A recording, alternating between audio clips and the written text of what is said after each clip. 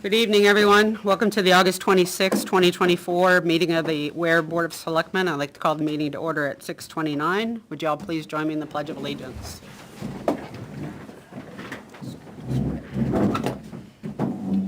I pledge allegiance to the flag of the United States of America and to the republic for which it stands, one nation, under God, indivisible, with liberty and justice for all.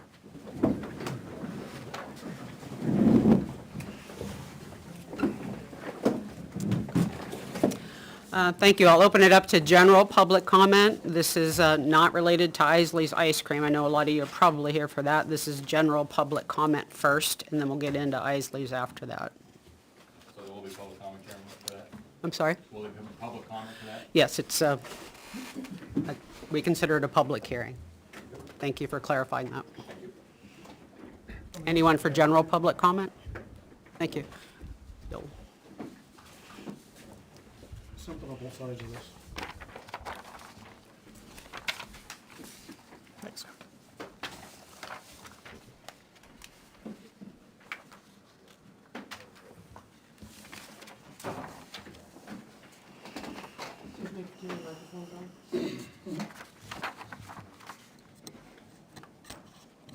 It is now. Not sure if you guys were aware, but I filed a couple ethics complaints. One against three selectmen, Janice Matthews, David Pratt, Celine Bloom. The reason for the complaint was responsibility section in the ethics. My specific, the conduct that is alleged to be in violation was on June 17th. Selectmen Matthews, Pratt, and Bloom participated in the affirmative vote to elect a member to the Zoning Board of Adjustment, knowing full well that the individual had recently sued the town for actions of the ZBA and lost the suit and subsequent appeal. That person is not suitable to serve on the ZBA due to blatantly, obviously negative bias towards the board. Selectmen Matthews, Pratt, and Bloom knowingly did not disclose these facts to other new board members of this lawsuit, thereby swaying other board members to blindly vote in the affirmative.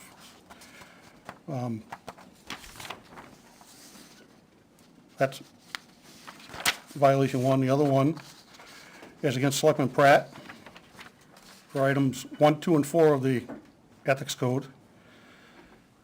On May 13th and again on June 17th, 2024, Selectman Pratt participated in the vote for his ZBA board membership, both for and against the volunteer. Selectman Pratt participated in this vote knowing full well he had a case coming up before the ZBA. This case was on the ZBA agenda prior to the June 17th vote for the two new members, changing the complexion of the board completely. The result was Selectman Pratt is trying to appoint new members that will vote in his favor for the zoning board meetings.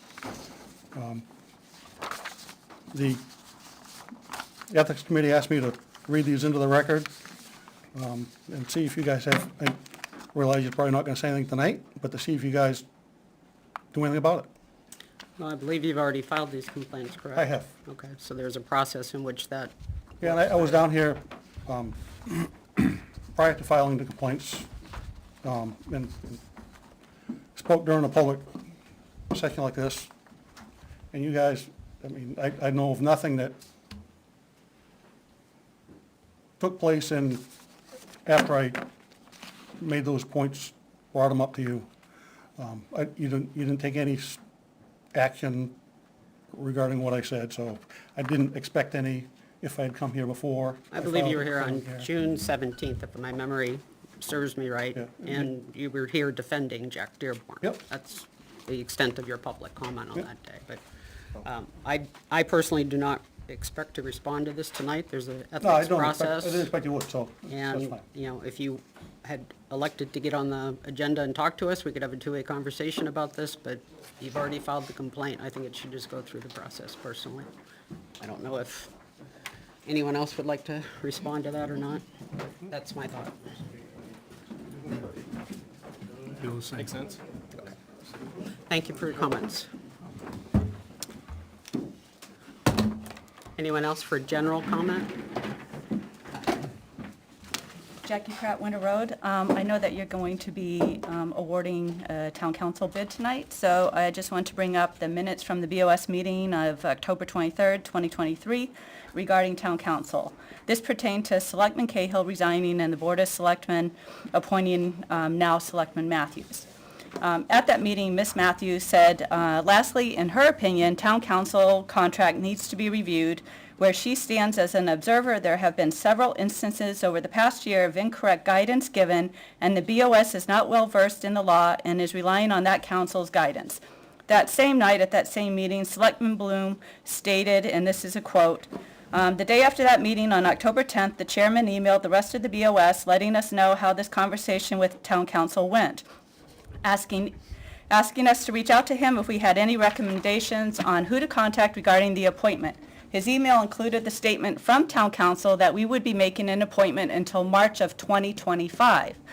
I had gone home on October 9th and read the RSA, which pertained to making appointments to the BOS, and was surprised by town council's opinion, as I had understood the law to say appointments are made only until the next annual meeting, which would be March of 2024. After I pushed back by email, town council confirmed my understanding was actually correct.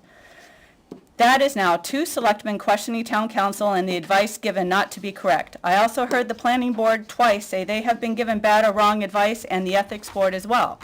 I've heard residents at this podium state the same, and, well, I definitely can attest to bad or wrong advice given to myself in my situation for the past 3 years by town council.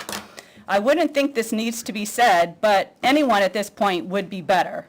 We are wasting tax dollars on advice that we constantly either have to question, redirect, or search on our own. Why are we paying for this? I also wanted to say on another note, I want to mention that when the BOS and town administrator send an action item to a resident about how they are going to address an issue going forward, that should be added as an action item to follow up on.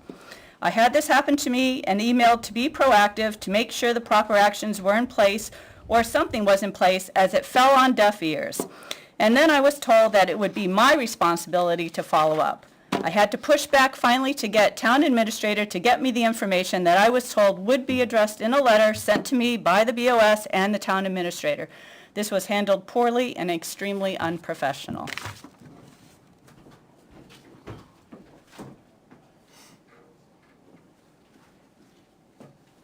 Thank you. Any further public comment?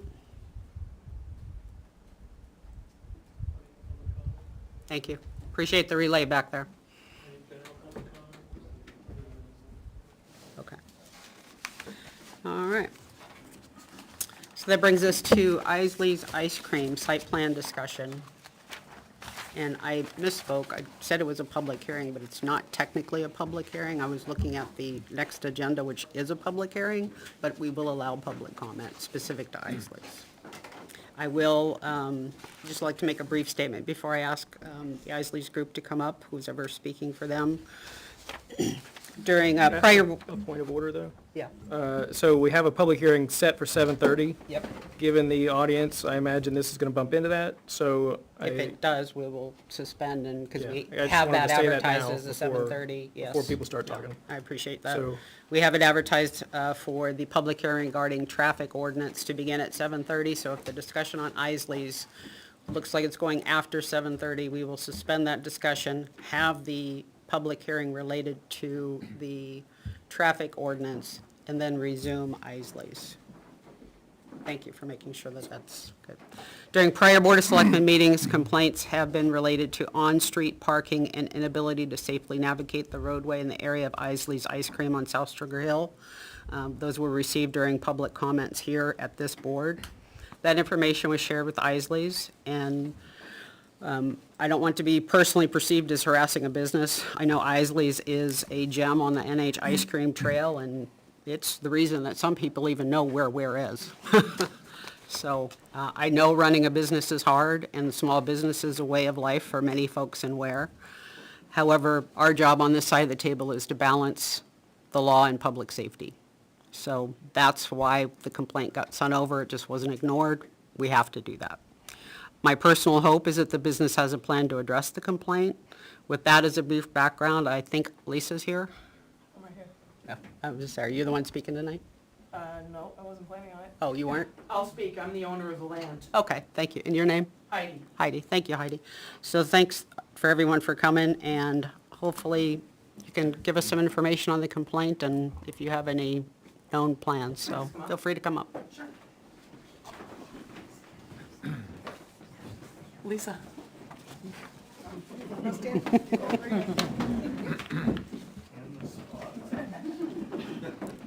I want to thank you all for reaching out to us and giving us a little heads up about this opportunity to speak about the one complaint we've heard about.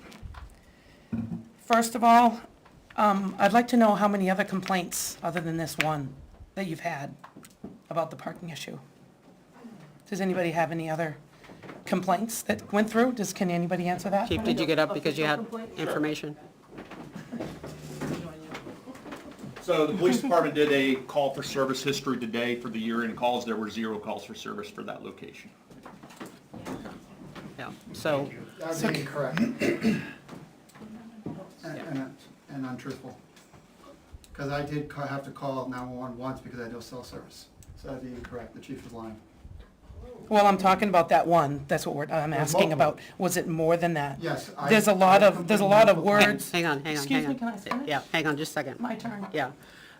My knowledge, to my knowledge, there has been at least one complaint.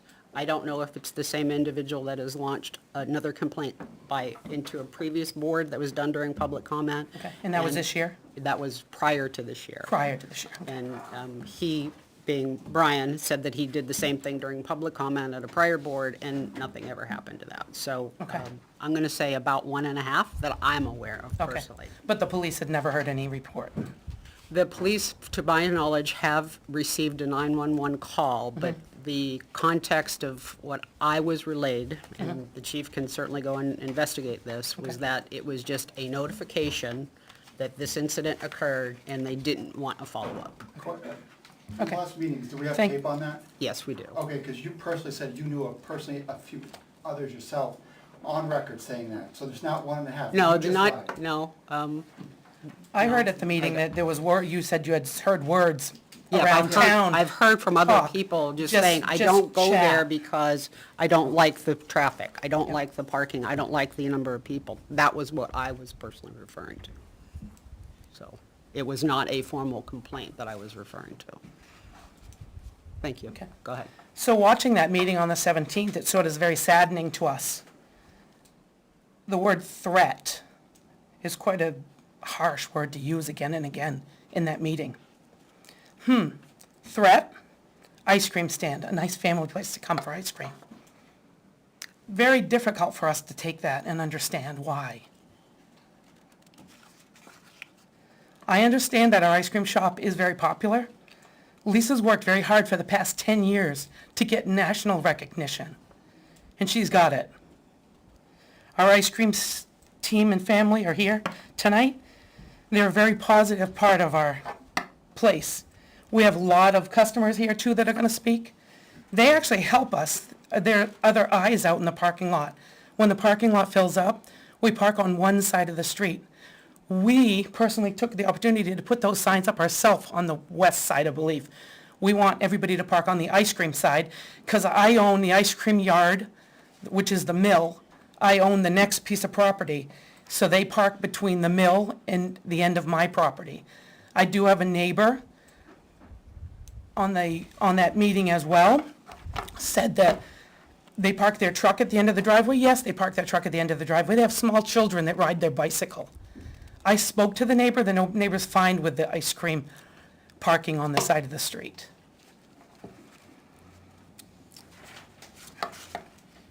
Understandably, at times, it does get busy. It's not all the time. We have sports team that show up that gather. We have antique truck clubs that come, motorcycle groups that come. We have 4x4 truck clubs. We have neighbor hayrides that come. Tractor parades, does this sound threatening to you? I don't think it does to me. Traffic flow on those busy days do become a little bit difficult. But it is a short period of time that this happens. There's only been 2 times in the 10 years that I've worked, and I work side by side with her, that we've had emergency service have to go down by the traffic. They've made it through with no problem. Our proposal, I think if you look back in 2013, I believe we had asked for 7 days a week to be open for 8 to 10 hours a day. We've cut that back extremely because we understand her national recognition is becoming a little difficult. But still, the parking, there is absolutely not 40 cars parked on the side of the road at any time. I've been going out and take my numbers. This weekend, the max was 7 at any given time. Now we're open 5 days a week, only 6 hours a day. Like I said, I spoke to the neighbors and whatnot about the trucks being parked at the end. I know that was a big issue. They only do that to divert people from turning around, and I understand the little kids are riding their bikes. And I already mentioned about the few years we put the signs on the one side. I know it can't be enforced by law enforcement, but we're trying to help. My husband is a dairy farmer that we work at the farm. He comes through with a wide load, which is a baler that's almost way wider than your car. He gets through no problem. The kids wave to him. The tractors go by. The kids are waving. I don't see that's a threat. I asked the board tonight to let us continue business as usual. If the lot fills up, that we can park on that one side. It's not a constant issue. I wish you'd come and just sit for a little bit. It's not a constant issue. The Isley team has a lot of support here tonight. We really appreciate that. And we want to clear the negativity on social media. That meeting on the 17th of June was absolutely negative, which it really could be harmful to her business. The sale of ice cream on our dairy farm, the only dairy farm left in Ware, I'm not saying the only farm, I'm saying the only sustainable dairy farm in Ware, her ice cream keeps us going. Thank you. Thank you. We really appreciate you coming in.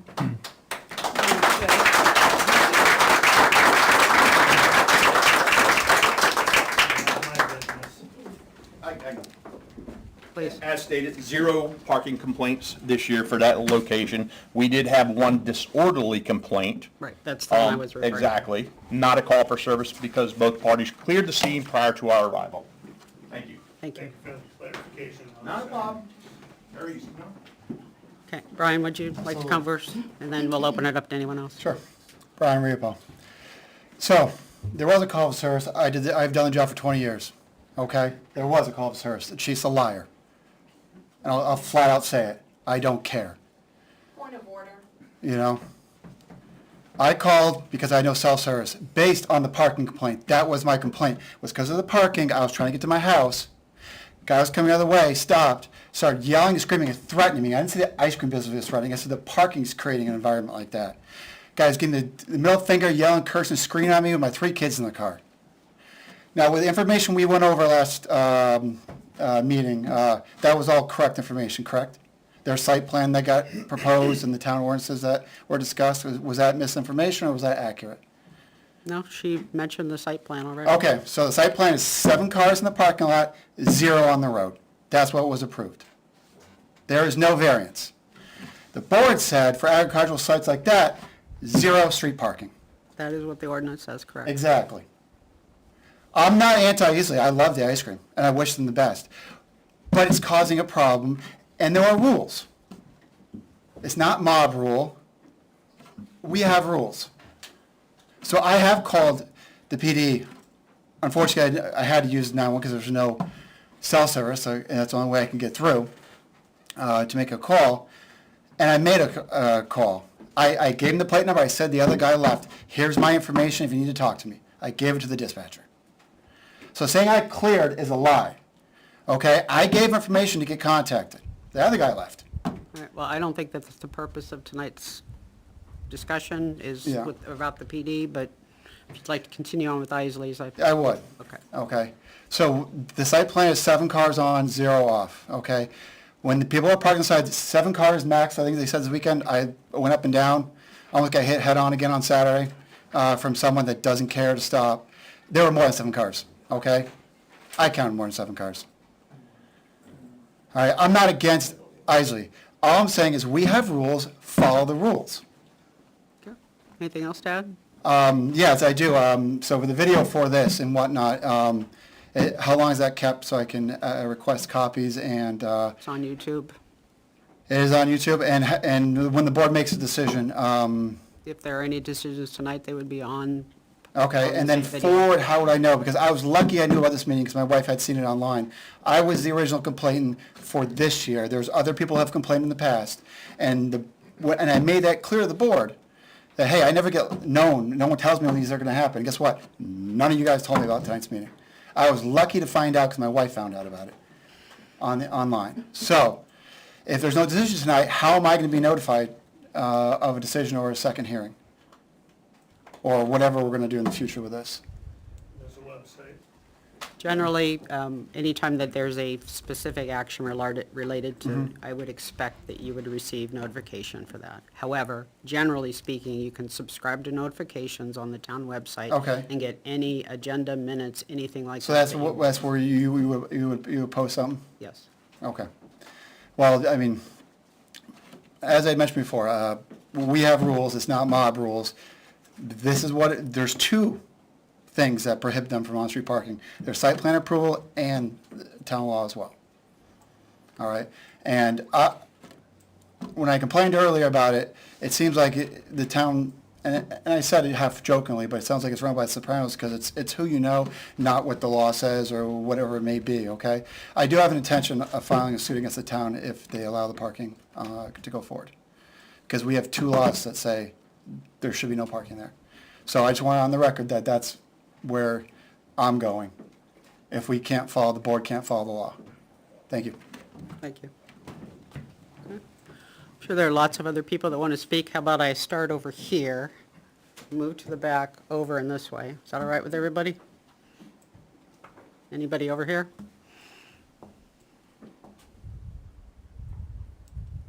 In the back, way in the back.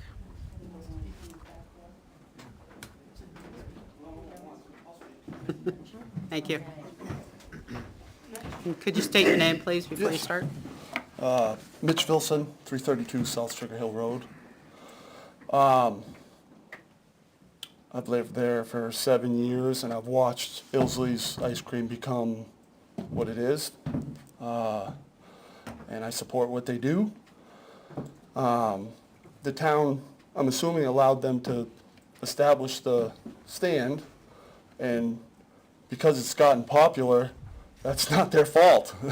It's gotten popular because they do a good job, and they make good ice cream, and they take care of their customers, and that's something this town should be proud of. I go up and down the road with equipment, agricultural equipment that's wide, and I don't have a problem getting out or through. Sometimes you'll have to wait for a car to go by, but you know, that road's a dead-end road 8 months out of the year for the most part. You know, it's closed at the end. It's not a through road to anywhere other than the park. And the only reason it's open is because the Army Corps opens it. So it's not a highway. It's a town road that's in rough shape that you can't travel real fast on anyway. You'll hit a big bump and break a spring or something. So it's not a highway, and the fact that if you have to wait for somebody to cross the road or close their door, I just don't understand how that could be a big deal. An emergency vehicle can get through. If I can get through with a tractor and a mower or a baler or a load of hay, it's not a safety issue that I'm aware of. So I don't see why it should be a problem. We all have to stop and wait for people to clear the road. If say it's a contractor unloading equipment off a trailer at somebody's house and they have their flashes off, and we all have to stop and do that stuff because they're no different. They're running a business just like a contractor unloading a backhoe or a skid steer or a lawnmower or whatever it is. We all have to do that. And it should be expected that sometimes you might have to wait for somebody to get out of the way. And especially on, like I said, a rural, a zoned agricultural road. It's zoned agricultural. So I just found out about this today from a hay customer of mine, and so I'm not really prepared to speak on it. I don't know if the board is trying to change the ordinance? Is that the goal here, or? No, we're just listening. Okay, all right. Because if we're gonna change an ordinance, it should go through the warrant article process. It would at a minimum, depending on what type of action, it would at a minimum be a public hearing. Okay, Let's just say, and I'm not saying this is the action, I'm just using it as an example. If we decided that there should be absolutely no parking on that road and no parking signs would be formally erected, that would go through a public hearing. Right. We could also go, other ways, but we wouldn't just say, hey, we're just doing X, Y, and Z. all right. And that's what I asked for, is if the town, if the people want it, I wouldn't support it personally, but if it goes through the right process, but we gotta go through the right process. We can't just say, oh, we're gonna, they can't park on the road. Lots of people park on the road. It's not just customers at Isley's Ice Cream. So, thank you for your time. Thank you, Mitch. Have a good Appreciate night. it.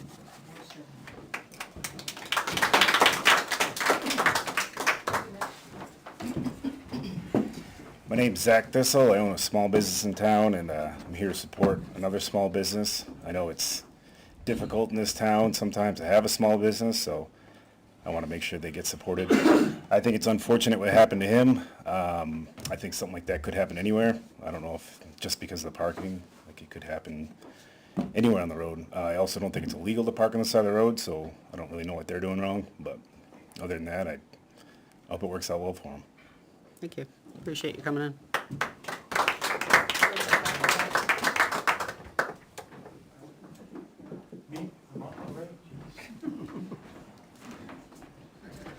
Good evening, my name's Keith Alberg, I live on Buzzell Hill Road in Ware, New Hampshire. I want to speak to you about the traffic ordinance. Keith, we're not at that topic yet. What they said you Yeah, were. it's terrible to hear back there. I asked everybody to pile on in, and they haven't done it, so. Okay, what are we talking about? We're talking about ice cream. Ice cream? Oh, Parking. You love ice cream, right? I like ice cream, I like Isley's, and I think that they should be allowed to park wherever they want on that road. I've been up and down. Thank you, I'll be back. Thank you.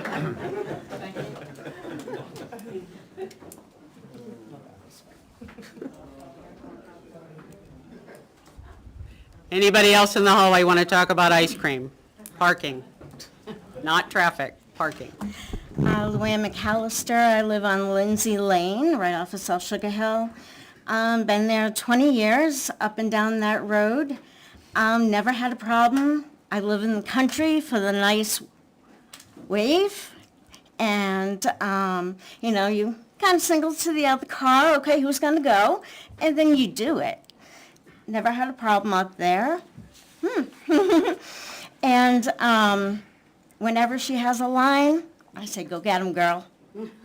It's great ice cream. So I don't see a problem on one side of the road.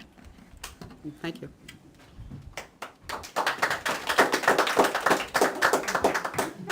Anyone else? Thanks. Chris Mitchell, town member, business owner, not in town, but in Manchester. Isley's Ice Cream has done very well. I remember watching them start out selling milk at the farmer's market, and she slowly built her business through up until where it is now. I think it'd be a shame to penalize a good business that's leading in this town and saving the last dairy farm. If you limit the parking, you're gonna eliminate the customers, and it's gonna put the business and put the farm out of business. Let's plow down some more grazing area, build a parking lot. How much sense is that? Let's put asphalt down when it's already down on a public road. And parking on one side of a street, I haven't seen any accidents. I don't see any problems. We're there at least 3 times a week. I drive a 2500, There's never been any problem getting up and down that road. Why penalize a business that's doing well and good for the community?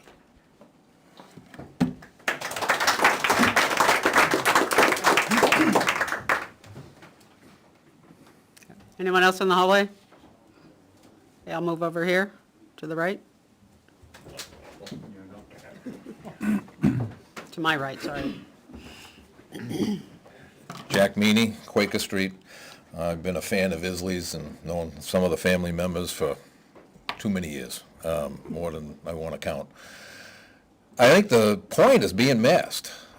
You're penalizing a business. Since when does the Board of Selectmen call in somebody for a site review? That comes under the planning board, because it says We site. haven't called them in for a site Well, review. it says site review on the agenda. Right, we sent them the And- complaint and they offered to And come the in thing and is talk to you're us. penalizing them for something that's out of their control. What happens out on the public street is not them. They're not enforcers. They did something by putting signs on the opposite side to try and help the problem. This is a town problem, not Isley's problem. They're doing everything they're supposed to. They came before, they have a business that's been approved, and they're running it the way they should, but it's not their job to go out there and enforce the law for parking out on the street. If you're gonna do it there, following the ordinance, then you ought to do it when you have the town yard sale. You have them parking in the road, parking here, they just stop, and who cares about that? Oh, no, it's a town-sponsored program, but they're everywhere and causing near accidents and some accidents. But nobody does anything about that, but you're gonna penalize a small business. I think you ought to be ashamed of yourselves.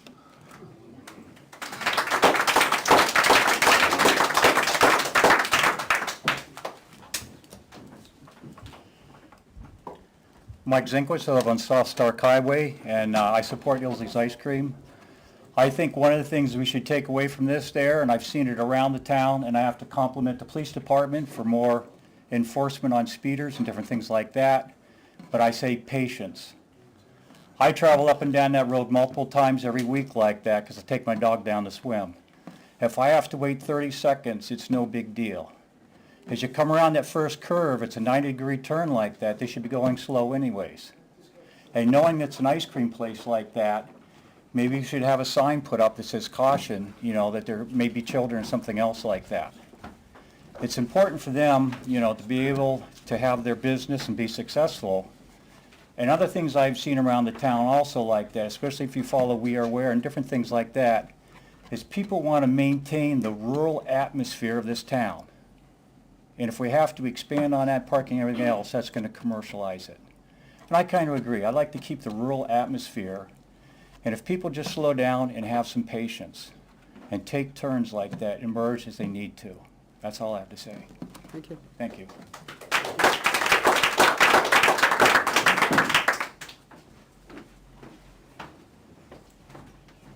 Hi, I'm Karen LaValle, 303 Dustin Tavern Road.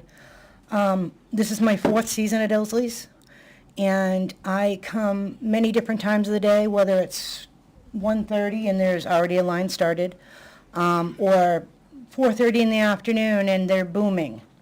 And I have never once encountered a negative remark or look or ever from a single person. It is the most positive place you can go. Even when the line is all the way to the stone wall, when everyone comes up and it's their turn, they're happy. There's nobody, and that's what I don't understand. I understand that he felt threatened or whichever, but how does he know it was a customer from the ice cream stand? It could have been someone that was visiting someone down the road. It could have been someone who lives on the road. You don't know. There's cars going up and down the road all day long. I've never seen any issues whatsoever. You have to show common courtesy for the other drivers on the road, and that's it. Patience and common courtesy, and that's kind of the New Hampshire way. So that's it. And I see the parking lot all the time. I look out the window. People are parking things that I don't know how they pull in the parking lot with them, but they somehow can do it, and they're helping people back up and park. You know what I mean? Like patrons are. It's like a community in itself, just being there. So I don't see how the parking is going to get any better, as she makes phenomenal product, but I haven't had any negative issues whatsoever, anytime I've driven in and out of that road.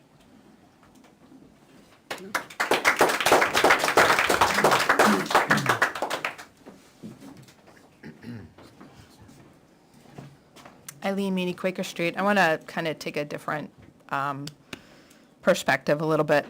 So I watched the meeting on the 17th, and you heard me say point of order from the back of the room tonight, because the tenor of the conversation, from my perspective, turned to what I perceive to be a character assassination, when people are called things like liars or you're lying. And when I said point of order in the back of the room, when you do that at a meeting, it means you stop the meeting and address that point, whatever just happened. Just as an FYI, you stop and put the meeting back on track, operating the meeting in a way that's respectful and civil, because that's what meeting is about, right? Is about having a full discussion, looking at all aspects of a particular issue, and assuring the legislative body of a respectful discourse.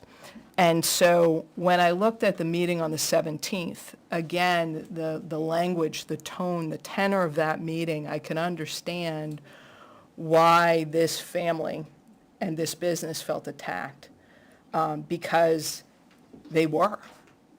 And so when I think about, as a taxpayer and as a member of this community, what happened for them, and I think about, wanting my taxes to be offset by business in town, I think that we need to take a look at how we manage these issues and how a point of order is addressed and how we speak to one another. Okay, would you like to come back to a different public comment and make all those points? Because we're talking about Isley's license. But we're talking about them coming in, because the word threat got used, the words, and I made a point of order at this meeting that was ignored. Yeah, a citizen is allowed to come in here and state their opinions about any public official. And that's what I believe he was doing, and it's not, in my opinion, not right to stop him from doing that. We are held to a different standard being public officials, you know that. Absolutely, but I do think that if you're calling somebody a name in a meeting and there's a point of order made, you can stop and say that we hold a meeting based on civil redress, that we can be respectful. We can disagree. We can have opposing views. We can have a lot of different discussions, but we should be doing them from a tenor of respect. And so overarchingly, as a person who owns a business in this town, right, they should also be feeling like they're being respected. And when I heard Heidi speaking, that's not what I heard. I heard that she felt disrespected. I could be wrong on that, and I stand to be corrected if I am, but what I would like to see in this discussion is a discussion based on respect. Thank you.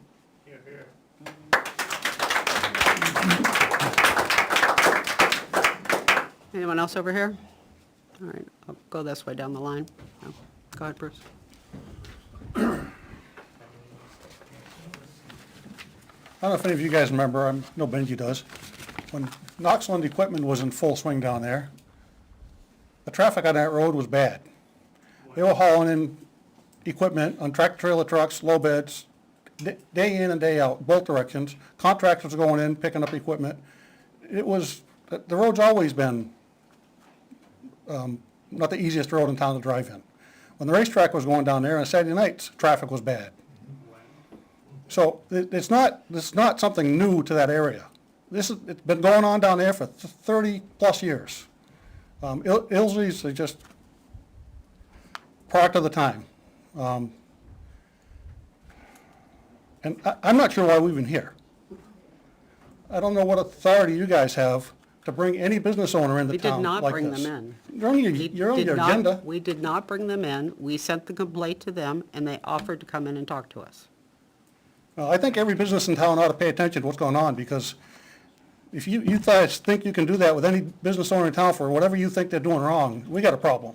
We don't, all we did was send the complaint, they offered to come in and chat. I applaud them for wanting to come and chat. Thanks. Killian, 65 North Stark, here in obvious support of the Isleys. They have a great business. Been seeing them start from nothing and go all the way up to where they are. They shouldn't be punished for that by reducing their parking where people park on a public road. It's a public road. They pay taxes on it. People pay taxes, like pulling over on 114. You know, parking lot gets too busy, you park on the side of the road, and people know that, especially when they go around a business, and you come around that sharp corner, it's not like anybody's doing 80, like 114, you know what I mean? So, little bit of support for businesses in this town would be much more greatly appreciated, not from this board, but from all town boards. I think that would only be beneficial to the town, the people that live in town, people that pass through town, a little bit more support for the business owners all across the board. That's all.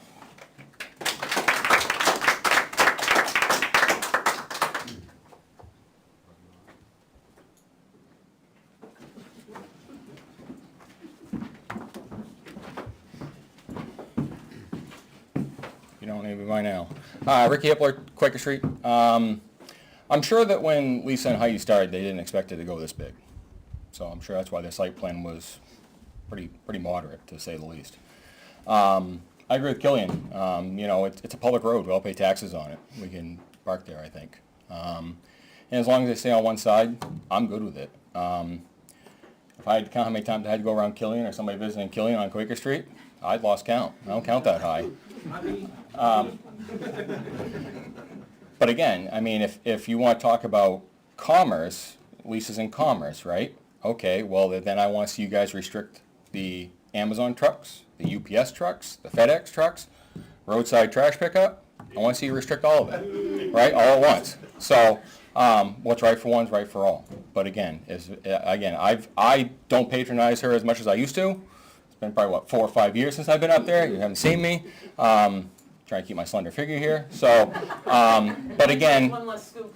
Right, it's a scoop for somebody else. I'm in full support of Isley's Ice Cream Stand, and let him be. Let commerce be. Let a small business in Ware be. Again, I know that when I sit on that side of the table, and I'm sure every one of you have heard, my taxes are too high. Okay? Well, how do we lower the taxes? We bring commerce in. Don't run them out.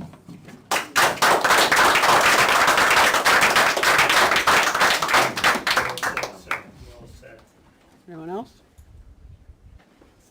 I got something to say, no one else does.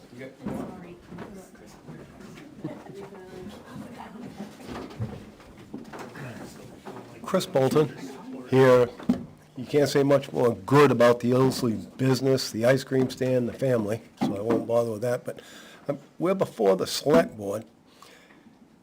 Have the police department chief, however you'd word it, been asked to do any kind of a survey to see if there is a safety issue, if there's even a reason to be here? The reason we're here is because there was a complaint. Our process on any complaint is to send it to whoever that complaint is against. That was done, and Isley's offered to come in and chat. That's why we're here. That's it. Thank you. So obviously there's two sides of it, and there are people upset with it, and there's a lot of people that enjoy it. Could it go, or would this be a police matter for traffic safety? I'm not speaking on behalf of the board. I'm speaking on behalf of what I think. They can chime in here. We're not making any kind of decisions tonight about changing any rules. Yep. So at this point, if a citizen called and said, I have a parking complaint, that would go over to the police department. Very good. Thank you. We're not doing anything at this board level tonight that changes that action I'll just close or with, option. thank you.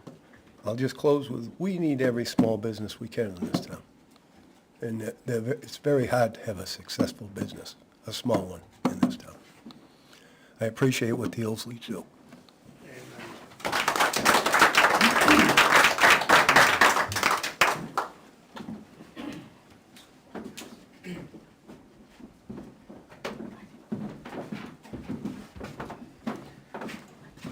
Jake Schofield. I live on Hemlock Drive here in town. I've been here 4 years now. I frequent Isley's every day, actually. I date Lisa, so I help her close at night, which is usually roughly line just about every night is at the stone wall when I get there. I drive big trucks. I have a number of them. I've taken every single one of them there.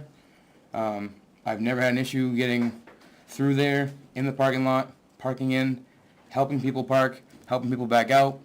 I love to chat. Anyone that knows me knows I love to chat. I pass ice cream through the window. It's the highlight of my day. Don't tell Zach that because he's gonna be mad back there. I love it. And like Karen said, everyone is so happy. The little kids, they light up when you give them the ice cream cone. I go out, I take the umbrellas down, I do the trashes. I ask everyone how their ice cream is, and it's just like a moment of serenity for everybody. It's like a way to end your day. And that girl right there works harder than anybody that I know. She starts her day every day at 4 a.m., whether she's milking cows, she's doing cream, she's making ice cream, and she's not done before 9, 10 o'clock every night. They're a salt of the earth type of family. And I think that, they're going away in this day and age. And I think anything we can do to keep them going, we should do. And I also would like to just say that, and it hasn't been brought up yet, is that she is a seasonal business. She's open 100 days a year. She's not looking to have full access Monday through Friday, 7 days a week, 365 days a year. So I think if everyone could just take a second, I realize people get excited for ice cream, I do too, and just relax for a second, enjoy the whole experience, smell the farm, check out the cows. I think it could be tolerated for 100 days a year. So that's all. Thank you guys for your time.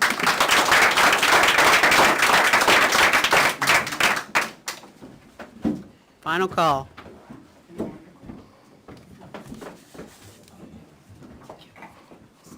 So I am not a good public speaker whatsoever. Okay. Could you tell us your name and where you live? My name is James Fleck. I live directly next door to the Isleys, 57 South Sugar Hill. What my family was burdened by was the fact that whoever here has this issue said that our truck was in the front of the front of the driveway. It was a threat. We were a threat to that ice cream shop was a threat to us, and that's not true whatsoever. My kids love Lisa and Heidi. They love Doug. They love everybody around us, and what's happening to them is ridiculous. And I just support you guys with everything. Okay. Thanks, Jim.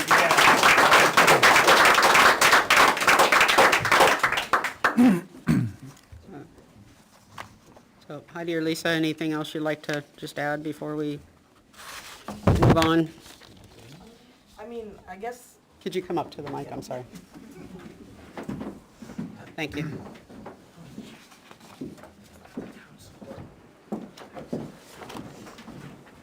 Lisa Isley, I'm the business owner.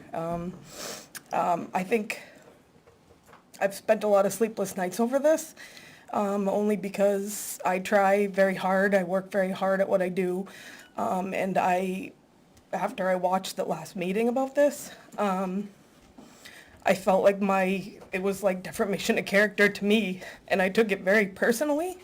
I try, like everyone says, I try to make a very positive,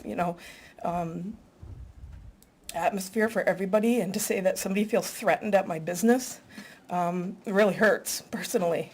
And I guess, like some of them said, I'm not really sure why I'm here, because I do think that it is, I can't, I'm in Scooping. I don't think that the people that park on a road is, really my issue. I mean, I look out the window, it never seems to be an issue of people passing.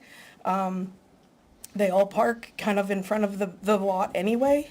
I know it was said at that meeting that we could park, that we should open up parking somewhere else. Well, I don't have anywhere else to go. The little square that I have, I rent from my mom and my dad. They said something about the field across the street. Yeah, We don't own that. We don't own that. That's grazing cattle. And the other, if we go the other way, that's a leach field. So I don't know where we would go from here, other than just keeping the parking kind of in front of our property or her property. And I guess I just don't know where we go from here, other than just leaving the parking on our side, just in front of the property that she owns. And other than that, I'm not sure where we could go. But what do we do from here? I mean, I came because I got sent this thing about a police report and all that stuff. What am I supposed to do, not come? I don't know what we do from here. So what do we do from here? It's a very good question. Yeah. I think at this point, the board needs to discuss all the input we've gotten, what, if anything, we believe should happen with the complaint, see what we think, and, so. But I would appreciate that if we don't get, talked about, like Eileen said, disrespectfully, because I felt like we were very disrespected at the last meeting. So, thank you.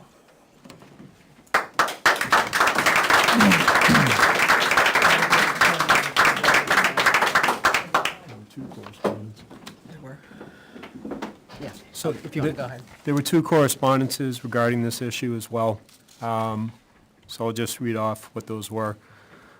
We had Robert Shannon, 178 South Sugar Hill Road.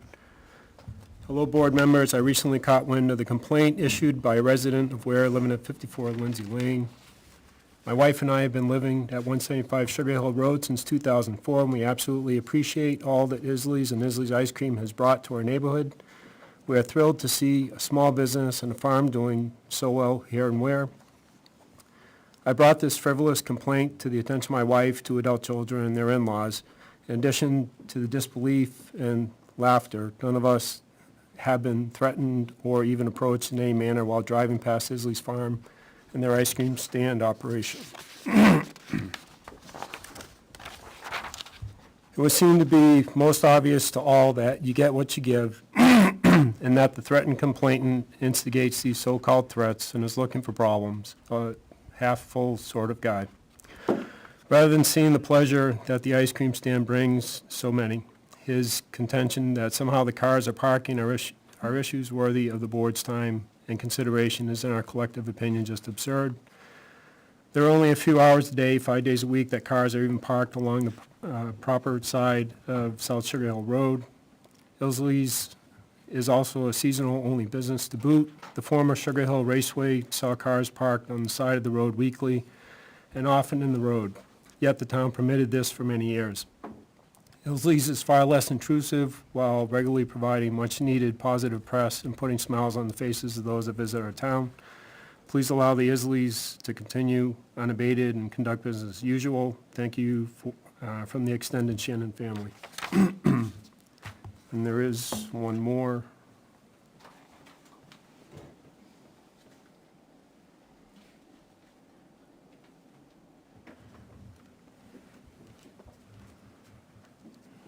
From a Jane Elwood.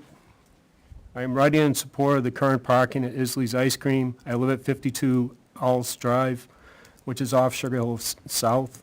I pass Isley's each time I leave or return home. While I agree that Sugar Hill gets busy with parking during peak hours on Saturday and Sunday, I've never had difficulty safely passing by. I think it would be shameful to curtail the success of the seasonal Ware business and the hard work of a local family. I stand behind Lisa Isley and the Isley's Ice Cream. Thank you, Jane Elwood. I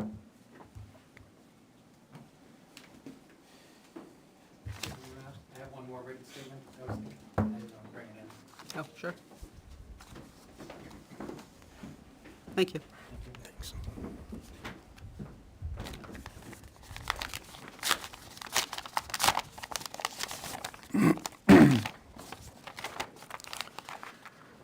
To whom may concern, we're in support of Isley's being able to continue the business as they see fit. The owner and her family are kind people and I am confident they will be reasonable in this matter. Why? One, I support this local business, and they bring a needed opportunity to our town. Two, the business is at the end of the road, meaning parking only affects a few properties for a limited season and time. Three, technically, the town owns the space in front of the private properties, and while the additional vehicles may be an inconvenience, they do not present a safety concern, and the crowd at Isley's is always generous and kind. I believe it's kind. If you have questions or concerns or would like clarification, please feel free to contact us. Chris and Christina Mitchell.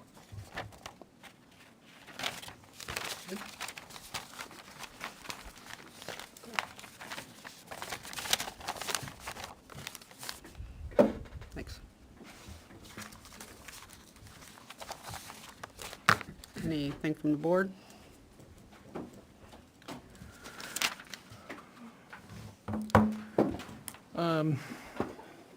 I guess we heard a lot. Like you said, I don't think we had any intention of making any decisions today. It's not the first time this has happened where we had no intentions of making a decision. A big crowd shows up. Still not going to make any decisions. I guess my hope is that what we can see is the business continues to succeed and thrive. I'm staring at my notebook like I'm reading something. I'm also not good at public speaking. It's fantastic. We're there 2 or 3 times a week as our family. I also don't see a lot of issues there, but I do understand that there is a potential issue, and it's our job to weigh all of those factors. And even if 99% of the people show up, if we come to find that something is not being done lawfully, we need to address that. I don't know that I've heard anything today. I agree. At face value, I think maybe where I need to go from here is step back, digest everything that's been said, probably talk to the chief some. But at face value, I tend to agree that it's on-street parking. It's not the concern of the business. There are not parking spots on the street. Correct. They may have, and I don't know that this is our concern, but they may have more parking spots on their lot than were originally in the site plan. But again, that may not be our concern at this board. One thing I was thinking was, sometimes we go there as a family and we're like way down the end of the street parking. It feels like that with little kids at least, when they got to walk the whole way there. And maybe if there were, because, y'all put no parking signs on the, like you said, the west side of the street. If there were like occasional no parking gaps on the east side, so that if there were a conflict of vehicles coming, then somebody could pull off into like a little gap set aside of no parking and allow somebody to keep going and then, kind of handle it that way. And I think we can come up with some solutions, or maybe this is not even our concern, but what about 5-10 years from now, as you keep succeeding, as again, I hope you do, because it's fantastic. I don't have a solution, but I do think that is something that if we can, I think a lot of people said, hey, why did this come before the board? It came up last year, and we kind of let it fester. I'd say I think what this allowed us the opportunity to do is kind of rip the Band-Aid off, have everybody hash it out, and what we may find is status quo is exactly fine. But we've said it publicly, we've decided it together, and we are no longer just keeping it under the table. So that may be the only thing that comes out of this, is at least we hashed it out. But yeah, I guess to conclude my rambling, I think what I would like is just to read through all the notes I took, see if there are any actions, and then decide as a board if we need to take any actions. James? I just want to say, I'm sorry if anything that we said during that previous meeting came across as calling Isley's a threat at all. That was certainly not my intention to make that a threatening issue came up at the property or on the road there, but I never intended to make Isley, the ice cream shop, the attention for that issue. So I certainly apologize. If anything I said, and certainly for this board would say, that came across that way. That was not the intention whatsoever. Can I say one more thing about just parking numbers? I know my original. Would you plans- mind just getting a little closer? My Thank you. original plan said 7, I know, on your sheet. Technically, where the fence is to my parents' property, it is technically a separate property line, so the planning board told me I couldn't make parking spots. That's why there's grass there instead of dirt on the further side from the ice cream stand. But we can comfortably, and I've counted it many, many times, when our lot is full, we can fit about 18 cars in our lot, off the road. So just to kind of make note of that. Thank you. And you're describing where it goes, so you would drive through the parking lot, kind of goes down the hill a little bit, that grassy Well, spot? there's a grassy section, so there's dirt, like, kind of up to the edge of the, there's dirt. They to can't hear the- you at home if you don't do The that. edge of where the ice cream stand is, the part where there's the house beside the ice cream stand, there's like a woven wire fence there. People pull in and park on that grass. So technically, I couldn't make that as part of my site plan for the planning board, because there are certain thresholds of distance between property lines. So that's why I couldn't make the parking I was gonna make the dirt lot right to that fence line, but I could not because of the planning board. But I mean, people park there anyway, and like I said, we fit comfortably 18 cars in there all day long. But yeah, we couldn't actually make it on the site review to show that other side of the parking. We could only put parking on one side because of that property line.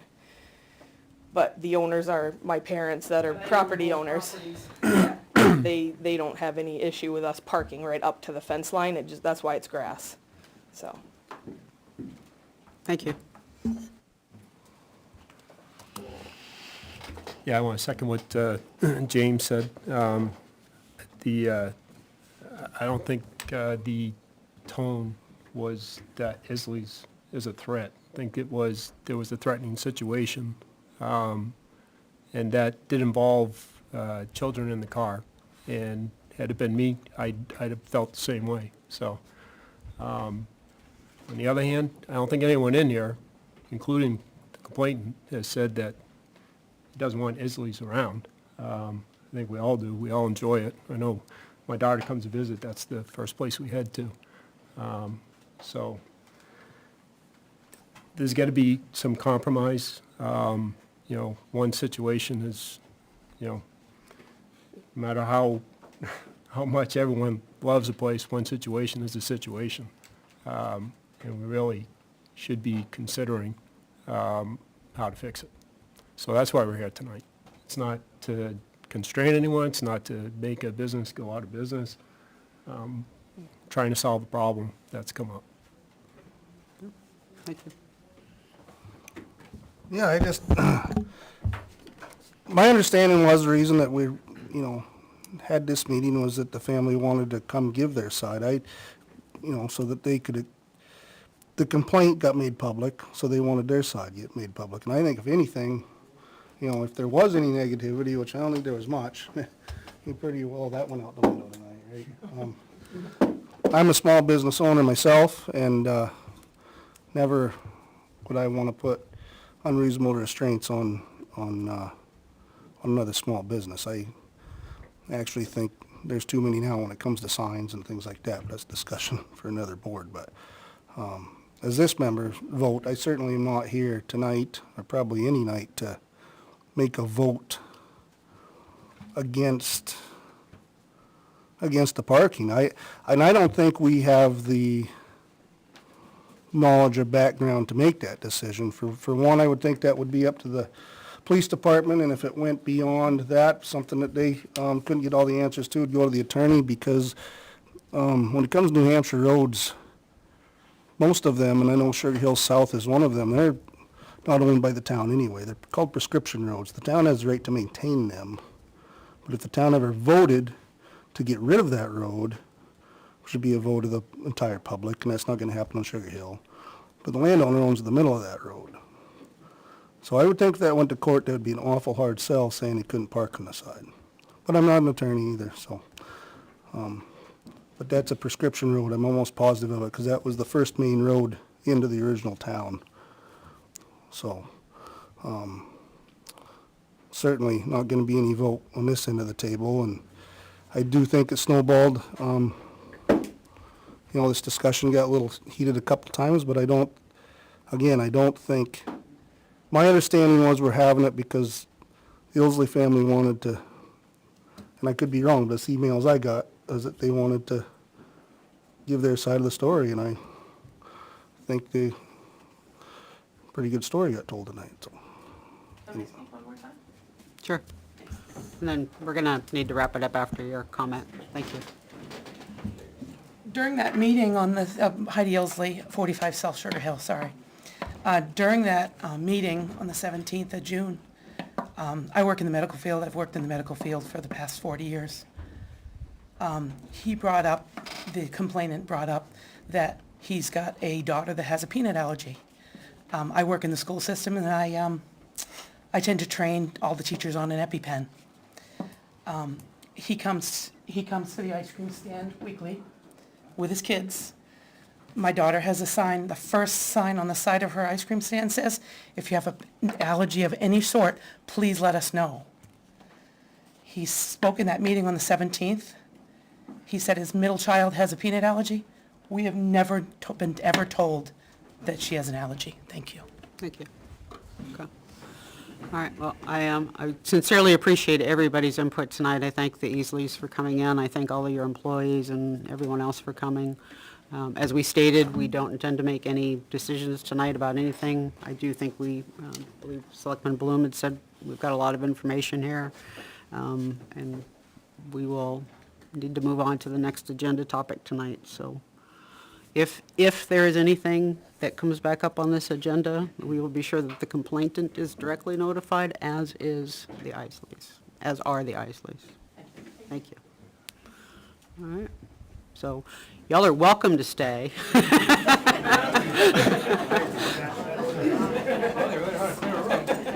at that support.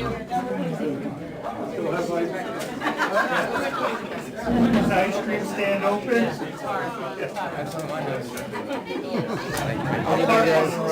Thank you very much. Thank you, everybody. Thank you. Lisa, thank you.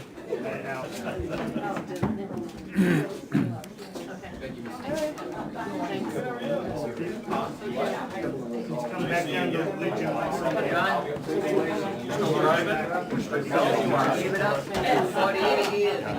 I wrote them down, so I printed them on. I had all the fun I can stand. He's got more. Take care. Yeah, you do.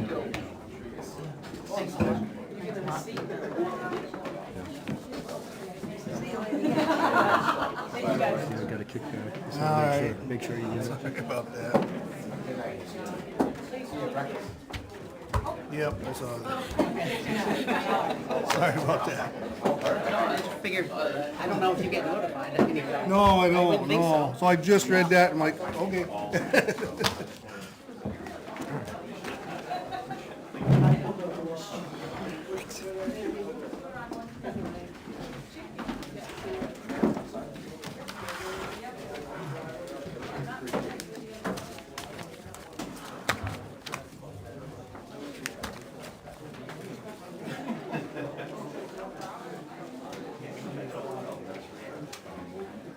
Not yet. We'll give him a minute. Sit here. I'm not going home to get my name tag, all set. Oh, absolutely. Take it easy.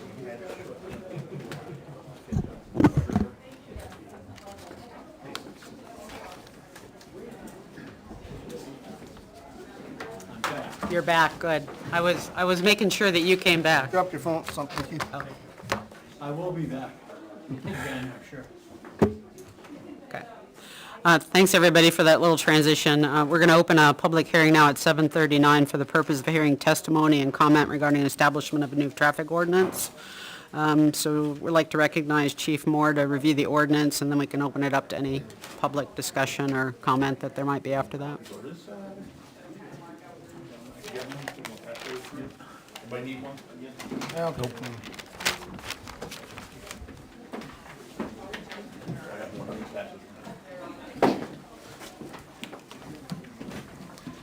All right, good evening. So what this was is we had actually it's been going on for a while.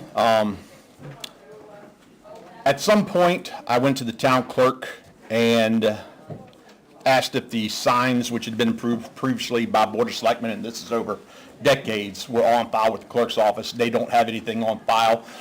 This ordinance is just merely to get the traffic signs approved by the board in a consistent location.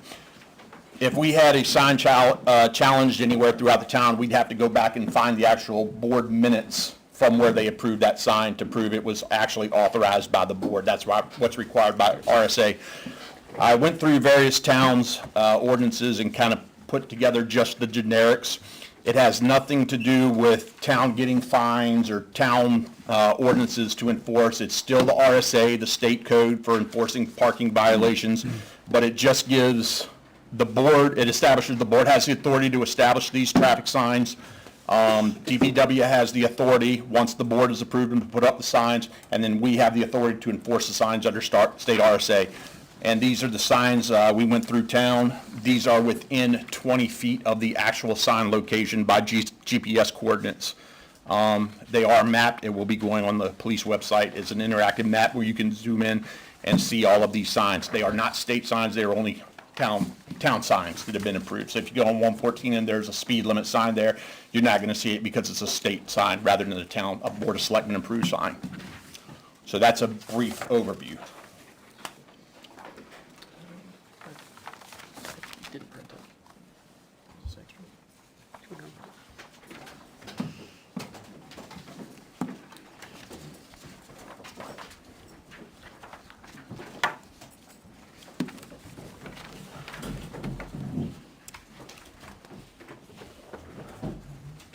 Ready for some feedback?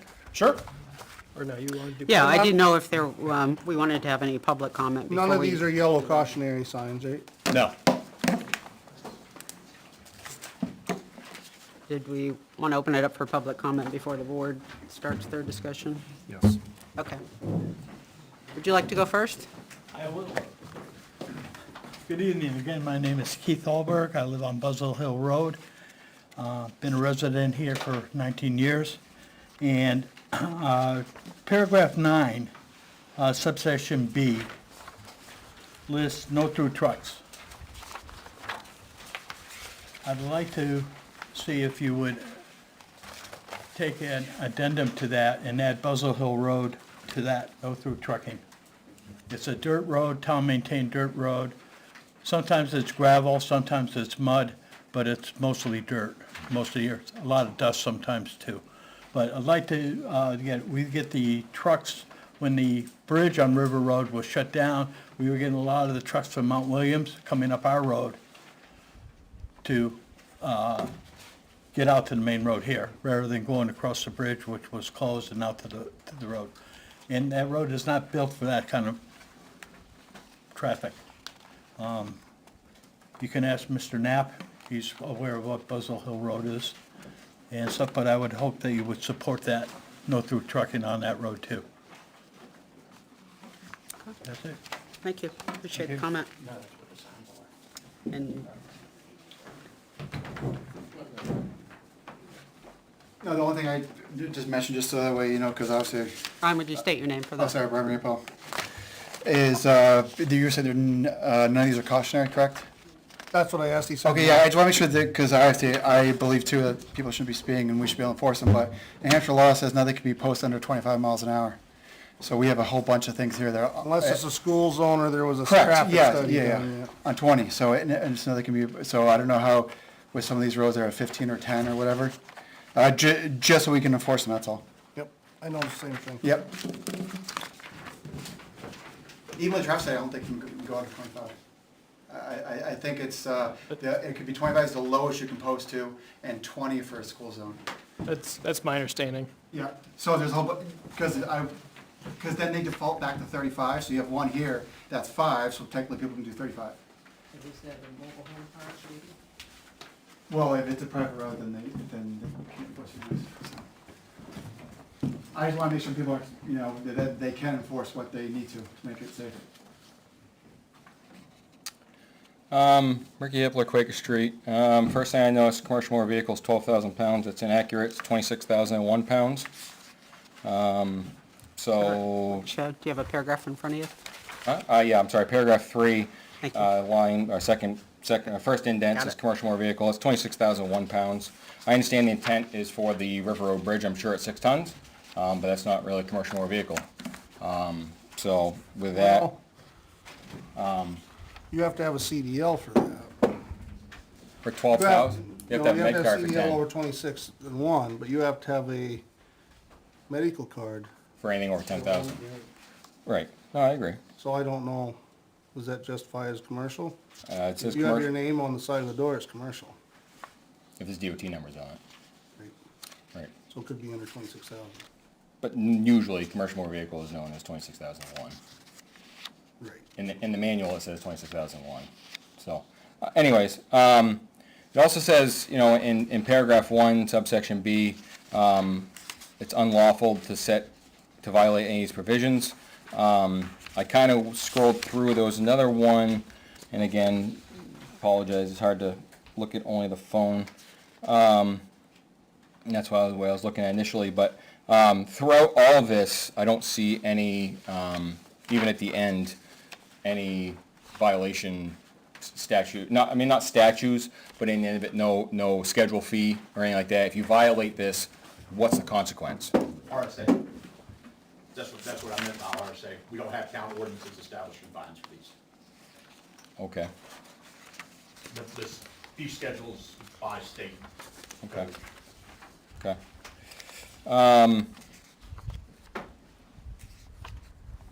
Paragraph 9, do not enter. The way I read that, you can't run them roads. It's not you can't enter that end. I understand what the intent is, but vehicles are prohibited from entering the following public ways. That's it. So to me, those are off limits. Like I said, I understand the intent was Peacock Hill Road's a one-way, High Street's a one-way, I get it, but there needs to be some clarification there. Actually, Peacock's not one way. It is do not enter off of 149. Right, suggested. You're right, no, I get it.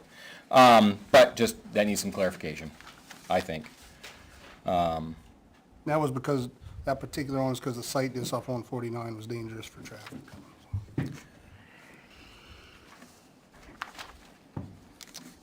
I guess that's all I have at the moment.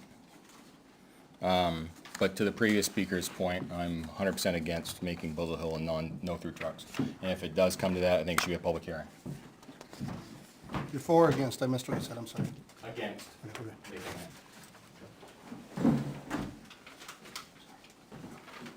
Okay. Why is that, Ricky? Do you have a reason why? Or do you? Well, yeah, I mean, I can. Yeah.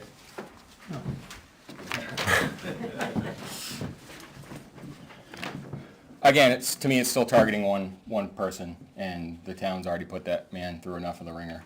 The other thing is too is, you know, if it's no through trucks, well, define the truck, 12,000 pounds. Again, we go back to, you can't let UPS go down through there. So, you know, I'd want to see that enforced if that was the case. So, you know, again, I come from a strong truck background, so I enjoy watching them go by. I understand that not everybody does, but to restrict them is, again, to me, there's really no, other than I don't want them, it's not really a good answer.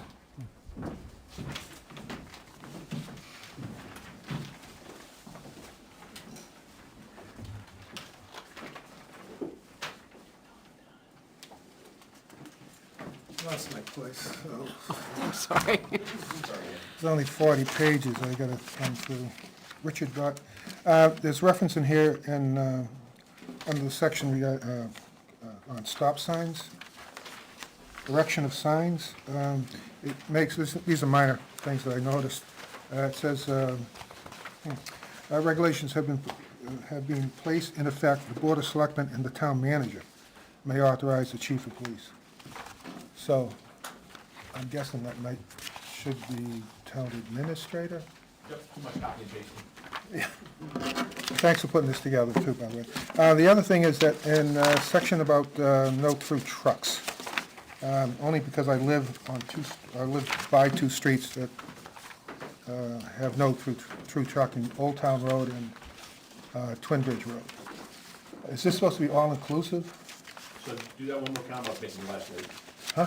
Say that again? Yeah, the no through truck section. Is that all inclusive? Because there are two other roads that I know of, only because I live in the area, Old Town Road and Twin Bridge Road, that are no through truck traffic. Yeah, we might have missed them. I sent officers around, driving around. Yeah, but the fact that they're not in here, was this supposed to be all inclusive? It's supposed to be, yes. Okay, so just kind of real preliminary review. Yes, exactly. That's why we're having this, in case we missed anything. Oh, okay, I didn't know we were supposed to proofread it. To address that specifically, I saw the same thing, went back to the no through truck ordinance. I'll talk about it a little bit more. Thank you.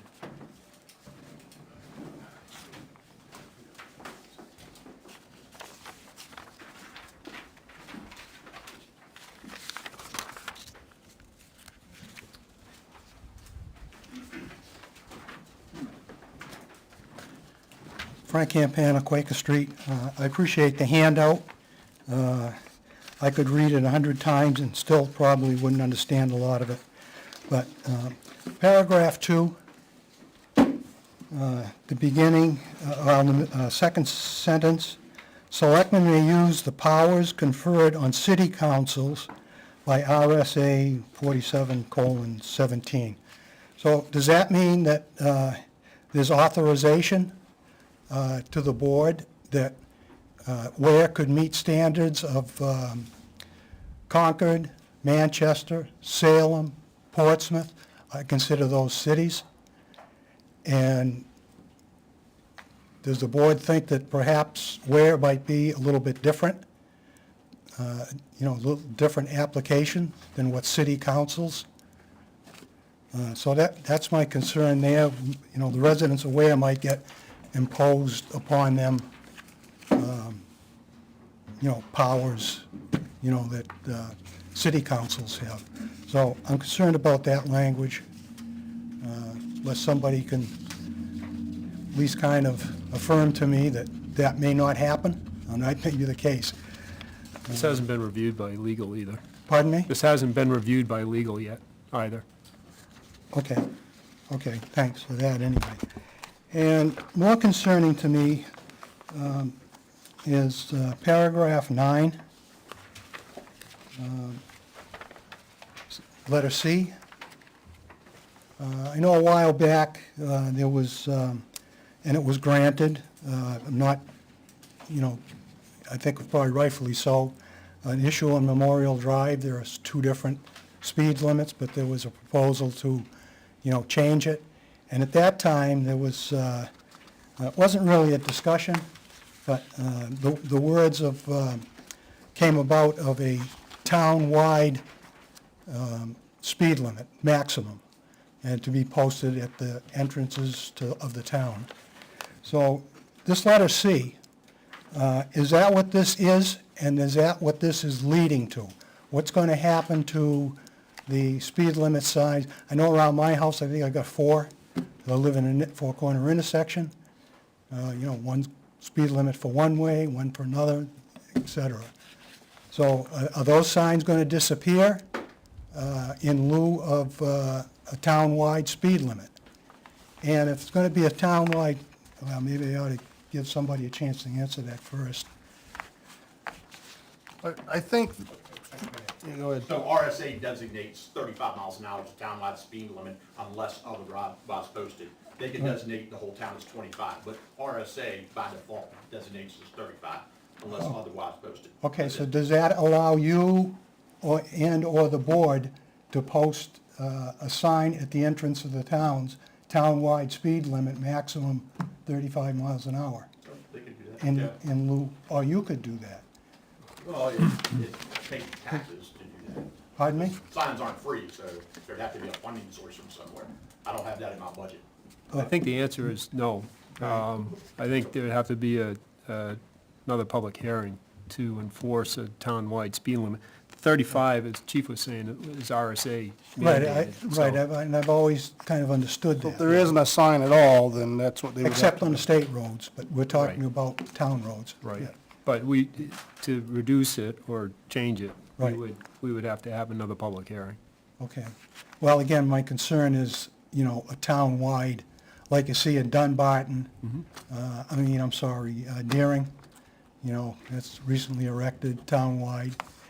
And I'll tell you, my concern, and if that's not applicable through this ordinance, but still my concern is that with a town-wide notice, people entering town of a town maximum speed limit, I'm afraid that could lead to an abuse of power by the police department and the cops on the road.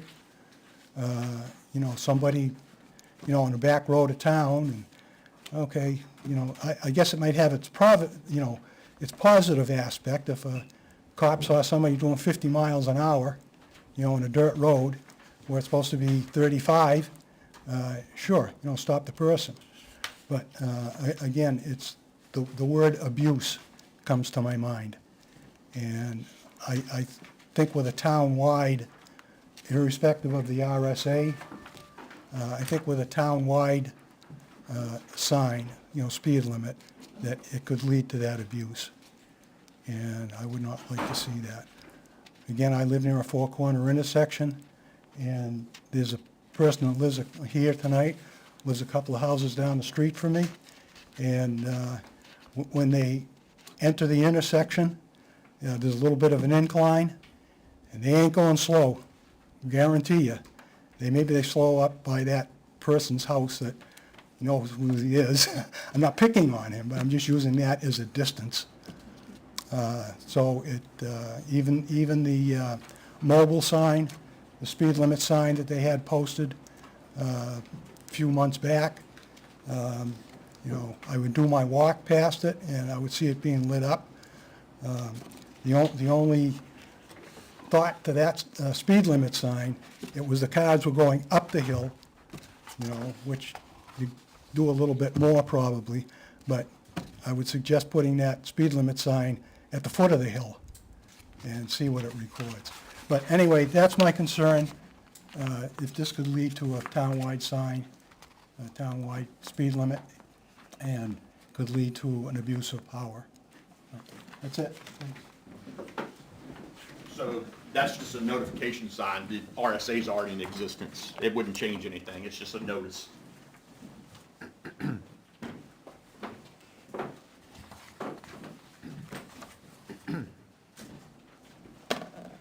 Tom Clow, Concord Stage Road.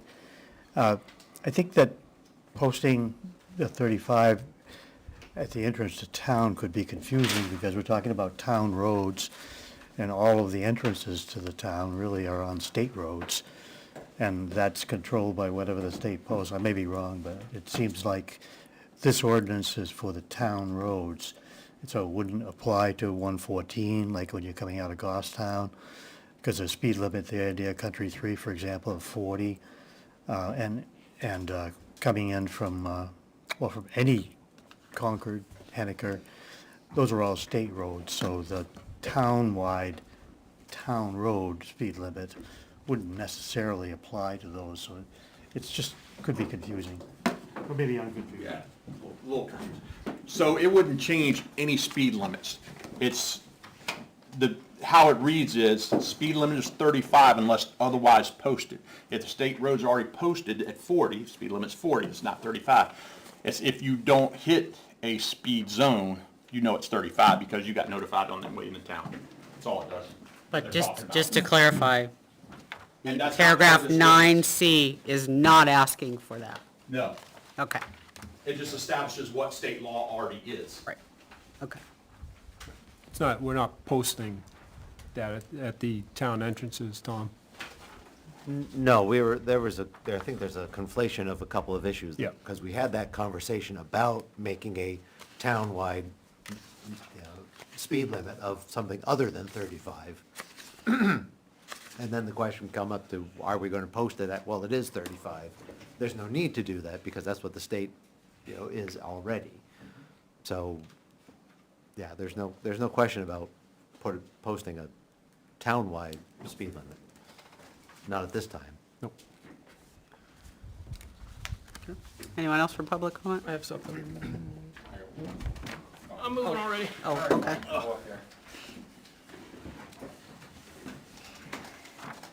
All right, Salem Bloom, Duck Pond Road. So Duck Pond Road, where I live, is posted as a no through trucks road.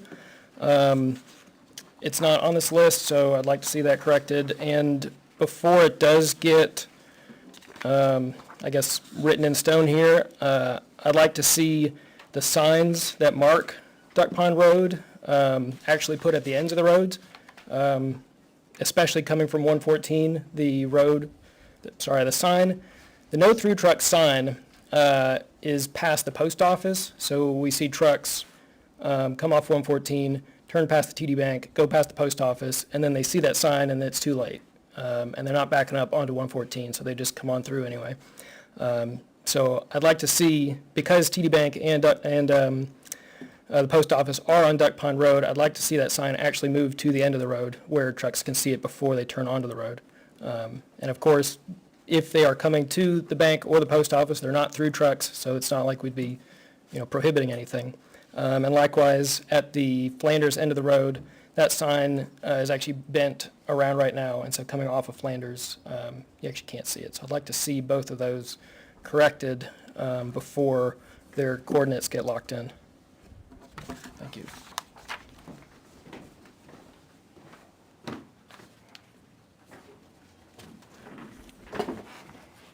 Do you have something else? Letting everybody have their first turn. I stand corrected, and we can both stand corrected. So I get the federal motor carrier up, and the definition of a commercial motor vehicle is gross vehicle rating weight of 10,001 pounds or more, single or combination of vehicles with a gross weight rating of 26,001 pounds or more, designated to transport more than 8 passengers, including the driver, any size vehicle that transports hazardous materials. So I'd like to see that reflected properly in there. Can you email that to me? I can do that. I know your email. Hit it once or twice. My other question is, how is this altered? If it passes and it goes into effect, how is it altered? You have a bridge on here that's going to come off of this, hopefully sooner than later. So I'd hate to see it stuck in stone, and then the bridge has all of its weight ratings lifted. I would assume it'd be a public hearing, because here we are having a public hearing to enact it. I think that if you're going to change it, it'd be a public hearing as well. So just keep that in mind, please. Thank you.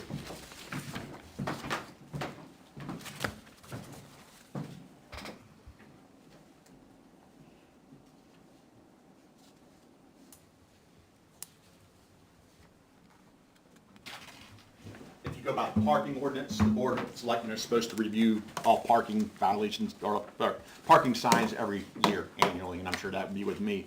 And then we'd have a public hearing to make any changes to that. So that could be something on an annual agenda. I think that was signed in 1996. It was a while ago. A little bit. Okay. I think we've heard from the public. Frank, do you have something else? Just a question came about from Mr. Hippler's comment. I guess if this is enacted, it does not disallow, again, I'll use Memorial Drive as an example. There were some people that came in with a concern, presented a concern to the board, and there's, 2 different speed limits on that road now. So if this is enacted, it certainly doesn't disallow a group of people in a certain area coming before the board and requesting a lower speed limit. No. 25, 30, It would Right. it would not prohibit that at all. right. And it would still, again, the boards change, but you figure it would still require, or still entitle a public hearing for those folks. Okay, thanks.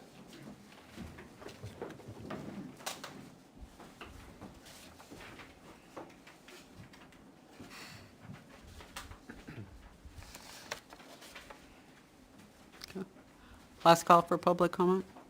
Okay. Okay. All right, board? I think just in case there's anyone left with questions, because I did explain this to someone on the street the other day, the real reason for this is there may have been votes by the select board on these, there may not have been. Some of them I know there was, because I've come forth on some of them, but the real reason is if, is for enforcement for the police department. So just say, God forbid, someone ran a stop sign and hit somebody and injured him or killed him, and there was they got cited by the police department for running that stop sign, and they had a really good slimy lawyer that knew these laws. They could potentially get them out of that because it was never put into law that was a real stop sign. So I think that's really what the reason the chief is bringing these to us for. Doesn't mean that we can't alter the speed limits, just as Frank just asked, if we want to raise them or lower them, we can have a public hearing for that one particular street. And again, for changing stop signs, yield signs, all of that. But these are signs that are currently stuck in the ground right now. We could make those legal, be on file. Had something, he could simply go to town clerk or wherever we're gonna keep them, and he could pull this up and say, yep, whatever today's date is, voted on. I do have questions about some of them, so I don't know how we want to go forth tonight. I hate dragging things on. It must have took a fair amount of work to get these all documented, so the ones that I think are missing, there's no, slight or disrespect that they're missing, and maybe they're not missing. It's just certainly a lot of information here, but I just want to make sure that they're right, so we don't have 100 public hearings. So I don't want to hang anything up tonight. If we want to vote on these and have public hearings, rectify others, fine. I just think that's kind of dragging it out a little bit. I'll jump in and say, I think that this is probably not something we're gonna end up signing tonight, so I would say get it all out tonight, and that way we're not coming back 6 times, getting the next step done, so. The first thing I did notice that raised concern for me was everything under 25, especially the 5-mile-an-hour ones. I'd want to know, maybe Chief has more insight on if those are even potentially enforceable, but one of them is Merrill Road, and that also has a no-through truck, and I don't know if maybe both those signs ought to be taken down. Trucks kind of go all the way through, don't they? So, Merrill Road?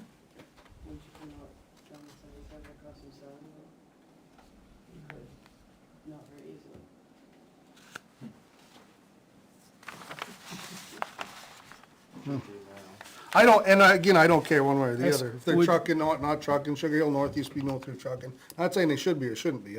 I'm not speaking for or against. I just. Would you be open to going through just paragraph by paragraph, just everybody pile in on paragraph 1, wrap it up, move on to the next one? Yeah. I've just, I've got a few little red lines here and there. So I guess. But these are questions about the signage itself, not the content. Right. So, well, there will be both, but Yeah. right now it's about the signage, or Well, what I Benji's. think it's both. Benji's point is about the signage, but you can Right. start anywhere. Right. It'd be easier not to jump around through the document, though, and just start at the beginning. Oh, I'm sorry. Alright. Yeah, correct. I misheard what you were saying. So the only thing I had in paragraph 1 was A, second line, the purpose of this article, and then article is referenced in a handful of places. I think that those should all be ordinance.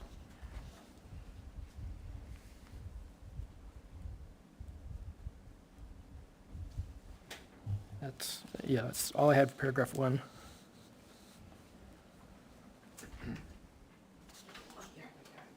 Two? Section A, I guess I circled the city councils as well. Yeah, I had a question on the whole sentence. Is that, Yep, different one. is that just something that should be Copy taken paste the out? wrong one. Yeah, okay. Because I didn't think 4717, yeah. We, Right. we do have to keep an eye, once the town population hits 10,000, we do hit a different set of criteria. But for under 10, I think it's just the 4111. That's what I thought too. And NHMA had a really nice flow chart, actually. And then on B, I think if we are going to be consulting with the chief of police, I think it's also worth consulting with the DPW director. But should we consult with either? Probably, but. Are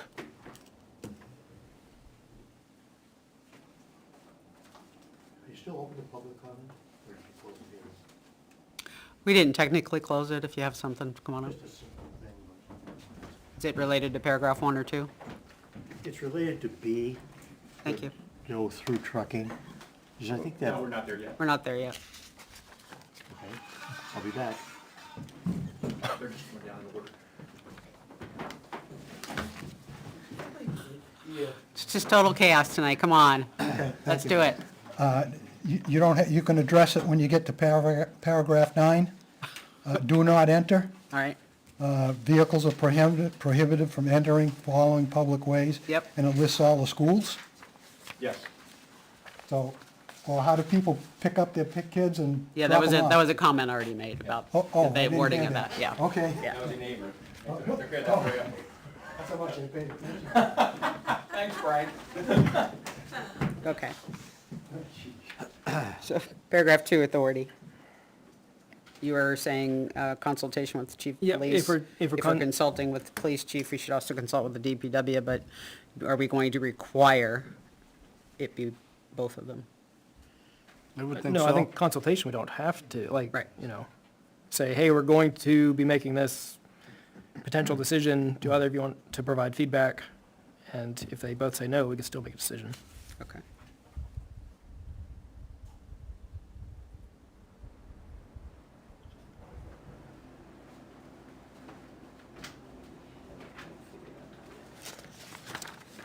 And then I didn't have anything for 3 when we get there.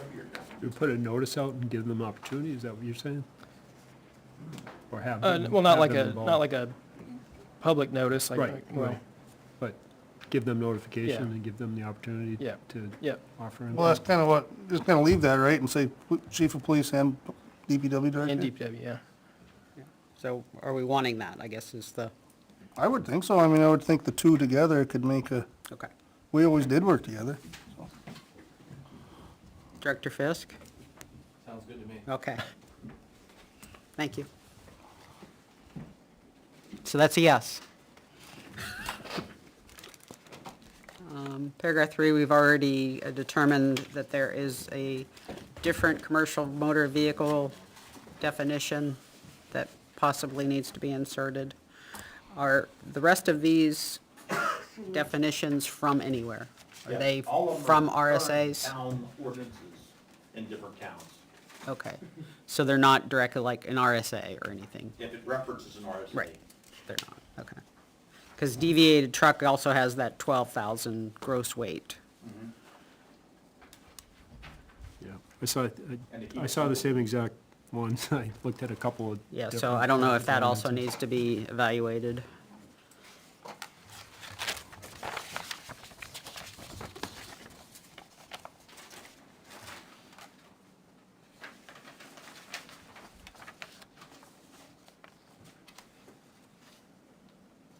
So are we saying to check if there's like a state definition? Is that- Yeah, a deviating truck, does the poundage matter? If it's leaving the truck route, does it matter how much it weighs? I mean, if it mattered on the commercial, it might matter on the deviating truck, I don't know. I think it's in the context that it's used. Yeah, but 12,000 wasn't the right number we determined on the prior definition, so, Right, but I'm just saying, Yeah. I think the deviating truck, when they put that, was in the instance, because I remember reading through and seeing it used.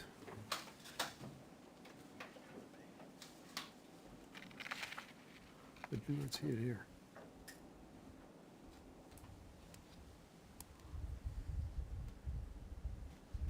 And then the definition of vehicle says any device upon which a person or property may be transported. Does that include a bicycle, a moped, those electric scooters, e-bikes? They're actually legislating that right now. I know, but if we're putting it here, do we So intend we'd have to it? change if they legislate something different. That's current, but they might change it. Okay. So, Because they're looking at DUIs on bicycles. right. So, Yeah, I as think we're, that- as we're writing this, do we think it pertains to bicycles? No. Okay, so it's not Just any like device. pedestrians. Pedestrians aren't on here either. There has been DUIs given out in this town on bicycles. There's PI, right? Yeah.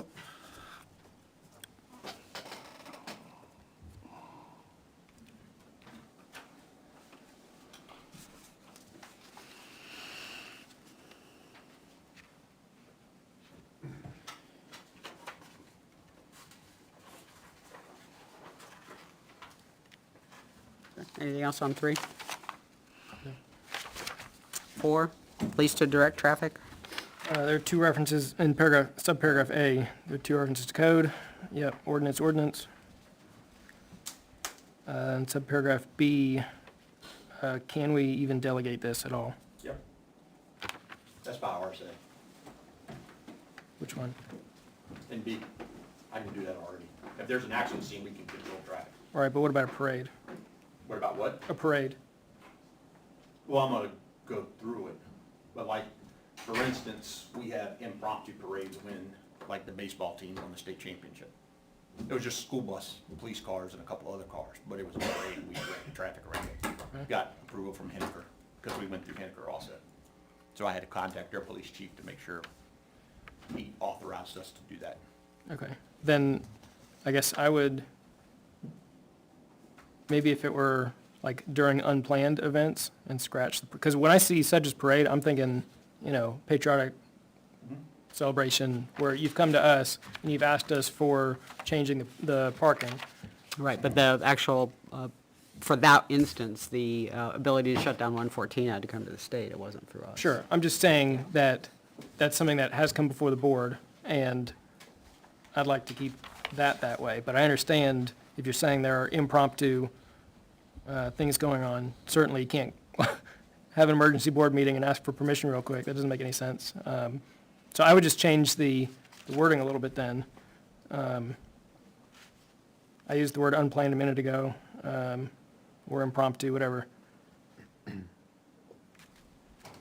And then, yeah, I would scratch parade, because those are usually planned. So we do that with the Patriotic Festival. I come to you guys and create. a Right, that's my special point. ordinance. That's my point, is I think it's kind of confusing as written. Using the parade as an example, because what you said was, hey, there was this baseball parade.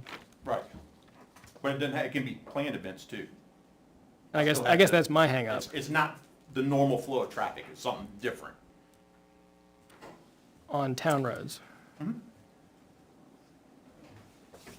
Whether it be an accident scene, the Patriotic Festival, whatever, if I can plan in advance where I can bring you guys a special exception to the ordinance, which is the handicap parking, I'm gonna do that. Yep.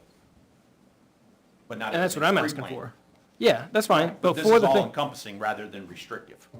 what I'm saying is maybe it should be restrictive. If you know about something and can ask, then please ask.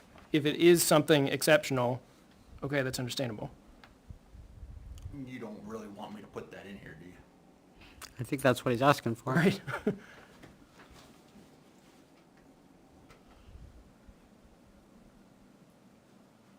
So it's just best practice. I mean, I wouldn't know how to put what you're asking in there. This is all encompassing. If you want to do something more restrictive, then send it to me on email, I guess.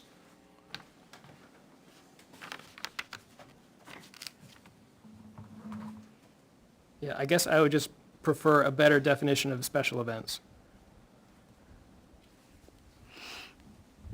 That interrupt the natural, regular flow of traffic, something that specifies it like that? Sure. Yeah, but that doesn't get the planned versus unplanned. Okay. All right, I think we need to work on that.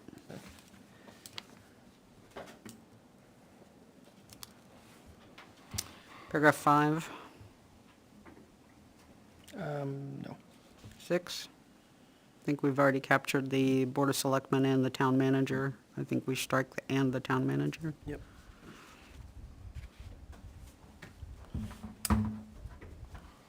I only might want to change the way it's written. It makes Jay's job a little easier, because police chief has to erect the signs.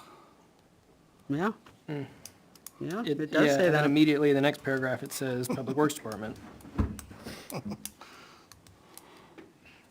I know that's not what it meant, but Nope, that's what it says. if you ever got two department heads that didn't get along, that could be a war that we'd have to deal with. So what was the intended distinction between paragraph 6 and 7?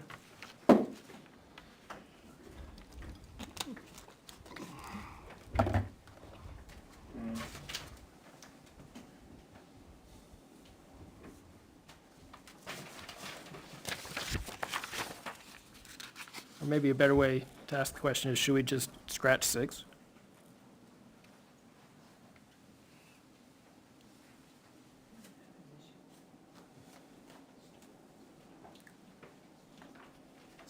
Yeah, I'll combine them, because 6 is more detailed in what's supposed to, that's why we're here.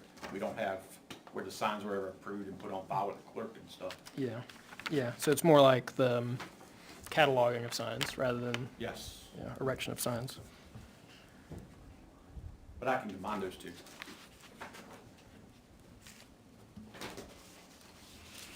I almost wonder if there was supposed to be something in there about setting up temporary, detour signs or something, if there was if there was an issue in a road. That's paragraph 4. 4B, where I can do that.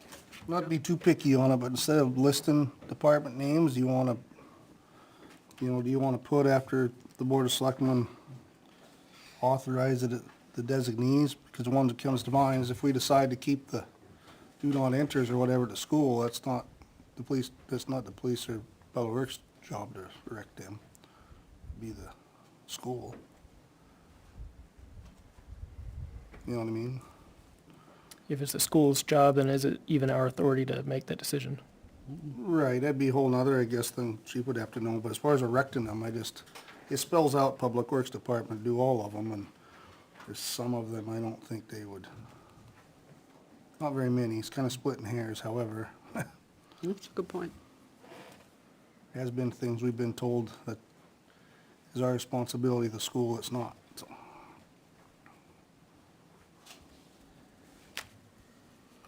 Instead of spelling out department, I just don't wanna use the word like designees or some other term. And when we have the meeting, we decide to put up a stop sign, we take a vote and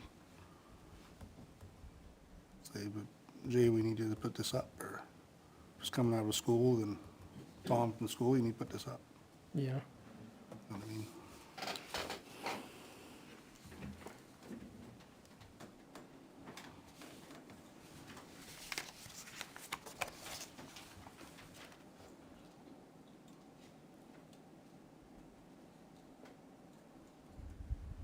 Okay, capture that. That's neat. Okay. 8, anything on 8? There was another article. That should be ordinance.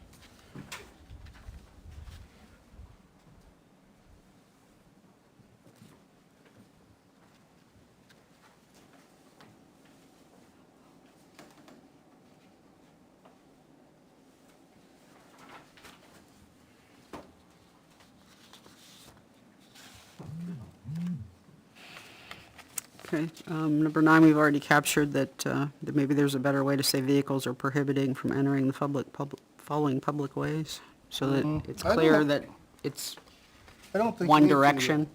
Entering, not exiting. Right. Say that again now? Somebody could construe it as you can't enter either way. Even though the sign says do not enter down here, somebody could construe it incorrectly as there's no way you can get either way on that road. Yeah. So really, from entering the following public ways at the following locations, right? Because then there's somewhere else you could. Right. Well, it's only posted facing the driver. Right. You're entering. Yeah, so it's at that location you can't enter. Right, yeah, I would just add that language at the end. Enter the following public ways at the following locations. That makes sense? Yeah, I mean, I guess that's Okay. how I took it anyway. Yeah. It took time to get GPS coordinates, so I guess that's how I read it anyway. Right, but if somebody doesn't understand that, they're just looking at this and saying, well, I can't drive on Center Woods Access Road. I can't drive on it. Well, Either way. Somebody could That's when you think come that. up to that and you see the sign, you can't enter there. Yeah, yeah. No through trucks, I think we've heard that there are several missing. I have a little more detail on that one. So there's a no-through trucking ordinance from 2005. And at the time, that was Peasley Hill Road, Rockland Road, Old Town Road, Twin Bridge Road, and Duck Pond Road. This list further has High Street and Merrill Road, the one in the potential ordinance. And then Peasley Hill Road was temporarily removed August 1st, 2016, and then reposted February 6th, 2017. And I know it's not posted right now, but I never actually found a time when it was removed again. So I think we need to clarify the status of that, or Yep, Did you just- so I didn't put any of those on there because I'm not looking to rescind that. This is just an addition to those. so are these two, so High Street and Merrill Road are posted right now? I haven't seen them. I mean, I had somebody else go look at these, I couldn't tell you. Okay. So, and where I was going was, if we have this ordinance, then should a new ordinance just refer, rather than trying to keep two duplicate lists or partial lists in two places, should we do away with the old ordinance, even though this one includes penalties and enforcement, or, so we do away with that and move the list over here, or do we have this 9B just refer to the existing ordinance? Yep, so that's a next year project. This is just to get the established signs that aren't already listed in existing ordinances approved, so we don't have a liability to the town. That's what the goal is. This is a Band-Aid to get us until we can actually revise everything and go through them with a fine-tooth comb. So I would see that sometime in the very near future, we would actually do away with the no-through truck ordinance, because it's gonna be in violation. Those two things are not gonna be congruent, so one of them's gotta go. Yep. And we have other things, related to, parking violations. We just did that one, so that's covered in the old. You said there's issues or violations in the old Yep, the ordinance. penalties, yeah. That should be in the one we just signed, the addendum to. Okay, So that document, I believe, once we finish this, can go away. okay. But Yeah, we've got to I make guess- sure that all of this and all of that are truly redundant before Yep. we get rid of that. Yeah, if at all possible, I'd like to do those like back to back. Yes, Like, okay. I would too. Okay, I think it's going to be easy. Because we're going to be able to say, okay, everything's there, it's Yep. gone. And there are a couple others like that too. yeah, okay.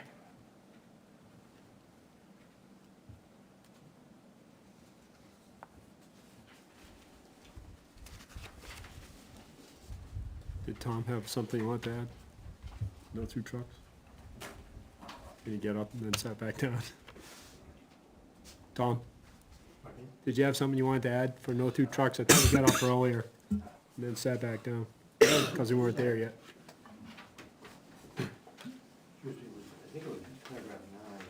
Yep, That's where we are now. that's where we Yep. are. All right. I just think that is confusing, the way that it's, vehicles are prohibited from entering the following public ways. So we have amended that one to read, vehicles are prohibited from entering the following public ways at the following locations. I'm sorry, it's B that I was thinking of here that was confusing to me. Not A, but no through trucking shall be prohibited on the following public ways. That sentence doesn't make any sense to me. Right, grammatically. I think maybe no. Through trucking is prohibited. Shall be prohibited on Is following prohibited. public ways, Yeah. or something to straighten it out so it makes sense, that's all. Thank you. Thank you. I had something just to add about that, maybe make it easier for language purposes. Instead of saying vehicles prohibited, why don't we just say, because a lot of these are privately owned roads, or for like town, like PD for that, their X or whatever, why can't we just say unauthorized vehicles are prohibited? And whoever owns it either grants authorization or doesn't. It'd just make it easier, because if you just said unauthorized vehicles, because I think that's what the school says anyways, at the middle school. So it just says, do not enter, but it says authorized vehicles only, or something to that effect. Oh, does it? Do not enter signs. Well, I thought there was like a little, like in the middle, like there was something that said authorized vehicles only or something like Yeah, that. that's the- So if you change the vehicles just to unauthorized vehicles, I think it'd just make it easier. You know, because then you dictate who goes up on the extra for the PD, school dictates who can go up and down that little, whatever section of that road, just makes it easier. And then maybe with all these sign things, if we wanted to incorporate one bullet point, 265-9, which is, you know, basically any posted sign, that's what you write under. And any posted sign is deemed to be approved and posted by the town. It just makes it a whole lot easier if you put 265-9 in there somewhere. That just says if you see a sign, just take it as, yeah, it's properly posted. I think that's how the state law is, unless I'm wrong, is written with that particular RSA. So in case, like you said, if we forgot something, like a no truck road or something, forgetting, if you put one bullet point that says any sign that may be missing in this blah, blah, blah, is deemed authorized to post by the board by 269, unless you have another meeting and say, no, we didn't mean that one, or you just take it off or drop it off. That way, he doesn't have to waste manpower trying to find every damn sign in this town, because there's probably tens of thousands maybe or whatever, a whole bunch of signs. So 265-9 would cover that, I think. Just make his job easier. Well, and to that point, the signs do say unauthorized, but we don't really define authorized. There's the very, very last paragraph that says who is exempt from this entire ordinance, but I don't know that that captures, for instance, in that example, like who's authorized to access that school entrance. Right, but, you know, if we're asking the police to enforce something in the moment, how do they know, oh, you're authorized, you're not authorized? Well, trust me, I am.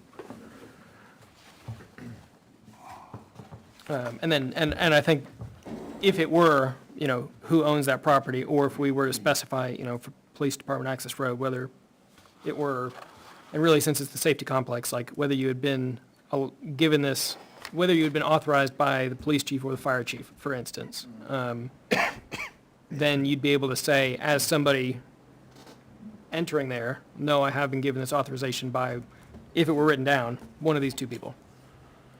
But yeah, I think if we are going to say authorized, unauthorized, we need to also clarify what that authorization entails.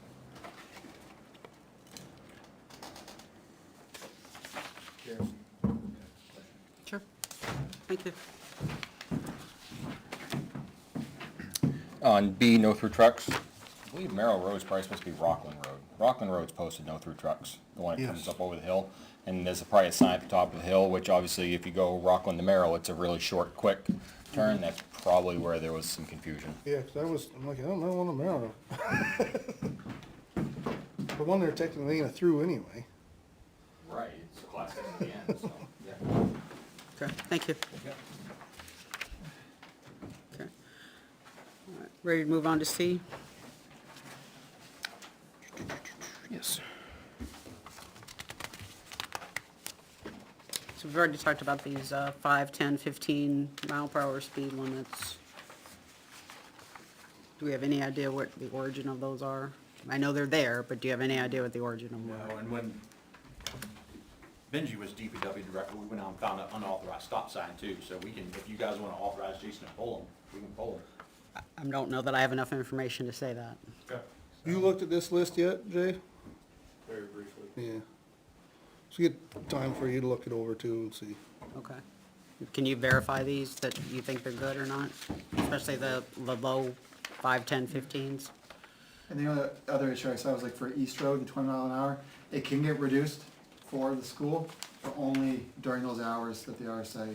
So the sign by itself would be illegal, but if you put like a thing, you know, from this time to this time, you know, the drop off, like that's required by RSA, then it would be a legal sign. But so that would be technically illegal because it can't be permanently at 20, only when the drop off and pickup times are. I think was it plus or minus 90 minutes, I forgot what it is, but.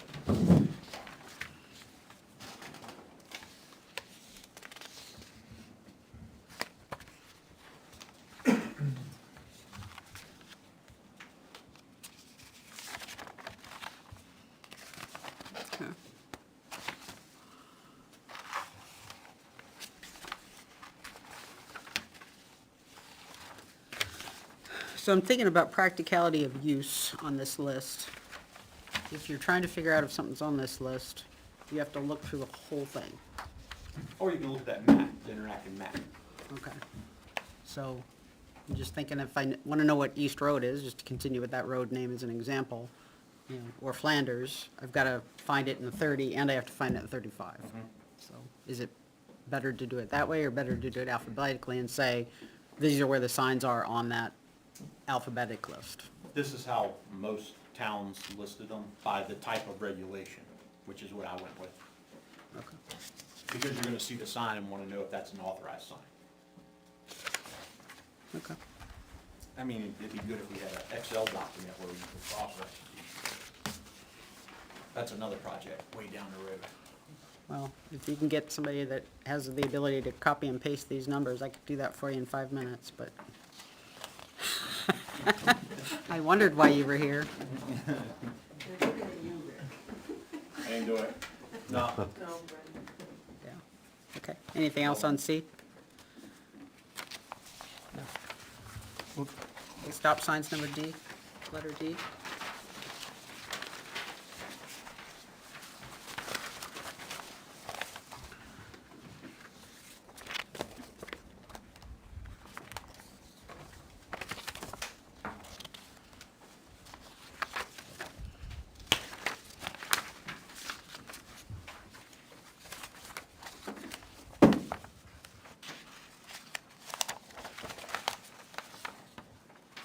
D, weight limits.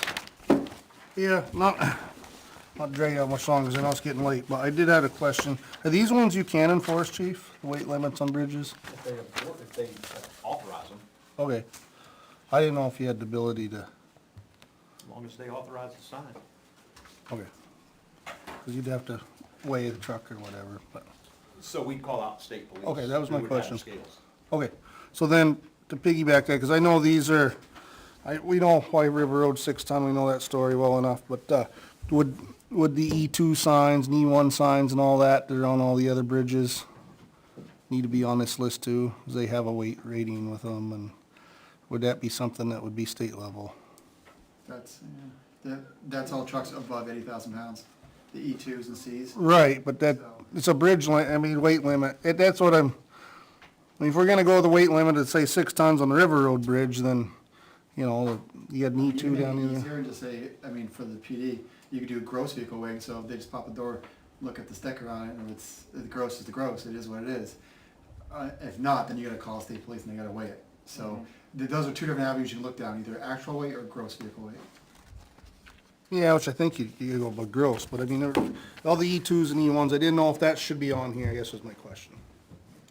Not to add more work to it, but, because they're all posted, or should be posted. Yeah, it's easy enough Okay, to do that. okay. Because there's been complaints over the years about that, you know, that truck's too heavy or whatever. I didn't know that's something you even could deal with or not. Yep. Okay. And question on the River Road, where were the 2 6-ton limits? On the Buzzell Hill Bridge. That's both of these, it's just that Yeah, one bridge? yep. Yep, one is, yeah, What are we looking at, each end of it? one should be north, one should be south, right, I believe.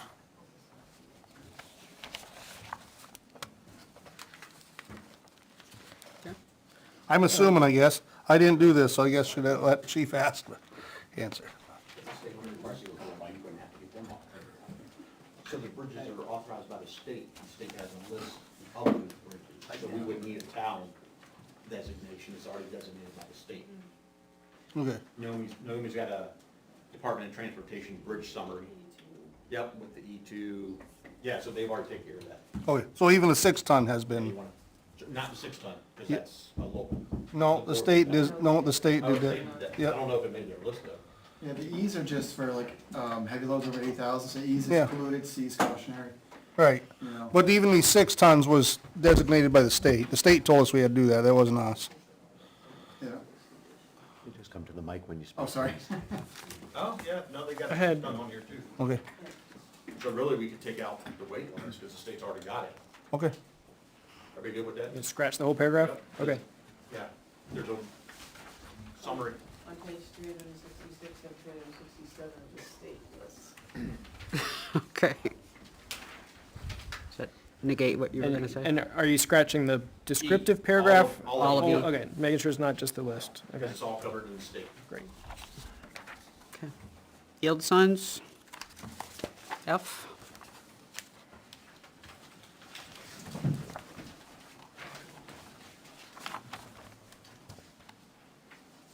Okay, paragraph 10, exemptions. There's a reference to chapter, which I think should be ordinance.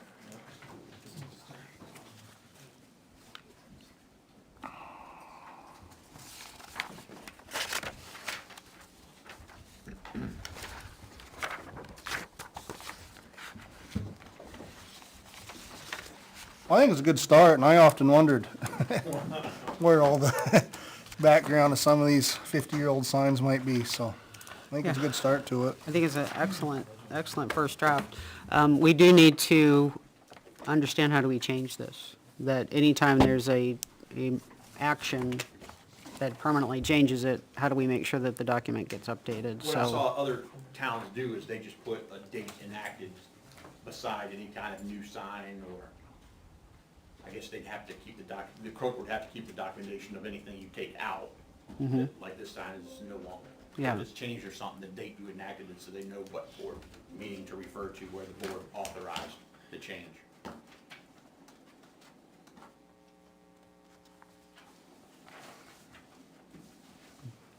So this becomes an annual update? Is that, this becomes an annual update? Is that? That's what the ordinance states in it. no, but if we change something, let's just say for illustration purposes, we sign this thing off tonight, which we're not gonna do, but we did. And then in September, we add something, we're not gonna wait a whole another No. 11 and a half months to update the document, so. The parking ordinance was just the board shall review. Right, current no, I'm just saying that won't work. We've gotta have a mechanism that says, we change something, either by direction or by public hearing, whichever is appropriate given the topic, then we need to make sure that there's a mechanism to get this updated each time. That's all. Yeah, that's easy. It's just written up. You guys authorize it, just like it's signed at the back and we put it on file with the clerk. Okay. And then the master list, we would update. Selectman Bloom talked about putting the no through trucks ordinance, basically erasing that one, putting in this one, and I'm fine with that. Like I said, less stray of ordinances, the better. If we can condense them, that's great. Yeah, there's actually about 6 or 7 that we're gonna review and With that, along that, with that.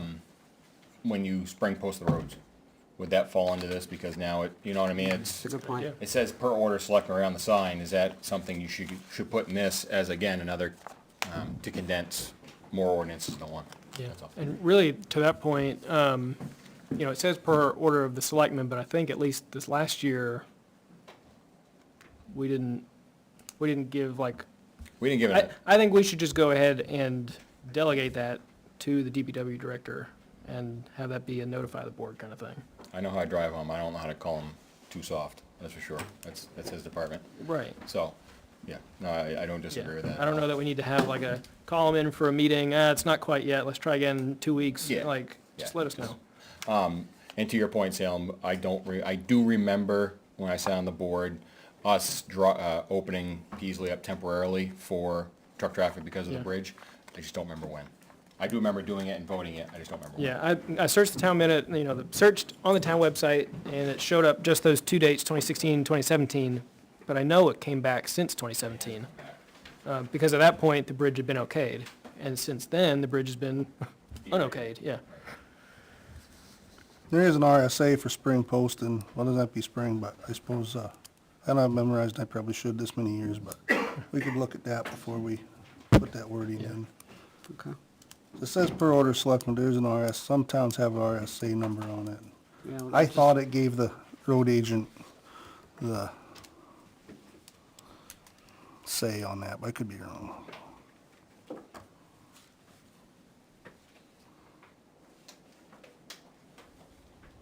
Okay. And as a citizen, Selectman Bloom had asked us, so Mr. Bloom had asked us about the duck pond and whether or not the no-through traffic signs can be moved to the end of 114 and changed, meaning corrected the way that they're facing because they're bent at the Flanders end. So can we take that as an action to look at? So what is it, no through trucking, but it's after the post office, is that what you said? As opposed to at 114 and there's nowhere. So that you'd see it at the entrance, so that you could make the swing around the post office and leave, so that you aren't backing out into 114. I don't know about the other end though. Right. Because you gotta give them a place to turn around. Right. They make a mistake, so I don't think. Yeah, I mean, if What it's does the sign say, no through trucking, or what's it say? Yeah, no through trucks, whatever. So I think you see it by the entrance to the post office, and then you, when the post office drive around, you can leave. That's the idea. Yeah, and I think some of it too was so it didn't screw up the mail delivery, but it's not through trucking, so it shouldn't, but I think that's another reason why it ended up where it did. Okay. Can you just take a look at that? Thanks. And there's nowhere to put it until after the post office. I mean, if one thing you can do is, Manchester does it, they actually put it on the actual road that you're on, like 114, and they say no through trucking right. So it's actually on the road before you turn onto the actual road. So Manchester does that too. So maybe that, if you put the sign on 114 and just said no through trucking, you know, it's underneath it, you know, past the post office, and actually have it on 114. So that way no one ever turns to begin with. Because I don't know if you've been to Manchester, like, you know how they have them on the road before you turn? That would be an easy fix to that problem that he was talking about. Yeah. The state would have to do that though, right? You have to get authorization from well, the state. because you're talking about your town, you're not authorizing the actual 114. You're just letting people know ahead of time, hey, if you're going to turn on this road, don't if you're a truck. You know, kind of like in Manchester says, you know how it has like the sign that has the arrow? You know, so tell them like, it's not the road you're on, but if you go on this road, you're going to have problems. Okay. And I think before we see this again, we probably have the updates reviewed by legal, unless there's something significant that you guys find when you're looking at the rest of these questions that you want us to see it before it goes to legal. Just to make sure, you guys do want me to take all the speed limit signs, anything below 25 off the list? No? No? No, we're asking if the DPW director can see if he knows anything related to why they're on there. Okay. Are they legit? Because once they're on this list and we sign it, they become legit, so. I mean, the signs are there. Right, but does he know anything? Can he see anything? Does he have any information that would lead us to believe that they really aren't legit? Well, unless there's a traffic study and it's on record, they can't be. So it'd be wherever we keep the records, if any. Town clerk, they have nothing. Right. So unless we found each individual sign and Board of Selectmen notes, we Right. should be able to say it was ever authorized. Right. Anything else? So if it was something that they were worried about, like speeding through here, maybe just something that, we get a yellow sign as cautionary, you get it covered both avenues. You can't write a ticket for it, but people still see it's 5 miles. Yeah, the only one we found we knew wasn't legit was a 10-mile-an-hour sign, which was nailed to a tree. Yeah, no. That's not on the list. Okay. So you're asking that he put together the amendments and then have legal look at it prior to you guys seeing the final? Yeah, unless there's something that you go, this, you guys need you need to make input on this. I don't think we're ready to send it to legal yet. Okay. Is that all right? Okay? Yep. Okay, great. All right, so I'm gonna say that we're done with this topic at 8:48 PM.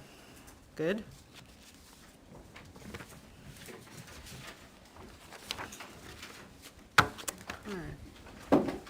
Next on the agenda is department head committee items. I didn't know of any in advance, but. Yeah, Jason's got something quickly. Okay. Jason's got the River Road Bridge. Ah.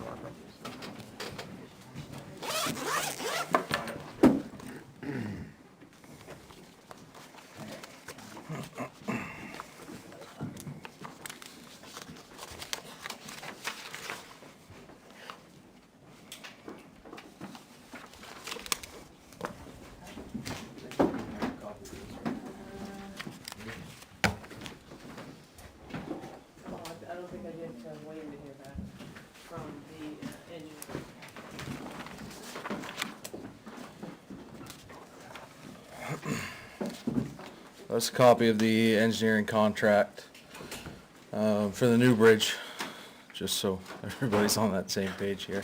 Thank you. I get confused sometimes, old bridge, new bridge. Yep, so we had some feedback from the state, like we had talked about last meeting. Talked with the engineer briefly, so he's gonna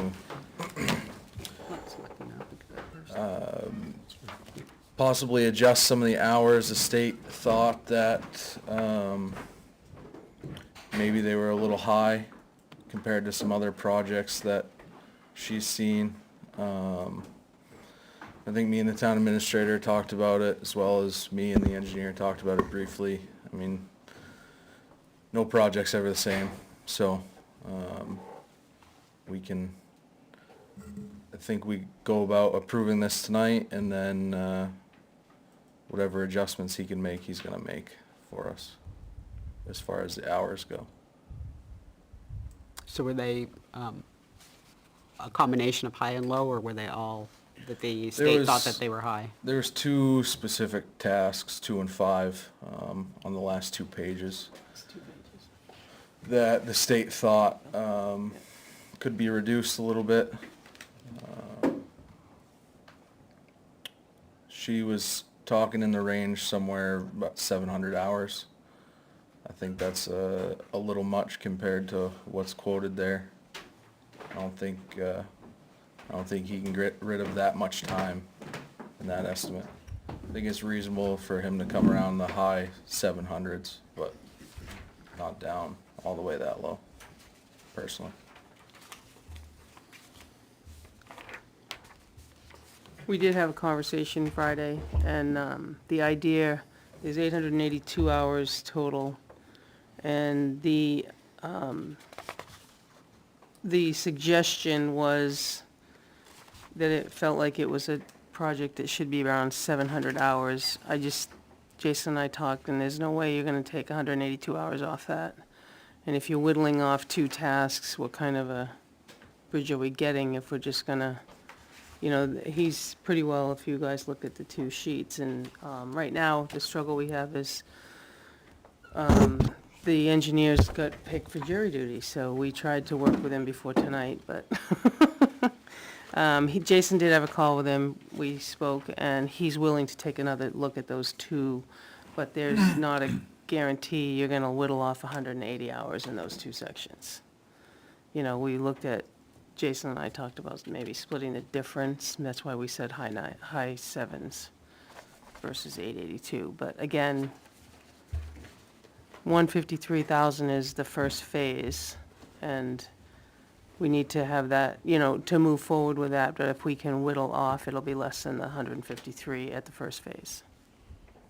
We gotta do a phase at a time. Is this a firm fixed price at 153K? What is it? I know it's on there, but. Yeah, it's their estimate. If there's any change orders that'll have to happen, that'll have to get pre-approved by the state, but.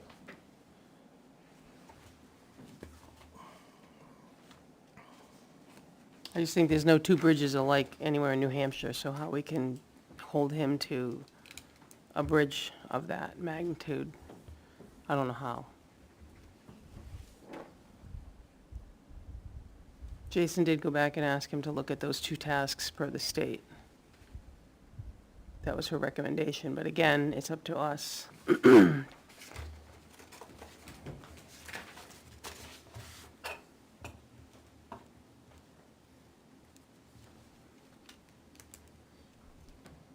Is all the surveying and, I know most of that's all that been done. still good? He said it was supposed to be. Should be. Yeah, I don't see why anything's changed up to this point. No lot lines have changed over there or anything, so.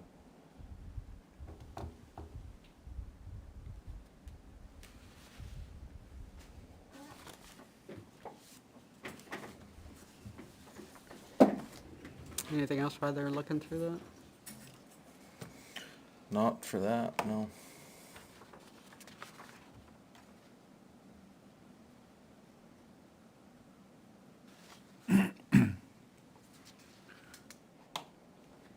So the next action is you going back? We gotta get that approved from you guys, then we can move ahead. Let the state know that it's been approved and. Which he wants to do tonight. It would be no more than that. We're hoping to whittle 90 hours off. That's our hope. I'm not gonna say that's gonna happen, but that splits the difference.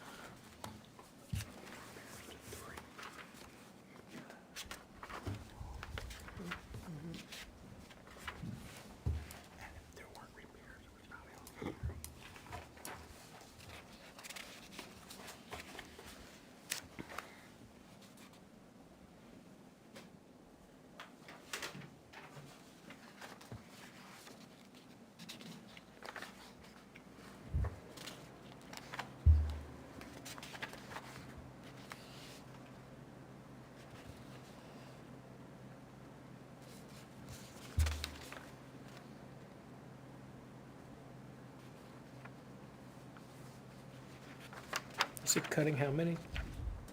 Or the state The recommended? suggestion was to go from 882 to 700. That's 182 hours, but if you split the difference, you look at 91 hours, which would bring you into the high 700s versus 882.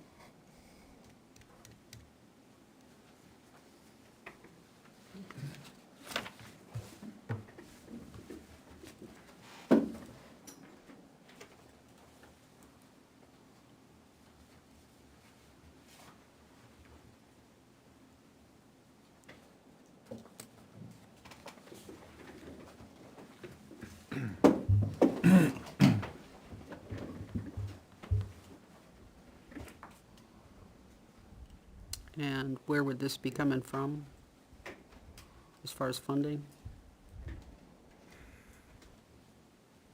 The River Road Bridge Reconstruction Fund, is that what it's called? It's just not River Road, just bridge reconstruction. Bridge. And would put that out and then as a match of 80% back, Beth? Yeah, it's a reimbursement. It's an 80-20 match, so 80% would be the state's cost and 20% is our cost, but We the pay and total they you have to reimburse. prove, right? Yeah. But we pay and they reimburse us the 80. Right. Okay. So there's not a cash flow issue doing that? Okay. All right. So again, what's our plan of action to try to get those hours down? We're going back to Jacobs and Yes. we're gonna do that after we sign this. Well, that would be the maximum right there. We're not gonna do anything more than that. We're looking to our hope is that he'll relook at it. So I think, if I may be a little more blunt, you're going to have any negotiating power if we already signed it? No.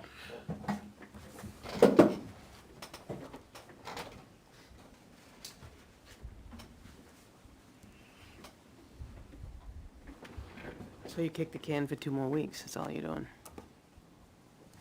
All we're doing is trying to get the best deal, so. And a quality bridge. So.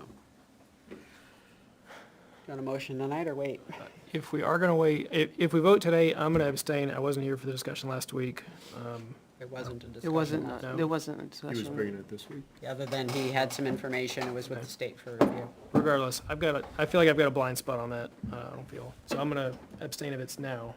If it's 2 weeks from now, I would feel more comfortable, but Yeah. don't wait on my account. Yeah, I'm thinking that we probably ought to wait and see what he says. Unless you guys want to make a motion.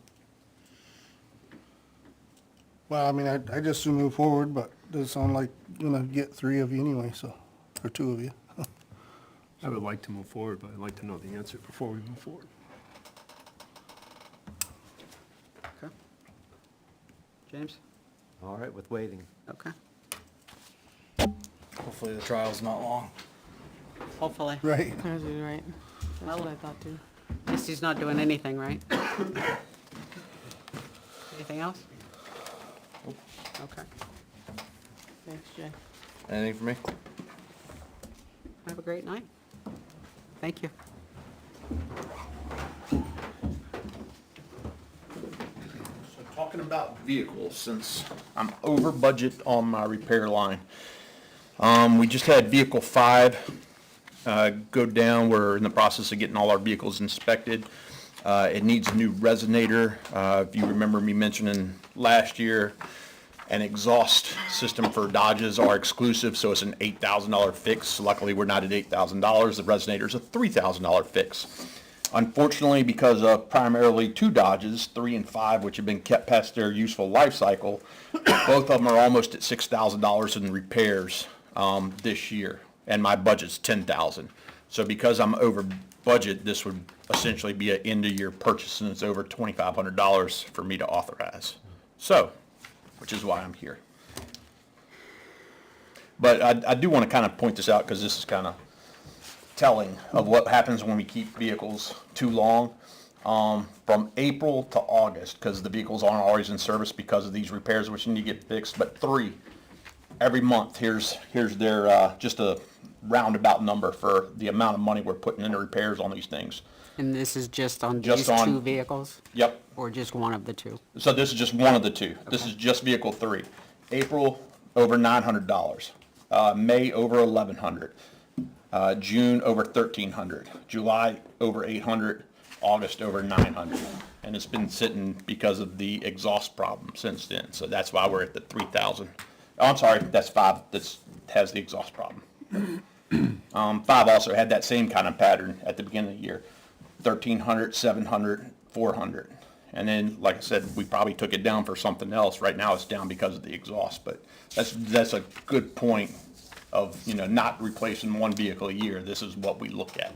And that's taking officers off the street to take them repeatedly to different repair shops to try to get them fixed, if not the dealership. So what I'm currently doing is just looking for authorization to spend $3,000 because that one, it's not in the same position we were last year with vehicle 4. We need it on the street because this one still has to last until at least 2026, replacing one a year. So it's not an option not to repair it? Not really. Not unless we're going to really spend some ARPA funds. And this is coming out of your budget? I will have it in end-of-year funds, yes.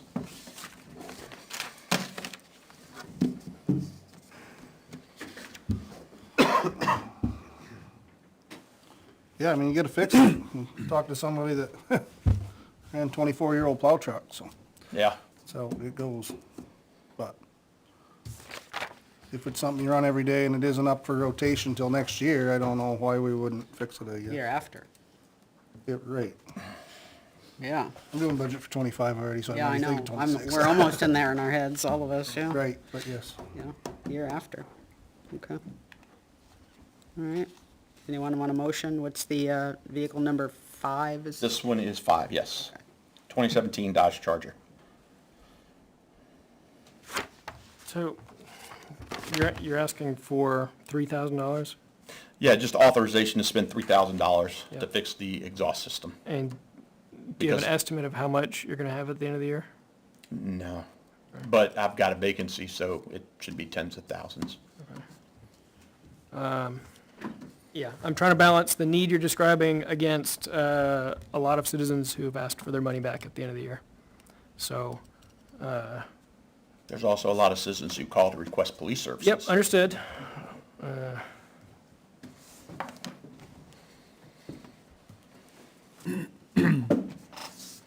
And then you said both Dodges are at $6,000? Yep. So And each? currently. Or together? Almost 6,000, so one 'Cause- is 5734.55, and then this one will be 5549.91 After this, though. after this. So right now, you're more like, 2549.91, yeah, and a little over 5 on the other one. a little over what? 5,000. just at And you said 5,000? your vehicle. It'll be a little over 5,000. Right, on the other one, on vehicle 3. And you said your repair line is 10,000? Yes. And so really what you're looking for is to go over your repair line by not quite $1,000. Oh, no, I'm already at 11,144 Okay, prior to yeah, this on repair. other These are vehicles. just these two. Yeah, I'm gonna be significantly over on my repair line for the year, because we've So- still got months to go. So being down one officer, what is your vehicle utilization? It doesn't affect utilization, because if there's a shift vacancy for a minimum of 2, we fill it with overtime. Yeah, all right. So it doesn't impact we're using vehicles about 125 to 135,000 miles a year currently between the vehicles we have available. And that's the life cycle of one vehicle. I think we're just trying to explore whether or not, can it really sit there or not? Is it really needed or not? Not that Oh, we're, it's needed. not that Yeah, well, not that we're doubting what you're telling us, it's just, we have to ask those questions. My hope is to tighten every screw we can this year. And if we're starting in August, it worries me a little bit. Not just you, just across the entire town.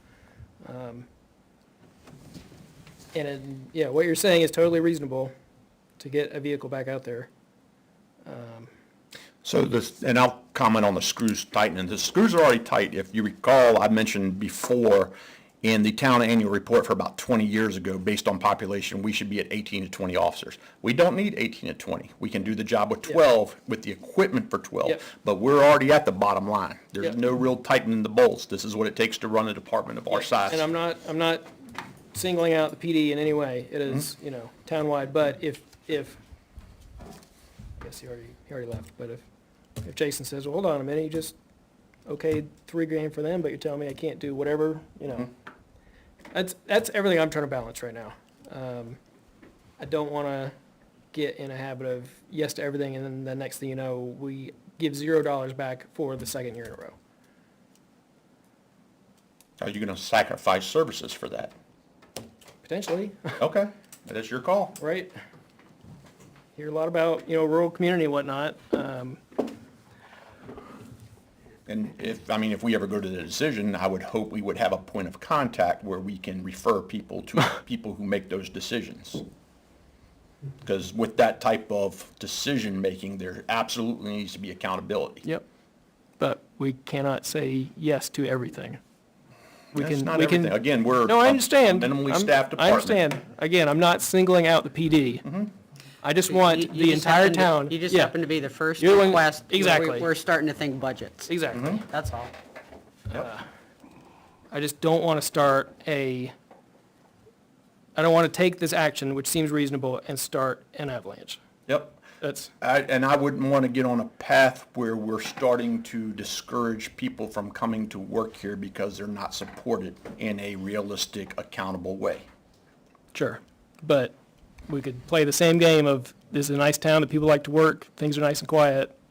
We Because- did over 1,600 calls of service the last month. And So we, again, we could have, there are plenty of officers that come from other places because this is a nicer place to work. And we make it a nice place to work and to live by making some of these decisions and not allowing it to blow up every which way.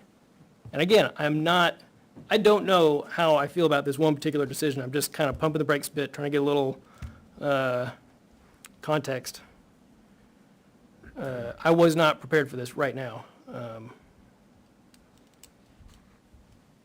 I don't know.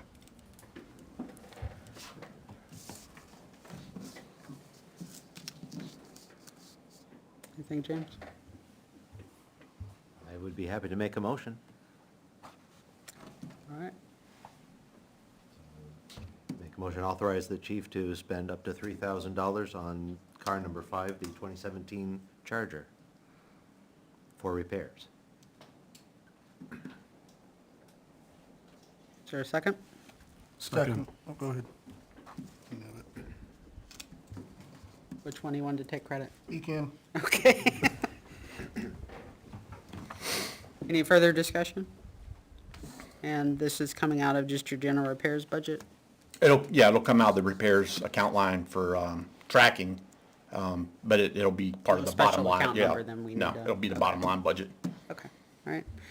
All in favor, say yes or yes? Can I Oh, make one last sorry. comment? Yes, It please. sounds like I'll be making a protest vote, but please just understand that's what it is. This is not necessarily this item, this is the first item.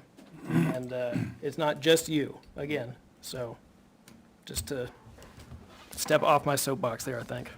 All right. Any further discussion? Okay, thank you. All those in favor say yes or yea? Yes. Yes. Opposed? No. Anyone abstain? Okay, motion carries 4-1.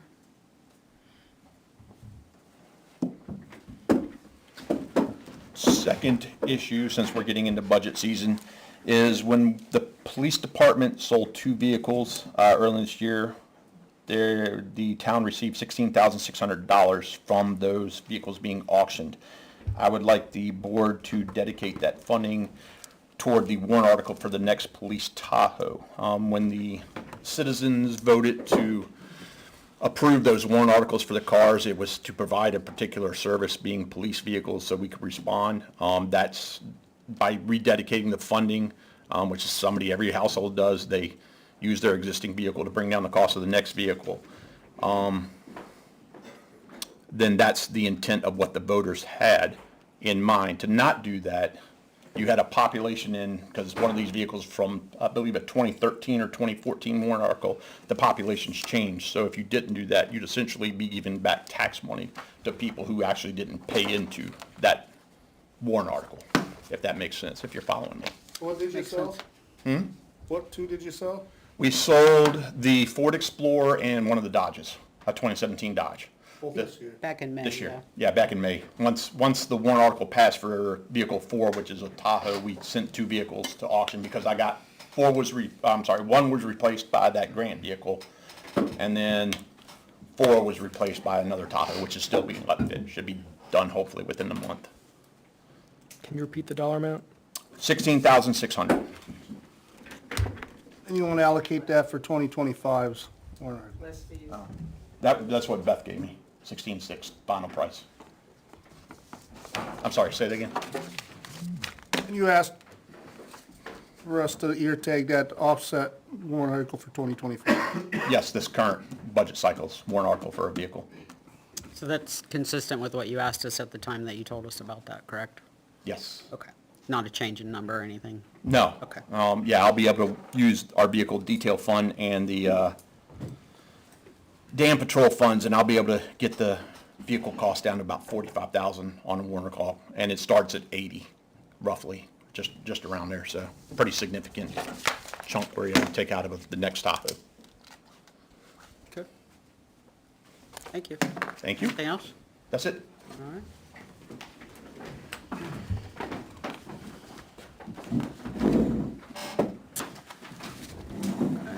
We have Finance Director Beth Rouse here this evening for 3 items. First is our annual investment policy, second is second quarter financial review, and then ARPA funds. And hopefully you're going to overview us and remind everybody what the tax rate is and what the breakout of that is. What? For the what? Yeah, What did you want to know? the tax rate and what the breakout is. Oh, Yeah. okay. I do not have the investment policy. Ah. That is the treasurer's. I did give her your message that you would accept just a description of what it is and why you are presented with it. Okay, And when I get that, I will forward that to you. all right.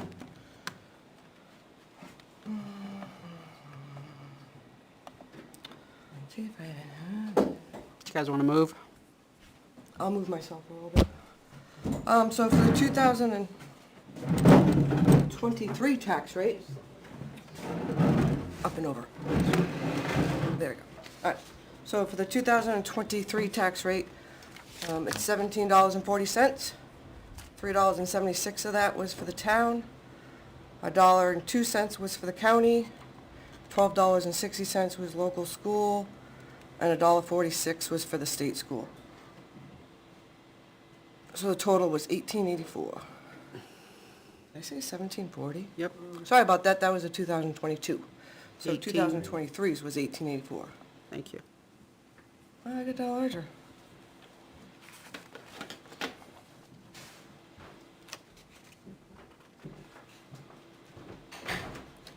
I apologize, I am having the worst luck with my computer today.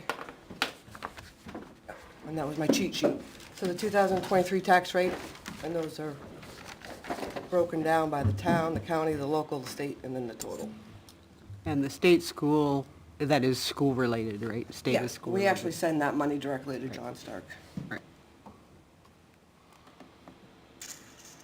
Okay, so, a little late. I was supposed to come to 2 prior meetings, but didn't get here. So we're gonna go over quickly, I'm gonna try to do this quickly for you guys. The second quarter financials, a lot of it's gonna be reviewed from the first quarter. The operating budget voter approved was $8.5 million for operating budget, $1.1 million going towards capital reserve funds, and $189,000 towards capital improvements. So our budget was $9.8 million. Again, this is where it breaks out. 86% of it is the operating budget, 12% went to funds for capital reserves, and 2% for those capital improvements. Again, how I break down the budget: contracts, payroll, non-discretionary, and discretionary items. Hopefully you guys will get used to how I break it down. Contracts, again, IT services, assessing, long-term debt, capillary mutual, payroll, everything included with payroll. Non-discretionary items that we need to run the town: general liability insurance, workers' comp, unemployment, heat and electricity. And then we have our discretionary items: office supplies, meetings, seminars, dues, building maintenance, and legal fees. So for 2024, 63% of our operating budget was payroll, 6% is discretionary, 20% is non-discretionary, and 11% is left over for contracts. So where we are now. So for payroll, $5.3 million was approved for our payroll. With my forecasting, we need about $4.9 million. So that leaves us $354,000 surplus due to vacancies. And is that projecting out overtime for the rest of the year? Or is it not projecting any All overtime? positions are filled September 1st. Okay. So And it's not, every day after that, that number increases. but in most of those cases, at least in, well, not most, in some of those cases, we are using overtime to Yes, fill, to offset that. offset the fact that we don't have personnel in those. So is that 354K overage projecting any overtime? No, this Okay. is if all those vacancies are filled September 1st. Okay. So every day after September 1st, wages go higher in the surplus, but then we're using more in overtime and Okay. New Hampshire retirement system and payroll taxes. For our contracts, $971,000 was approved for our contracts, but we needed $974,000. We had a couple go up. Our auditor's contract went up. The custodial one went down. Capital area went up. Highway uniforms due to vacancies was down, and our hauling went up. So forecasting that we're gonna have about we need $3,000 more than what was approved. For our discretionary items, $515,000 was approved, but we need about $596. So we need $80,555 more dollars, and that's because legal fees went up. For the municipal portion, for ZBA and planning, they went down. Building maintenance, that went up town-wide. Highway CDL licenses was added. Highway advertising is extremely high, and police computer equipment is up this year. Non-discretionary items. So what was approved at town meeting was $1.7 million worth of non-discretionary items. We need about 1.8, so we need another 487. And that is mostly due to our property liability insurance, workers' comp, unemployment, software support. Our vehicle fuel usage is going down, so that offset that. Is the usage going down or just the price going down? What was approved was not what the board approved for the per gallon rate, because we have the default. So in our proposed budget last year, we actually proposed less fuel cost, either by gallons or by price per gallon. But because we got the default, we got the higher number. So what I see going on is our payroll forecasted again. We have a surplus of $354,000. Contracts went up a little bit, so we need $2,992. Our discretionary forecasted is 80,555, and in non-discretionary, so what we're looking at is a forecasted surplus of about 170,000. But again, that is all based on vacancies. Right now, I forecasted that all the vacancies will be filled by September 1st, but we know that's not gonna happen, unfortunately. So, our largest area of concern across all departments is obviously our vacancies. The staff that is picking up the workload of all these vacancies are getting to their end. They're getting stressed. There's a lot of costs with vacancies, recruitment costs, a lot of knowledge if we don't have our retention. If people who have been here for a while leave, knowledge goes with them. So we really need to focus on vacancies. And yes, I'm having the worst problem with my computer today. So, where are our vacancies? Well, we have 3 drivers, equipment operators in the DPW department. We have a part-time driver vacancy in the DPW department. We have 3 full-time firefighter EMS personnel in the fire department. We have 1 full-time police officer that has vacancy, a full-time building inspector, and a full-time land use administrative assistant. So out of 50 full-time and permanent part-time positions, we have 10 vacancies. The one for the building inspector, though, is being covered under outside services It is, at we this still have a point. full-time building inspector vacant though. Yeah, so it's not that, It's a position we're trying to fill, we just. got it. Recruitment. It's not that the work's not being done. Yeah, well, yeah, I mean, the work's being done in all the departments, but, so, man, sorry about that. So the characteristics of a great employer, according to Indeed, is compensation, benefits, work hours, location, transparency, workplace rules and procedure.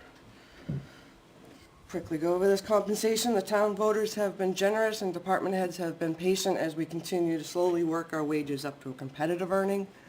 Benefits are a key part of the employee compensation package and can be a deciding factor when candidates are considering multiple job offers. They can also help improve employee productivity, engagement, and retention. Work hours, it's a balance with a healthy work-life balance.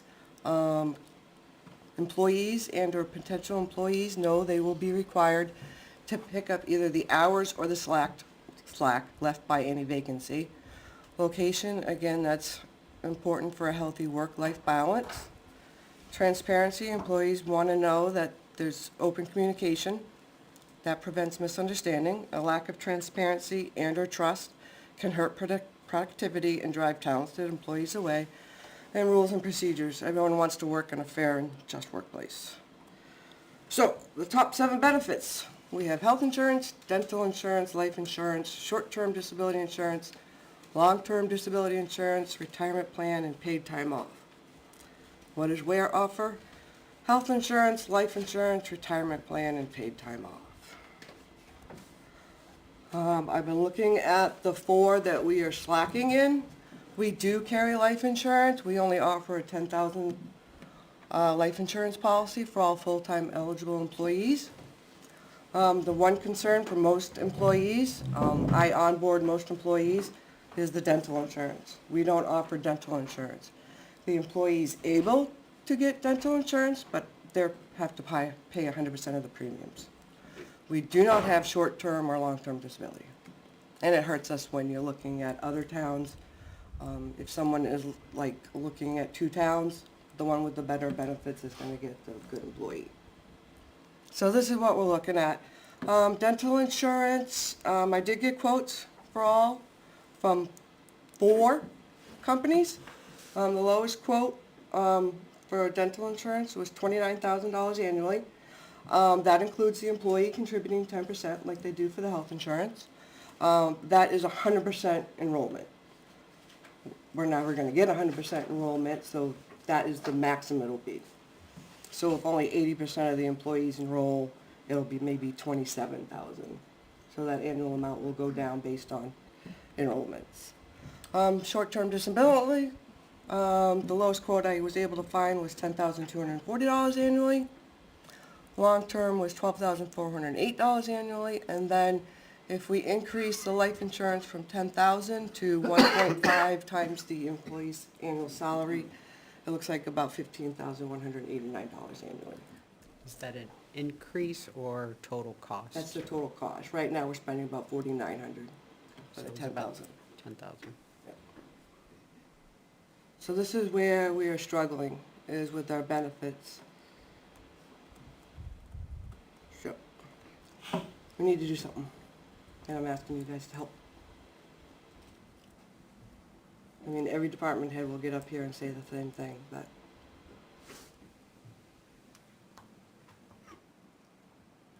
So, anyways, on the financials, does anyone have any questions?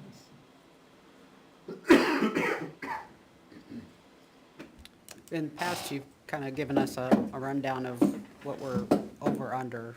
I mean, I know you did that at a very high level, but is there any sub-level categories or line items that we need to be paying attention to? No.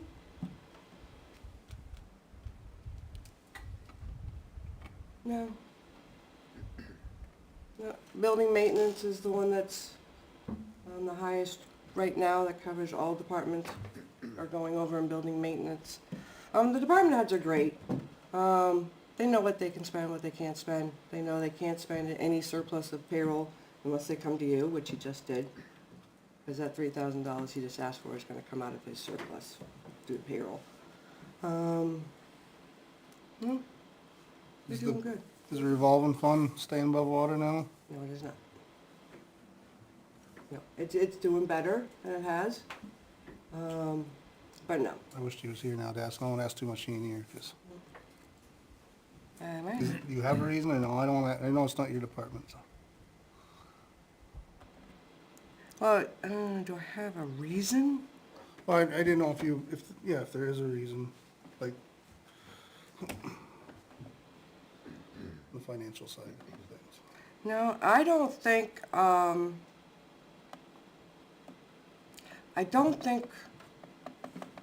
the fees are accurate. I don't think they cover the hauling and the disposal.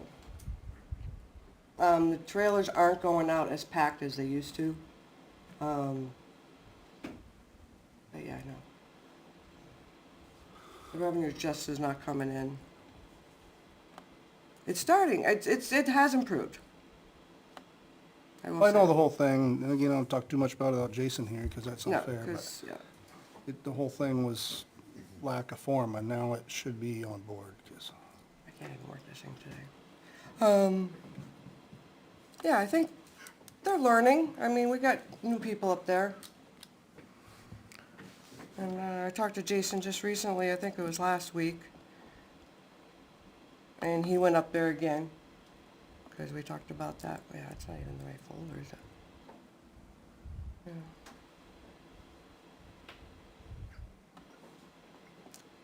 No, I wish I had an A-ball and could tell you what was the issue with that.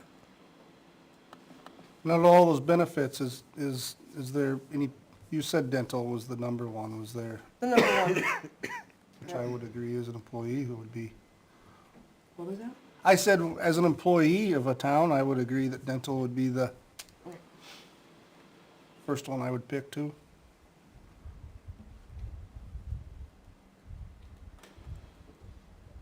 Okay.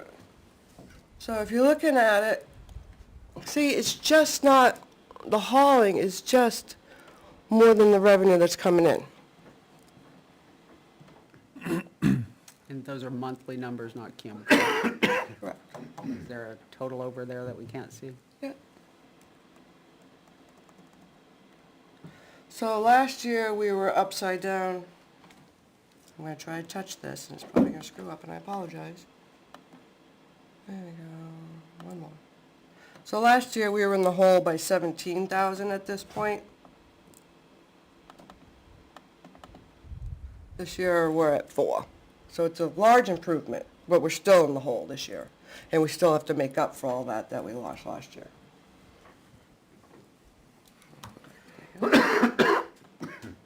So, when Jason says we are doing better this year, we are.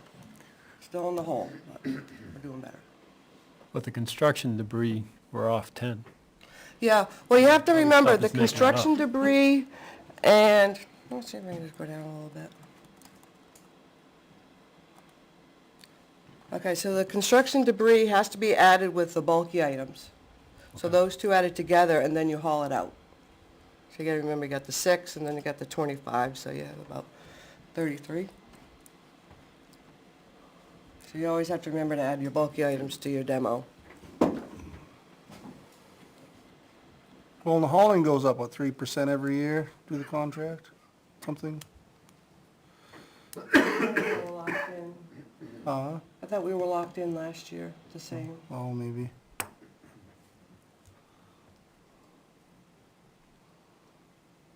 I thought it was 3 years with a percentage increase each year, but I don't remember. I'll take a look at that. I don't think so. Yeah, 'cause I mean, I have spreadsheets that I track it, like, the loads that are going out, what they're weighing, and then how many times we haul it out, Mm-hmm. and, yeah. I'll get you all that. A lot of spreadsheets, a lot of detail, but maybe you guys can see it. Well, I think at this point, we probably need it because we thought the actions that we took before were gonna correct it. It Yeah. made it better, but it didn't correct it. No. So Made it's it time better. to look at something Yeah. again. Made it better, but. Any other questions you have? Can you make sure that we get the, the financials monthly? Oh, absolutely. Please. Yeah, I was planning on coming here in July to give you the second quarter. Yep. And then I was gonna send them to you right after I met with you, so you'd have them, but. As far as benefits, do you think, for disability, is there long-term or short-term be more sought after? Most towns that have short-term have less sick time I was by gonna say, I was far. gonna say long-term because we can use our sick up until that point. Right. We have lots of sick here, so, Town's very generous on sick leave, yes. so I think long-term would be more useful, right? Yeah, 'cause if you had to choose, what would you choose? Long-term or short-term? Long-term.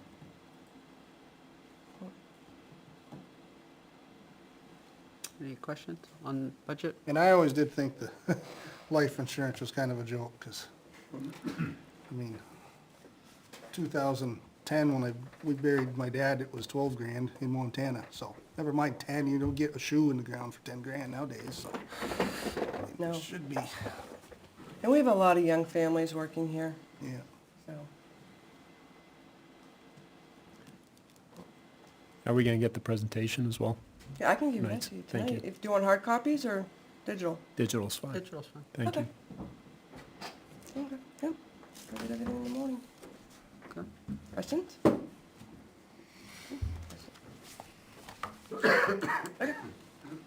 Switch over to ARPA. Oh. Okay. So I think we've talked about this before.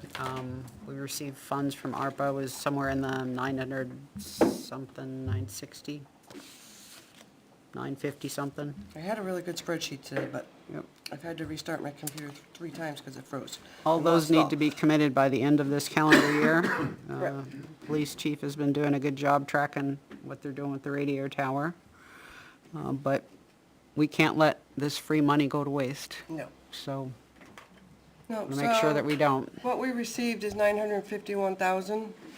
The cruiser warrant article back in '23, they used 30,000 of it. The radio tower, I am having an awful time. There's about $601,718 for the whole radio tower infrastructure. We've used $3750 for duct venting. The Board of Selectmen approved almost $17,000 for the compressor and the electrical for the compressor down at the safety complex. So estimated balance remaining was $299,648. And the requests they've been brainstorming. The police for the employee recognition, the safety complex water filtration. What's the purpose of that? Water filtration? Yeah. So, multiple, oh yeah. You can say that. You're just We used had to us making you move, sorry. We had our water tested, we have arsenic in our water. is a water quality, not just a- The fire department washes their clothes, and they're having problems replacing their filters, because the sediment builds up in it so much along with their water heater. Also, they need a spot-free rinse. So, I believe it's a 3-stage water filtration system they're gonna, put in the building on the fire side. It would make all the water in the station potable. It would also provide a spot-free rinse station for the fire department, as well as a new bubbler, you guys call them. It's a water fountain with hot, cold, and ice in the lobby to replace the existing one. And that came in under $30,000. Okay, thank you. We also looked at the reoccurring costs, because what got us looking at this is the reoccurring costs on our current systems are very expensive. The filtration system, if I recall correctly, would be about $1,600 a year. I already have it in my budget to cover half of that from where we used to buy water. So we're looking at $800 reoccurring cost for that system for the entire building. I told the fire chief that's on him. That he has to pay the 800? Yeah. Okay. He can get it in his budget. Okay. All right. Since he's not here, we'll just. Yeah, that's right. Yeah, why not? Okay. No filters need to be changed on the new system either. It's all self-done, if I'm not mistaken. One filter, maybe. Okay.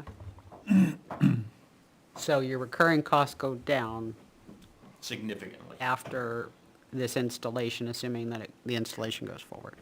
Yes. Okay. Would you say the costs are now?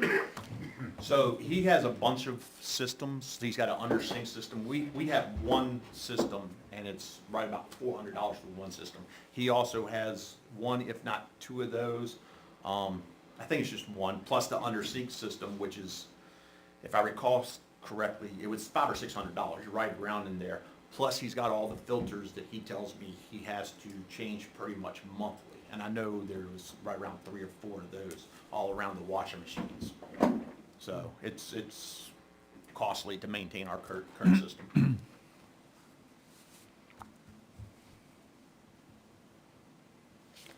Sorry for interrupting. Thank you. Fire department, I think these were up here last time you saw them, the portables, which are $5,200 a piece, and he needs 15 of them, and then the mobiles, he needs 6 of them, and those are $6,500 a piece. The police would also like to update their phone system. So everybody has a web-based phone system, correct? Yes. When we came and had somebody assess our system was essentially obsolete in 2012. So $6,000 is to replace all the phone equipment, and we had somebody, actually, we're waiting on the estimate. We had somebody come in last Friday from Granite State, and we should be saving money on our monthly phone bill, which is, $400. And it should go down based on the web-based phone system, from what I understand. But I'm waiting on the exact numbers. I haven't got them yet. Okay. As we work through this, it would be very helpful if you could put a second column on there that tells us the increase or decrease in the amount of annual operating costs associated with this. Yep. Because then it'd be clear that not only we're going to save money along the way, or we're not, or we're understanding what we're signing up to in the future, should there be anything. Okay. So far, I think we've seen 2 that will do that. Right, but I'm going to ask you again, so you might as well write them down. So you can have an ask. And then cameras for this building here. And then, oh, look at that. That's a duplicate. Yeah. I apologize, this document was lost today, so I've been trying to redo it while I was sitting over there. There we go. Alright, and then air conditioner up at Mine Hill. And hopefully if they need a smaller size air conditioner, that amount will be reduced. What is the justification for the cameras? So this was my idea. As you know, Katie left earlier this year, and she did that. She left, and I talked to her. She took a lot of abuse from citizens coming in. Camera system holds people accountable. The way we use our camera system also, it's also a safety aspect because they're all in different offices. They'll have monitors where they can watch each other, so if somebody else is having a problem, they can alert each other to it. Naomi also would like a feed into the police department so we can keep an eye on them. But essentially, each office would have a camera system, and there'd be 6 monitoring stations. As a matter of fact, when you come in the lobby, you would see what is being monitored, so it's all there. And of course, we'd have to put signage or being audio, video recorded. I don't know if it's audio though. Ours is audio, that's why we put that sign. It might just be video. Yeah. But it's a safety issue Yeah, where we've so- had multiple employees leave this town because of how they're treated. Yeah. This is one that I personally, I don't think the benefits of potential safety improvements outweigh putting cameras on every citizen that has to walk into this building.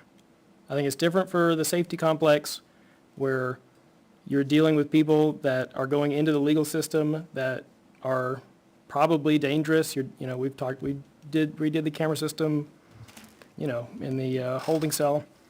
I'm not a fan of that one, of just assuming that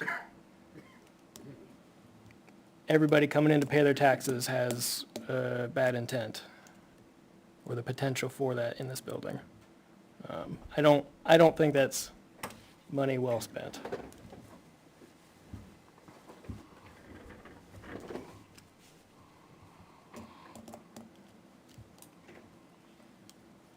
So out of the 299, we have a list of projects that come to 101, where 101's remaining. Remaining. Assuming all those were funded. Mhm. And we also had prior requests, not necessarily into ARPA, but for a dump truck Yeah. and a police cruiser. The cruiser. Are we- those we things talked that today we about- can spend ARPA funds on? I'm sorry, what's that? The dump truck and a cruiser, are those things we can spend ARPA funds on? Correct. Yes? We can, correct. We wouldn't be able to have, wouldn't be able to pay for the truck, obviously, we don't have enough. But we left could over. commit it. You can put some towards it. So I thought it You was would have to commit committed it. by the end of the year and Can't paid. Put it on the warrant then. Right. Correct. Like if you bought the cruiser outright, you guys would make that decision, obligate the money, but it wouldn't go to the voters. Right. Because you'd have to obligate it by December 31st. Is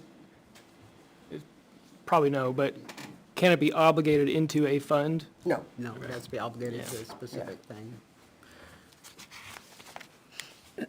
That I was clear on. Yeah. No. Yeah. It would already Seems be. too easy. We wouldn't even have this conversation, let's save it And all we for rainy days. can't like reimburse ourselves for money spent earlier in the year? No.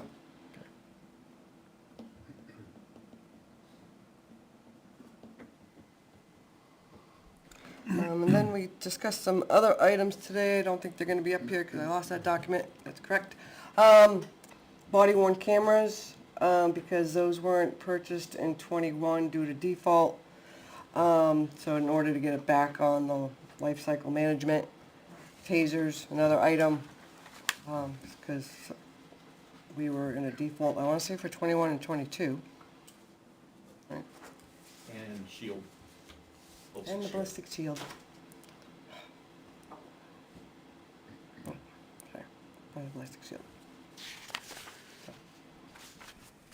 I'll update this with all those changes. Do you remember how much those were? Yes, I got so the tasers, what we currently use are the X2s. They are being phased out. The last opportunity to buy X2s was last year. So now they're either the 7s and 10s, and with every new model number, there comes increases in technology, which comes increases in prices.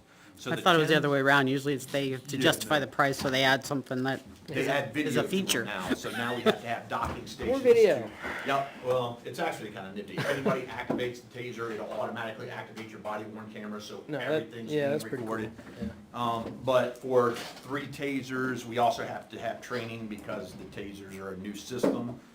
The total is 12,400, but the annual reoccurring costs for life cycle management would be just under 10,000.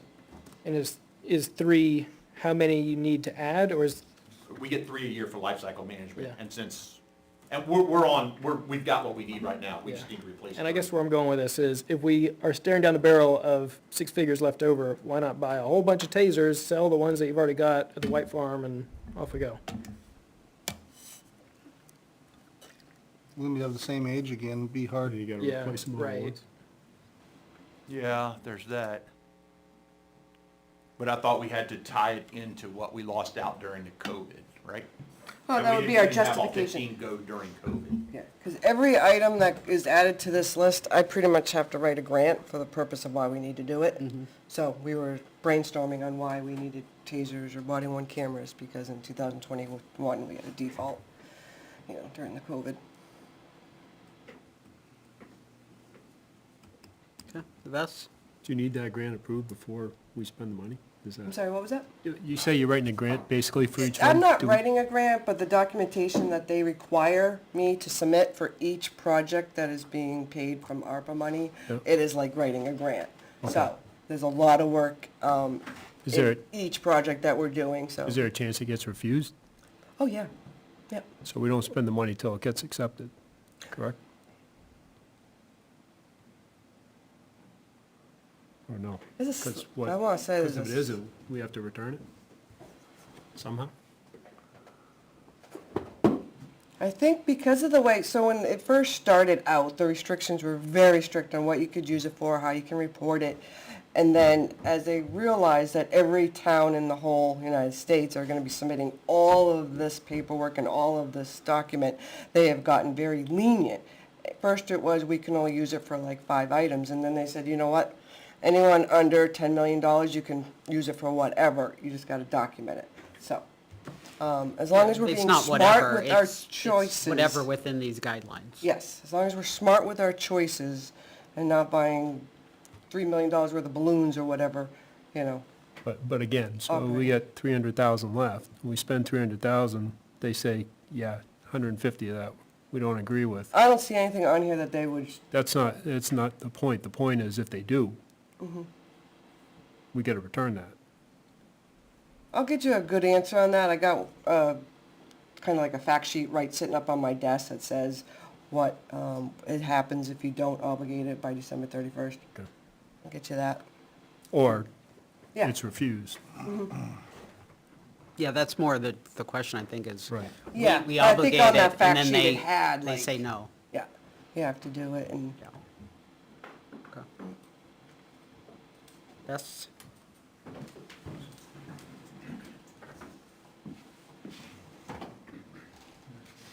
Best? Best? Best, no, we're good on best. We only need 1 this year. We're still getting the 3 on the 3 cycle, Oh, so we're not putting the best? Okay. but it was a ballistic shield, was the only ballistic equipment. Shields, okay. Well, how much are those? Uh, Sorry, I the la- apologize. So this is a 2-year-old quote, which was $2,700, so I would just estimate 3,000. Body worn camera quote is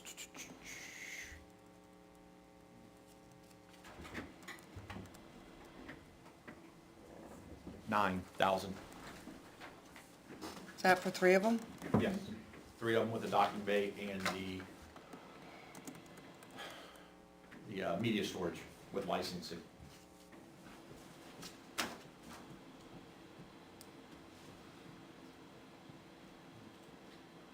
We also had a last-minute idea of a carport, which is essentially a roof over our 5 parking spaces. If you look on the Dodges, the graphics fade. We also have door panels which come unglued because of the heat of the sun, plus the constant removing snow during the winter. We expect it to be about 25 to 30, so it's not really a high priority, but it's just something in case we're looking for not giving money back, which Could the front steps and handicap ramp be paid for out of that? Yeah, it's capital improvement. Something we talked about last year and never got funded, so something we could get a quote on. What, is Tim done with that? I'm not sure. Done with the project?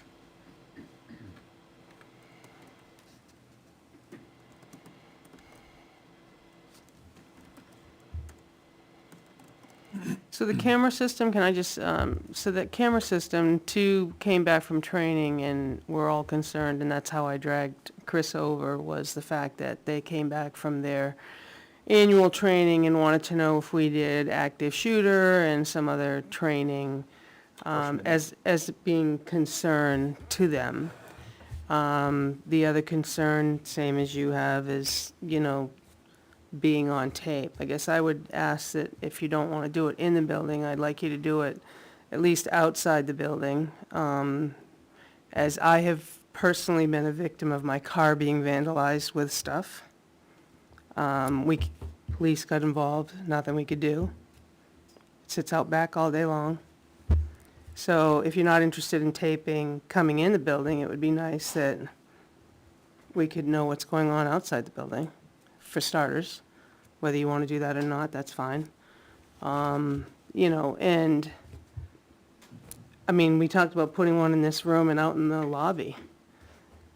Things get testy, things get heated, false accusations get made.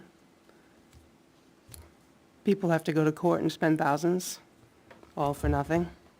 I just think it's a safety thing. Could have got heated tonight. Could have. It didn't. It didn't, but I'm just saying, but that's, Yeah, I'm not asking that everybody be taped. Yeah. It wasn't at all for that. It was more or less, when you come into a building, you go in the bank, you're being taped. You go in the grocery store, you're being taped. You're being taped almost everywhere you go. And we have a choice to not do that. For sure. Or you can have your identity stolen, do what you want, right? If you don't want to go to the bank, do it all online. Yeah. I'm just saying, it came about for the mere fact I had two employees ask about active shooter, and so to me, it expressed a concern. Yep. That's So, all. I mean, I was going to ask the question, that's a good segue, can we pay for training of any kind? Talk about Right. missing out on things during COVID. So if we say, hey, there are training opportunities, any department. Right. Go for it. And that was a quote for every office, all the cameras, all the everything. And was that inside only or inside It was plus inside outside? and outside. Okay. It was both. I mean, we could break it down. No, I just wanted to make sure Yeah. that that was a full number. Right. Okay. All right.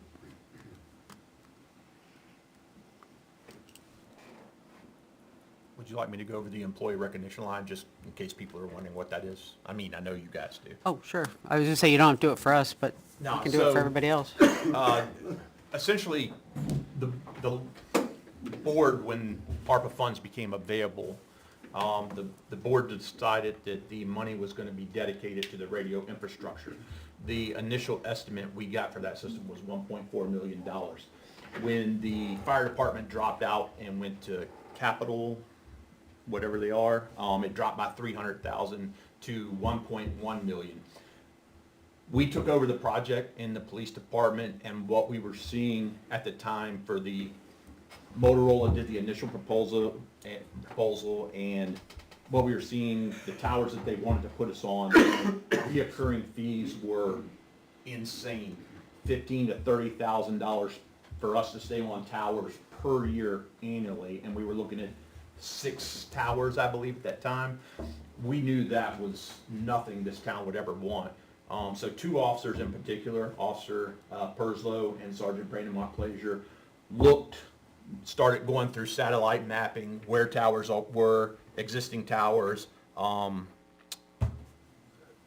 where they knew towers already to be, and they started contacting tower companies in different segments of where, hey, this is what we're trying to do. We're trying to upgrade our emergency communications infrastructure. What's the best deal you can get us? They were able to work with one of the towers we got currently, which is Mine Hill, as well as 2 other towers who were going to let us on completely free with no reoccurring charges. We couldn't find anywhere in Northeast Ware, so that's why we're building a tower at the East Fire Station. So as you can see, the cost of the project went from $1.1 million to just over 600,000 with no reoccurring fees through a lot of work from those two officers. Obviously, Officer Perslo's no longer here, but Sergeant Montplaisir is. At my old town, or my old city, if you did anything like this, we had what was called gain sharing. You would get 5% of what you saved the city back.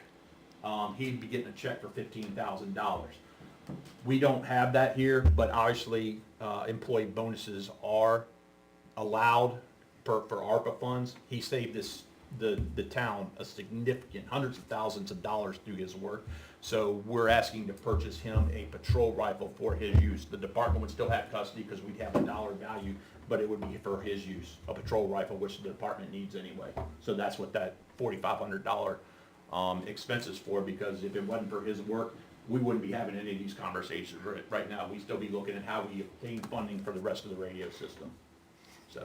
And you brought up this as a incentive last year, and I had a misunderstanding that I just want to make sure other people don't have this year. I had understood that to be, if the person were to leave, it's a department gun. Yes. But as you clarified last year, no, that would go with the person. That is. If they retire. So if they retire, they buy the last dollar and they can take it with them. But it's a department gun as long as they're on the department, but they have to stay, there's all time frames involved. We have the policy, if anyone wants to see the policy. But essentially, we have a patrol rifle purchase program because we didn't have any firearms, long guns, which were adequate. So I worked with the board and we came with the program where the department would pay for half the purchase of a rifle and the officer would pay for the half of the purchase of the rifle. And for every year the officer stayed, they would get 20% of the department's invested. So essentially it was a retention bonus where we're investing roughly $1,700 to try to keep a guy for 5 years. It was a no-brainer. The board agreed to that, and that's essentially what this program is. We're just using ARPA funding for the entire purchase of the rifle system. Yeah. I think it's a great use of money and a good incentive.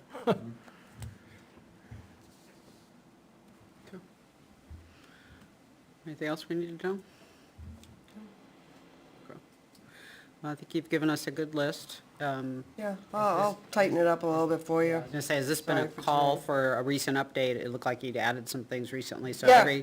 every department head has been asked, Yep. what's on your list today? Yeah. Or in the, Some just give you one daily. right, okay. We're always thinking. Okay. Well, I just wanted to make sure that we've at least touched everybody recently. This isn't, okay.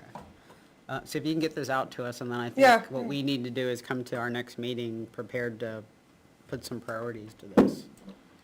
And start getting formal quotes if we don't already have them, and getting this thing locked in. Does the safety complex have a generator? Yes. So what I'm staring at another, the line 30 with propane tanks. That's So another one. those are for all the towers. We have to put a Well, generator. but that's that's getting me to think of, can we, if we're trying to zero this out at the end of the year, can we just go buy some more propane tanks? Add further redundancy all over town. If we've got 2 tanks out here, buy a third. I mean, I don't need them. Yeah. The generator at the safety complex, if they have a tank, it's on the fire side. I don't recall where it is, because I know they have a line, because the line just recently got caught and it runs inside. So I'm not familiar with their system. I just know when it kicks on, it's right outside my office, so I get the nice humming for 30 minutes. Okay. Well, Feel free to bring other ideas too. Yeah, that's a good one. Something like that. Okay. Anything else? I know. All right. Thank you. Appreciate your time this evening. Yeah. A little disappointed in the computer system today, but wouldn't have been able to tell if you hadn't said something.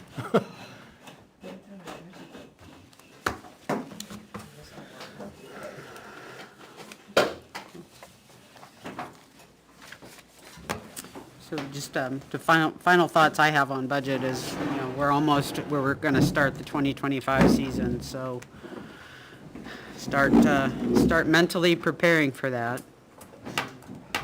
We were just told earlier tonight our tax rate is $18.84 per thousand assessed value, and 19.9% of that is what we get to spend, or $3.76. And by I say get to spend, I mean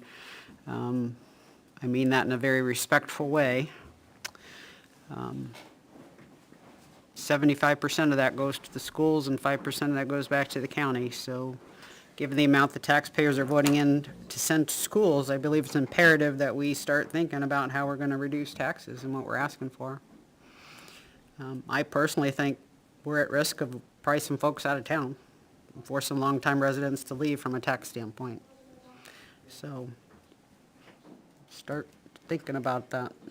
It's always a thought. I disagree too. I don't think taxes ever go down, and I don't think gonna force anybody out around our neighboring communities. It doesn't mean we can't make sure that they only are asking for what they need. I wonder if this board should set a preliminary goal of at least a percentage increase to start. 0? Yeah. I don't think it's possible. I mean, I've been on that side a long time, and it's just not possible. Well, All with the inflation, of stuff, and you gotta have, the residents want the service. well, maybe we should start looking at impact fees and those sorts of things that not, if somebody wants something very specific, then maybe there should be a fee around that for that small group of residents that want that service. No, but I just mean, As just an example. snow plowing, for instance. Oh, absolutely, Every no. every time Yeah. I'd get up to the mic and say, geez, salt went up $20 a ton, well, I got four-wheel drive, I don't need to get out.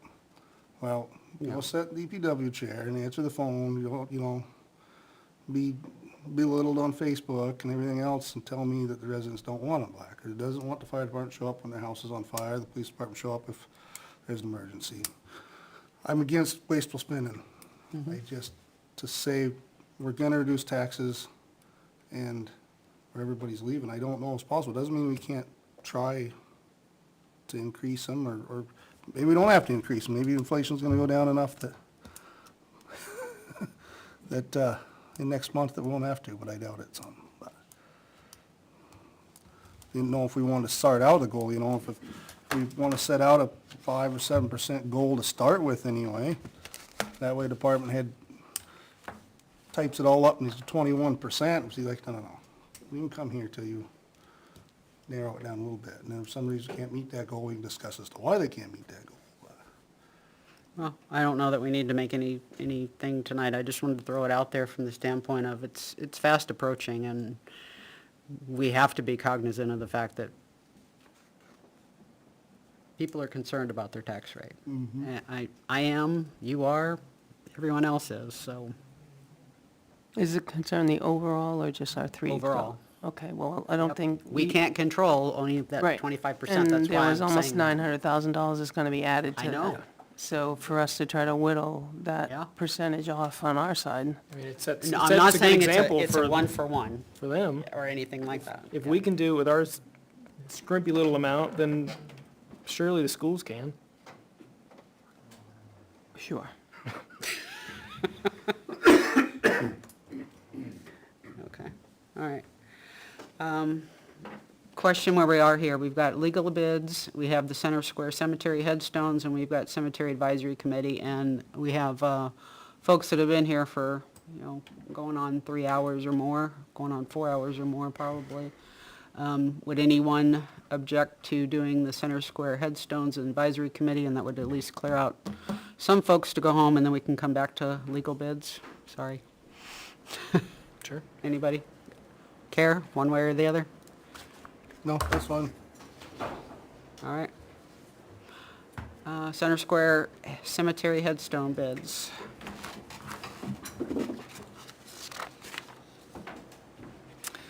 So during the past few Board of Selectmen meetings, there's been discussions related to damaged headstones at Center Square.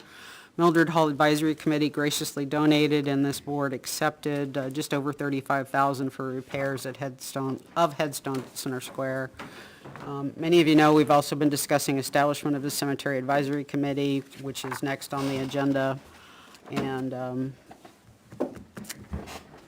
I anticipate in the future that that committee, once it's established and staff, would help us identify a comprehensive needs list for all the cemeteries.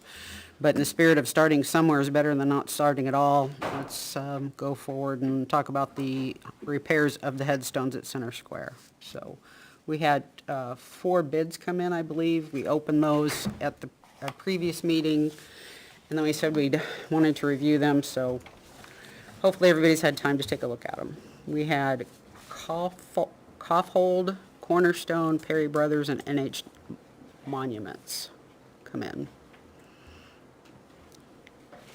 And I believe all 4 actually went on site, didn't they? Do you know? I know Cornerstone's been on site. I don't know that the Coughold family did. Okay. I know New Hampshire Monument did, Perry Brothers did, and Cornerstone has been there. Okay. By their document, doesn't sound like they went on site Koffel.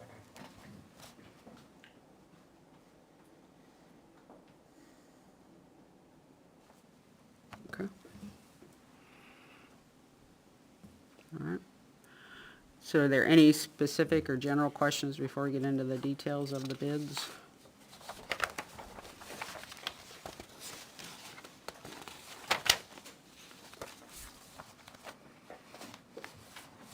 Nope, okay. Coughold, I also thought maybe they didn't come on site because they had ranges on 2 of the priority areas, number 3 and number 6. Number 3 being down and broken, they had a range of 375 to 500.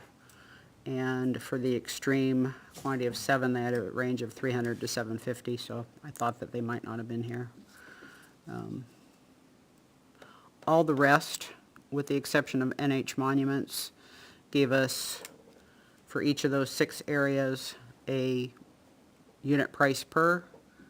So it was very easy to see what we were paying for in those. NH Monuments just gave us 1 lump sum price, and that was over twice what the other highest bid was. And so I can't really evaluate 1-to-1, but we wouldn't probably be breaking this apart, so I'm not sure that it matters. They all gave us some type of turnaround, with the exception of Coughold. They really didn't give us anything. The other one said a few months, one said 6 to 8 weeks, one said 8 to 12. They all provided references, I believe, with the exception of Perry Brothers. And they all talked about materials and/or washes, so. Sure, I know that you also looked at these, so if you have anything along the way, feel free to tell me you want to come up and chat.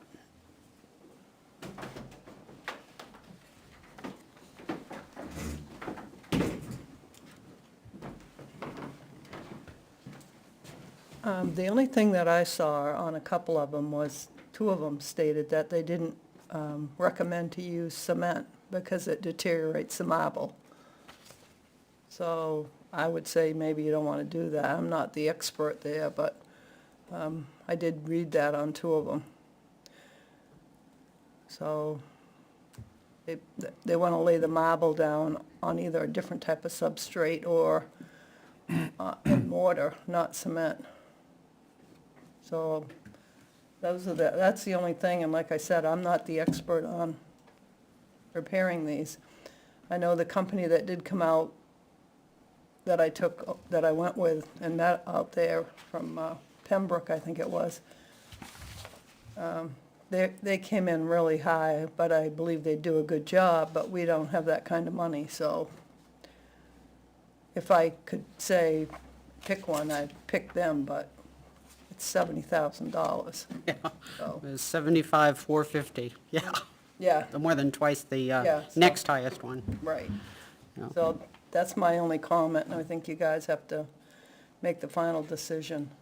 But I'd say the 2 that said they were gonna use cement probably not, with nothing else. One said that they used a specific mortar with the concrete. Right, mortar, but not cement. Right, but that sounded like it would work based on what I read online, and Yeah, I'm that's- certainly not an expert Yeah, either. that's what I did. I read some more information online. Okay. So hopefully what I read was correct. Well, it was on the internet, I have to believe it. Wink, wink. Okay. All right, so that's my overall impression.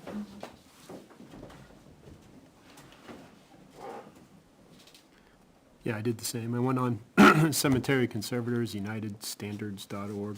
That was the big statement. Do not use cement. Do not lay in cement.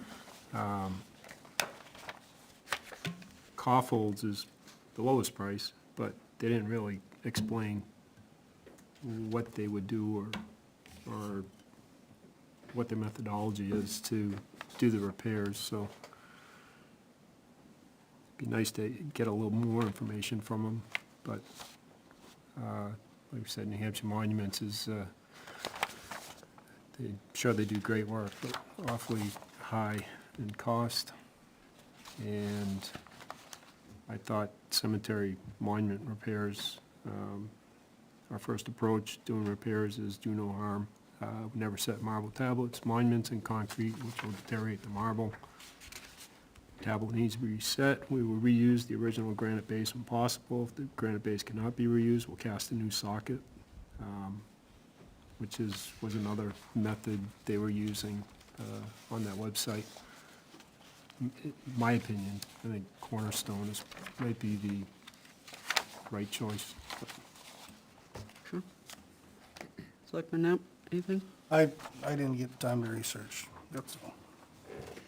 Down this end? Whatever you guys think. Based on the information, I would say that Cornerstone is the better choice. It's about where I was on the numbers. Okay. All right. Any further discussion then? I think everybody's, sounds like they're coalescing around Cornerstone. So I would just ask, I guess, did either Naomi or Sherry, anybody meet with them? Cornerstone, I've met with him on other things. It seems like, you know, He came out and looked at before we started doing mapping, I wanted to see if there was anything out there, and he volunteered his time and came out and met me out there before we put that out to bid. Showed him what we had, and there wasn't any different than what we ended up doing, so I have met him out there. I guess I'm just looking for any I didn't red call any flags, references, if like- that's what you're asking. No, Okay. but you know, if you talked with him, interacted with him, you say like, yep, seems like, you know, straight shooter kind of thing. It's my understanding he's the sexton for Manchester cemeteries, so he's very familiar in the world of the cemeteries.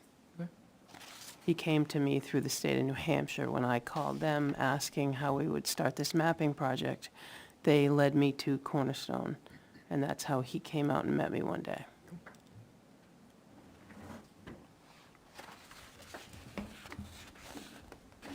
Does that answer your question? Yep. All right. Okay, so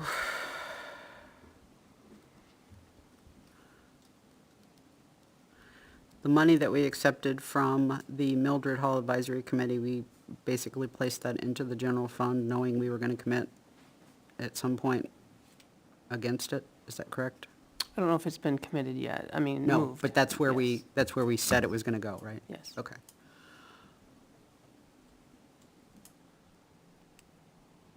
Okay. So I think, what I'd be asking for is entertain a motion to award the repair of 163 headstones in the Center Square Cemetery to Cornerstone Cemetery Services LLC in the amount of $30,000, with the funds coming from the general fund and with the volunteer Sherry Burdick overseeing the project per the Mildred Hall Advisory Committee's grant, I don't want to say grant, donation stipulations. Or donation conditions. Anyone like to move that? Can we add to that Certainly. pending favorable reference check? Certainly.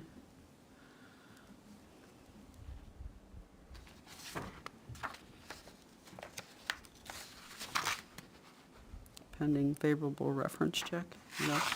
Anything else? I'm trying to I'm trying to dig up a memory where we wanted volunteers. We were working on that policy for, I think, board members and volunteers fall into that. And we wanted people, I guess before we assign, a resident to oversee this, right? Mm-hmm. Does that person need to have filled out any paperwork? She has. Okay, Um, okay. She's done that as part of what we're gonna talk about next time in the cemetery committee, Next time or immediately after this? immediately after this topic. Okay. Next topic. Yeah. Okay, So yes, she has filled out all that paperwork. great, okay. Good question. Well, then I will make that motion as amended. Is there a second on the motion as amended? I'll second that. Okay. Any further discussion? Yeah, all those in favor say yes or yay? Yes. Yes. Anyone opposed? Anyone abstain? Motion passes. All righty. And reference checks will be done by whom? Sherry or Naomi?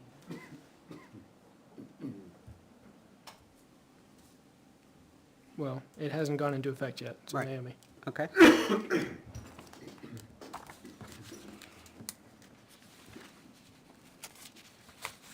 All right. Okay.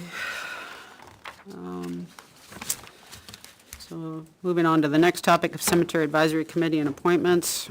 You all know, if you've been following along, we've had a bit of a rocky start regarding the Board of Selectmen's role as cemetery trustees. I believe we're now on a solid knowledge footing moving forward. I've stated this, and I know several of you have, as well as citizens, that there are many, many opportunities for improvement in our town cemeteries. With more than 50 properties, the tasks of assessment, evaluation, documentation, and ranking of priorities is frankly quite overwhelming. Tonight, I hope we will officially form a cemetery advisory committee to help us with that task. So, in the past, we've asked about what the committee would do. We've talked about the baseline assessments on the property's condition, how to establish priorities, helping us identify, once we've agreed on those priorities, funding sources, tax dollars, I pray, grants, those sorts of things. In addition to funding, maybe there's other things that we could execute through specific volunteer actions, maybe like scouting, community service projects, that sort of thing. I also think that they can help us review the town's policies and procedures and records to ensure they're both current and effective, and make recommendation improvements, and then they might even be able to help us find a sexton. So, in the past, we've also asked how many people should be on this. I personally think it's important to have enough people to not be dependent on one or two for progress, yet small enough to be able to actually coordinate efforts. So we could get a committee of a certain number and then ask for project-specific volunteers in addition to that core committee. So I don't know what the right number is, and I'm thinking maybe it might be good to start with 6, plus maybe one of us. And we can put out a call for volunteers. We've had 3 people that we've already interviewed in our previous attempt at, misguided attempt to set them up as trustees. So I do think all 3 of them are very willing and able to perform on this committee, and I think we should get things rolling. We only have so much daylight before the snow flies. So. Thoughts? Totally agree. One person I've thought that we could reach out to, we had a resident last year ask permission to clean veterans' headstones, and we gave that permission as a board last year. So if y'all think it's reasonable, I don't know if Naomi could reach out to him and say, hey, if you are interested, if we go through and form this advisory committee and want it to have more slots, then he may be somebody who's interested, just based on him reaching out to us last year. Okay.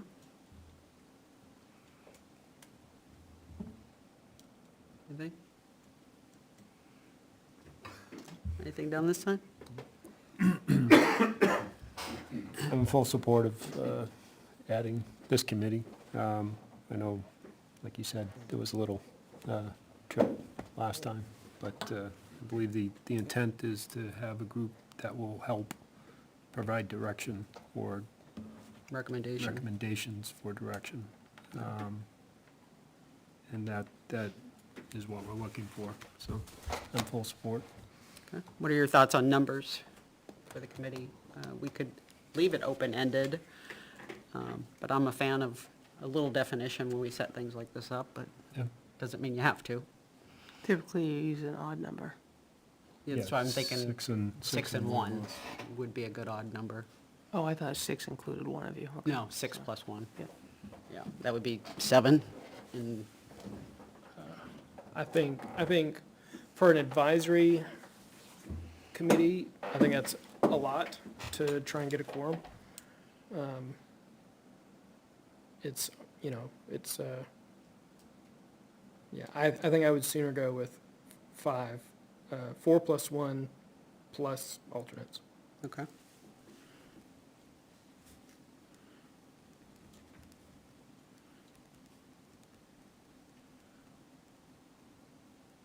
And I'm basing that on the planning board subcommittee. We've been going for about a month now, I think, and I had to miss one. The last meeting it's 5 people. In our last meeting, we had 3, which was a quorum, fortunately, but who knows if it were more than that. So I think it's been a good number for that. Okay. Other thoughts on number? I like the idea of the 4 plus 1. I think that would give us a reasonable opportunity to meet quorum, but also to actually fill all the positions. Okay. Thoughts? Sounds good to me. Good? I'm good. All right. So how about I would ask for a motion to establish a cemetery advisory committee reporting to the Board of Selectmen in their role as cemetery trustees. The numbers of persons on this committee is 4 citizens plus 1 Board of Selectmen and up to 4 alternates. And that 1 member of the board would be acting as, in their capacity as cemetery trustee, so it would still require anything that required the board to come back to the board. It is not that they are entitled to make decisions without coming back to the board. Would they regularly meet? Yes. So pick on a night that it's gonna be on TV so everybody can watch. Yeah, I would think so. Good with that? Any amendments to that? Okay. Does anyone like to move that? So moved. Anyone like to second that? Second. Any further discussion? All in favor say yes or yay? Yes? Yes. Yes. Anyone opposed? Anyone abstain? Motion passes. Okay. Since we've already interviewed 3 folks and received their volunteer paperwork, I'd like to motion that we appoint them as the first 3 members of the committee. That's Mike Zinkowitz, Tom Flaherty, and Sherry Burdick. Given that it's an advisory committee, I don't know if you want to put any kind of term limits on these. Or just, they're on the committee. I don't have a strong feeling about it.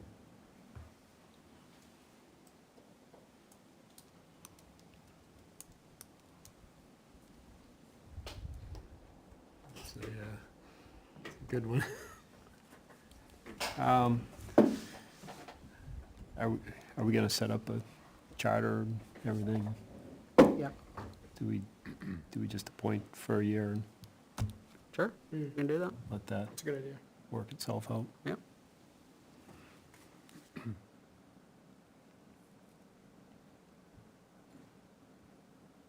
Thoughts, James? No, I was thinking 1-year terms. Okay. You want to just go like through the end of calendar year next year? 2025 December?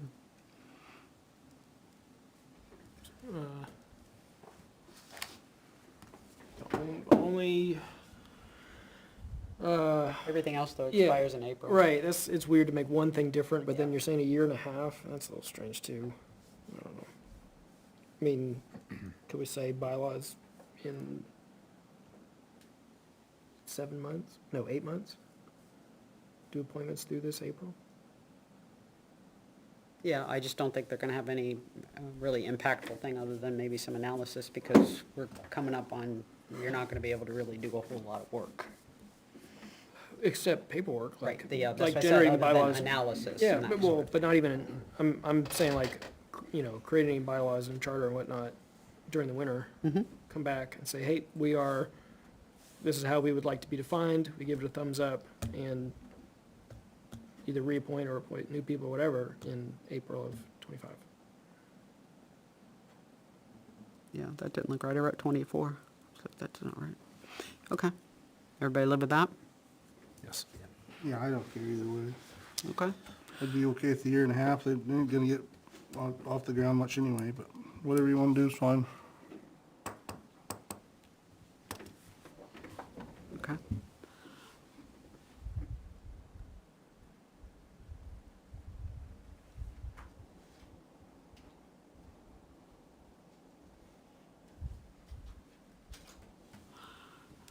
All right. So I would entertain a motion to appoint Mike Zinkowitz, Tom Flaherty, and Sherry Burdick to the newly formed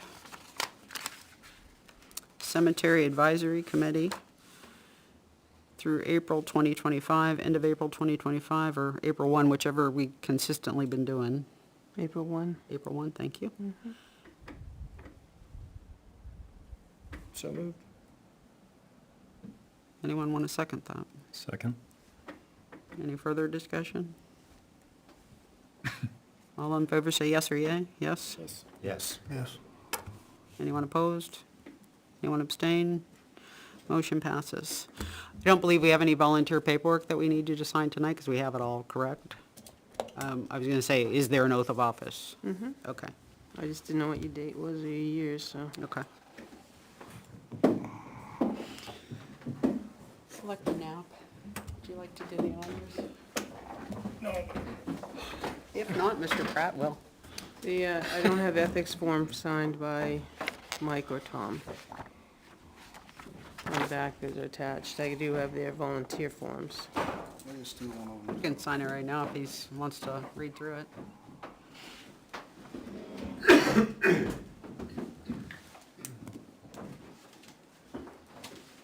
You can do first. You got one right there. Yep.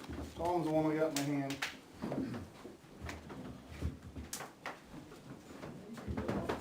Okay, can we just do all three of them? That's not my show. Yeah, go ahead. Sure. Raise your right hand, please. I state your name. Sherry Burdick. Mike Zinkowitz. Do solemnly and sincerely swear Do solemnly and sincerely swear and affirm that I will faithfully and impartially impartially discharge and perform all the duties incumbent on me discharge and perform all the duties incumbent on me as sanitary trustee subcommittee member Cemetery Advisory. advisory members Oh, the advisory is missing some.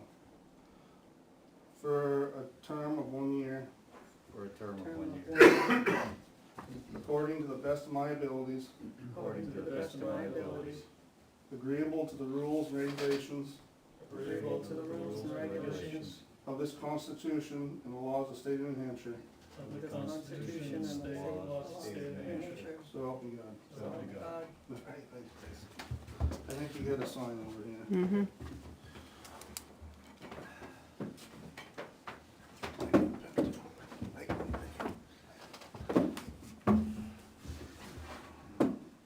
You signed. You okay? So I wrote Selectmen, but It's still? Oh, I'll print the rest. And they sign right there, but let me fix.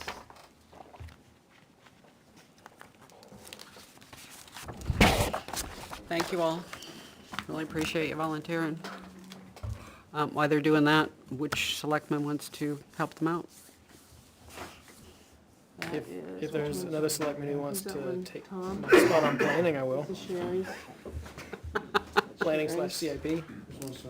Which doesn't exist anymore. Yeah. And then you have to sign the Yeah, back sheet too. This is I was mine. wondering who was gonna figure out I don't have an ex officio position first. You got the prize. I dated the bottom. Right, and the rest of them will sign that, and then. Which Sherry's would you all set. prefer to Yours, do? just flip yours over. And there's a fixed one. Yeah. And then I mean, I don't wanna.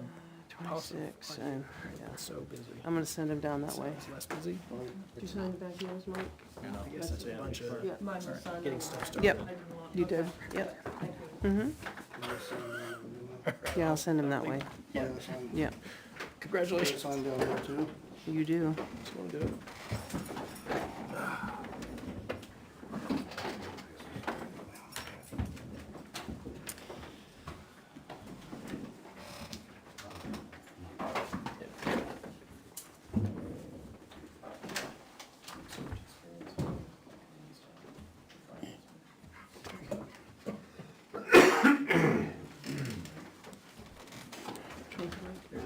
Thank you.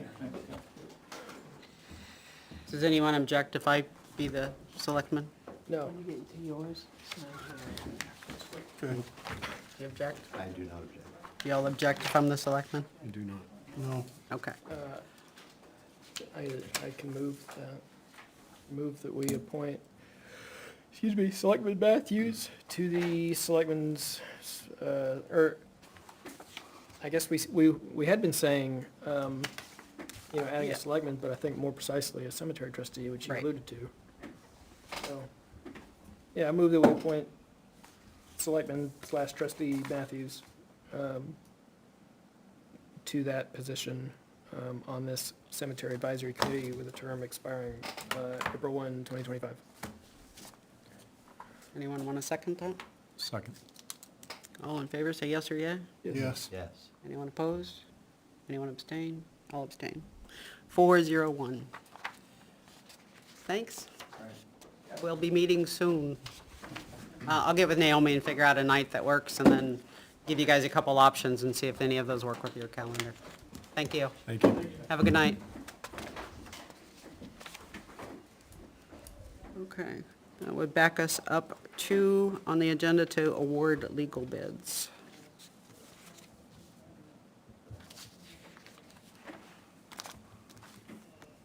Okay.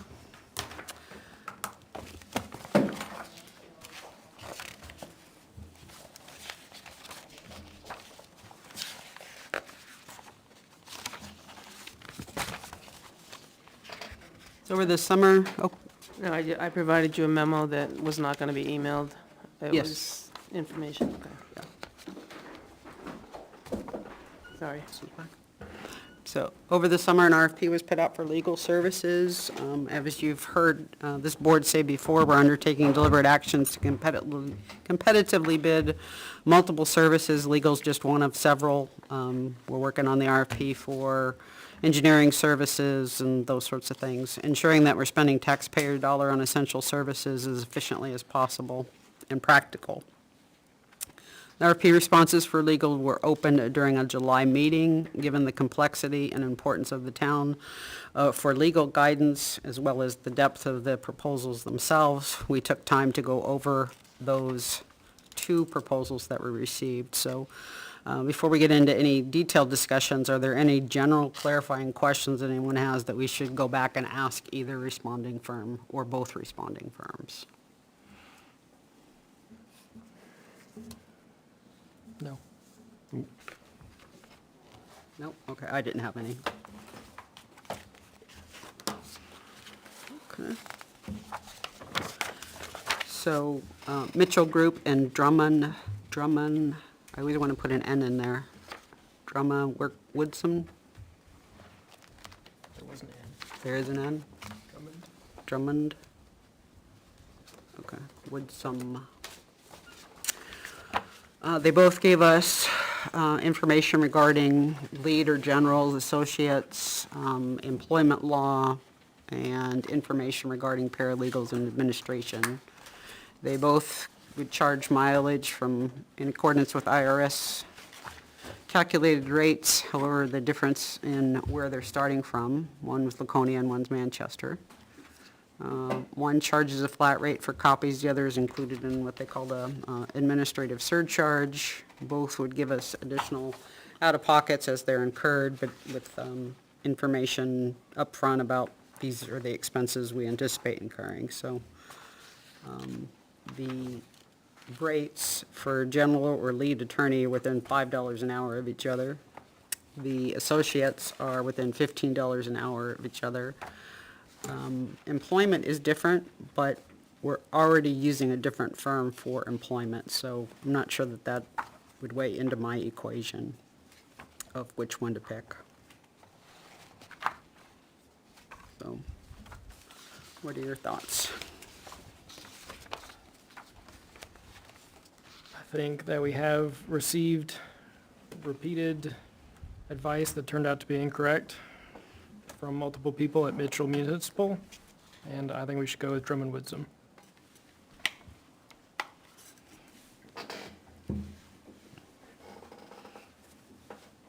I would agree with that. This end?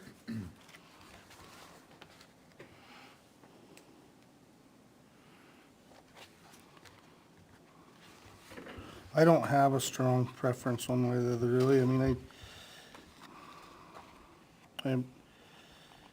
we have had a little bit of problems over the last couple of years, I guess, misinformation. You do hate to lose historical knowledge of certain projects too, so I guess that's the con, if you're looking for a con in something. If we're in the middle of something now and Well, we have the option, I think, if there's something specific that we want the current representation to retain, we could always carve that out and say this is going to finish through. We don't have to pick up midstream and move unless we chose to do that on whatever's ongoing.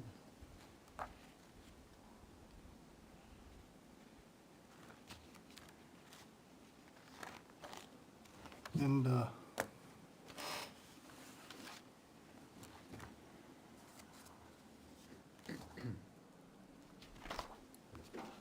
they're the ones, Drummond, they're the ones that, represent the union, or no, he represents the union itself? They represent our side. Our side for the union, yeah. He does employment issues. That's all right, that's what I thought. And anytime there's an issue, potential issue, he's always done the employment side. Okay.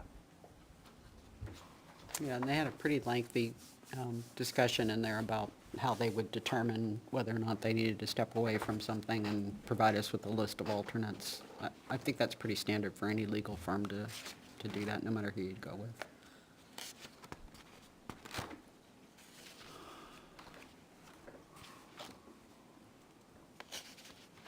Legal's not my strong suit. Don't particularly trust any of them, so.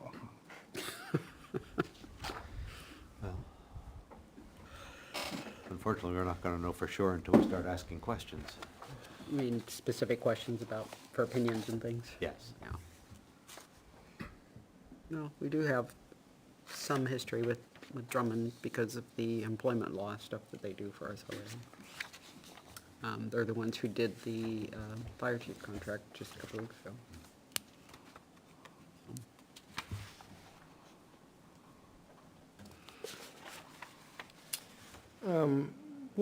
I don't recall, did we put a term, a length for this contract? I had a question about that myself. I didn't get back and finish that.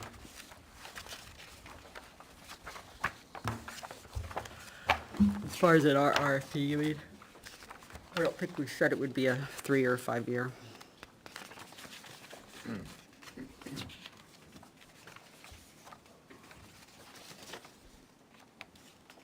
The only other thing, I guess, kinda, and again, I don't have It says anticipated 3 years. favorite, but I don't, Drummond only gave us 3 references, is that right?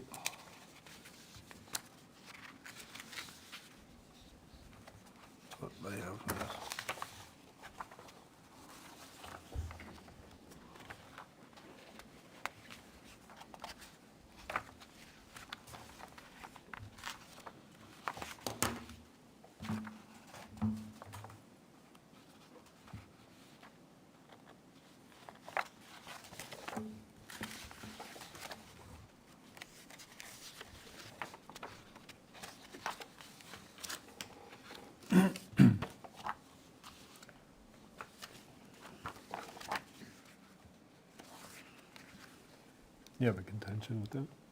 What's that? You have a contention with the? Well, I mean, so I've been on, just recently, been on, had this conversation, I guess, and I actually was in favor of the company that only had three, but I was concerned as to why one would list a bunch and one would only have three. Oh, they only have four. For, Morgan, I mean, for, Mitchell. They have all the towns they work for. Yeah, listed. yeah, so I guess to me, them are references, but. Not a big deal, this makes me wonder. The company there that, it wasn't legal either, but they only gave three, told me it was, they didn't want to show their cards to everybody they worked for, so they didn't get business stolen, but.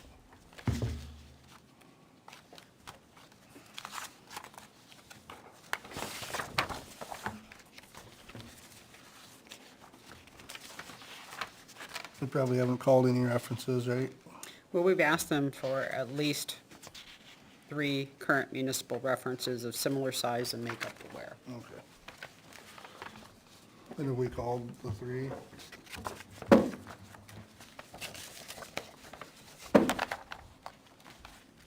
I don't believe we have yet.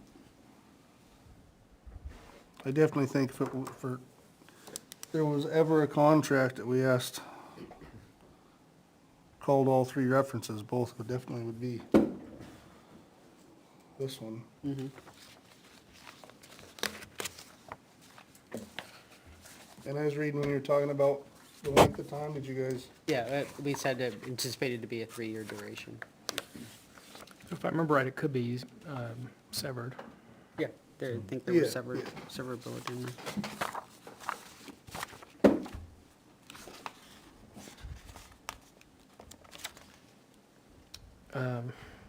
After 1 year, the town may terminate the contract at any time by giving written notice, specifying the effective date with at least 90 days before the effective date.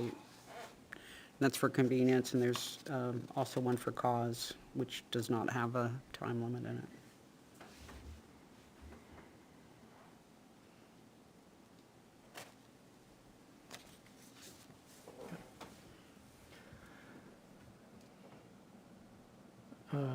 I'm prepared to make a motion to that effect, but do we want to talk first about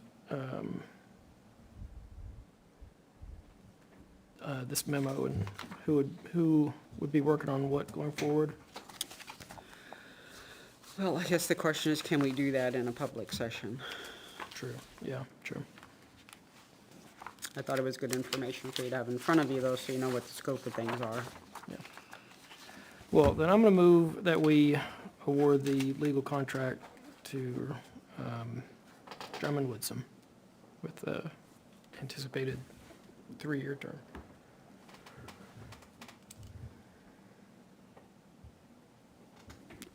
Pending successful reference checks.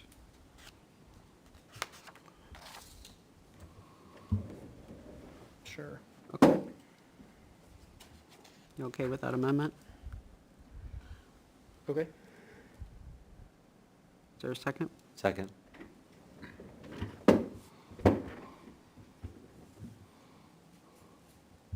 Any further discussion?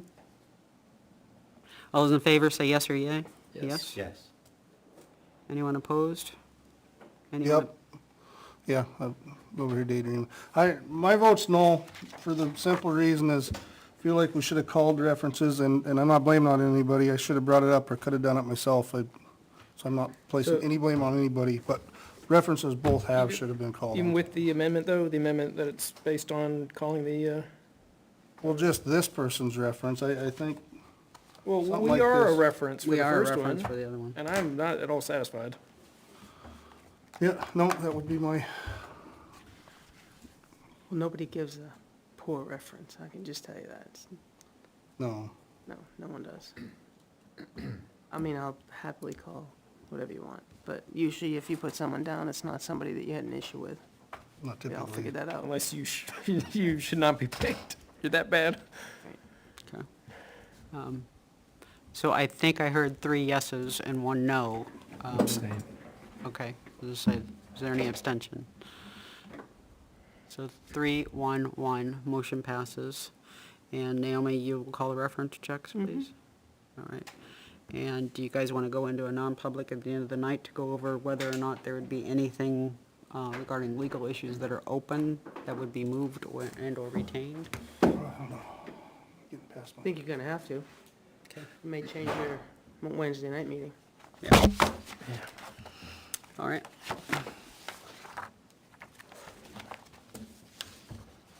So I think that takes us to manifests.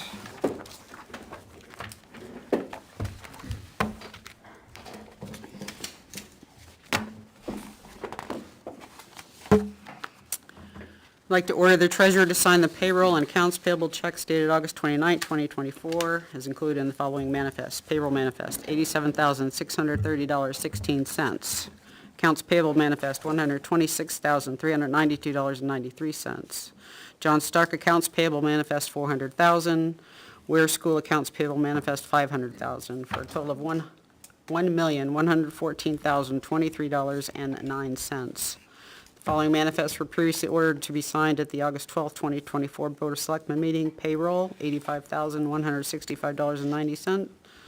Accounts payable manifest, $93,935.71. Supplemental accounts payable manifest, $366.40. There's no selectmen meeting next week, Monday, September 2nd, due to Labor Day, so I'd also like to order the treasurer to sign payroll checks dated September 5th, 2024, estimated to be approximately $90,000. Further, to order the treasurer to sign up to the amount of $80,000 for accounts payables that cannot wait till the next scheduled meeting. Report and actual check amounts were reported to the Board of Selectmen and included in the manifest memo at the next scheduled meeting. Is there a second? Second. All in favor, yes or yay? Yes. Yes. Yes. Is there enough signatures, do we know? No. No, there are not. Thank you. Motion passes. Okay. You did all of them. Minutes from 7/17, these were the ones for the Joint Conservation Commission meeting, and we asked Naomi to make sure that they were okay with the minutes before we said they were good, because it's going to be the only set of minutes between the two boards, and I believe they said that they were fine with Had no them. issue. Okay, good. So I'd like to move to approve the minutes of 7/17, and we had previously talked about the correction where in addition to the top line saying that it was the joint meeting between us and the Conservation Commission. Just, there was, at the very top, there was, the word Forester was spelled wrong. Oh, okay.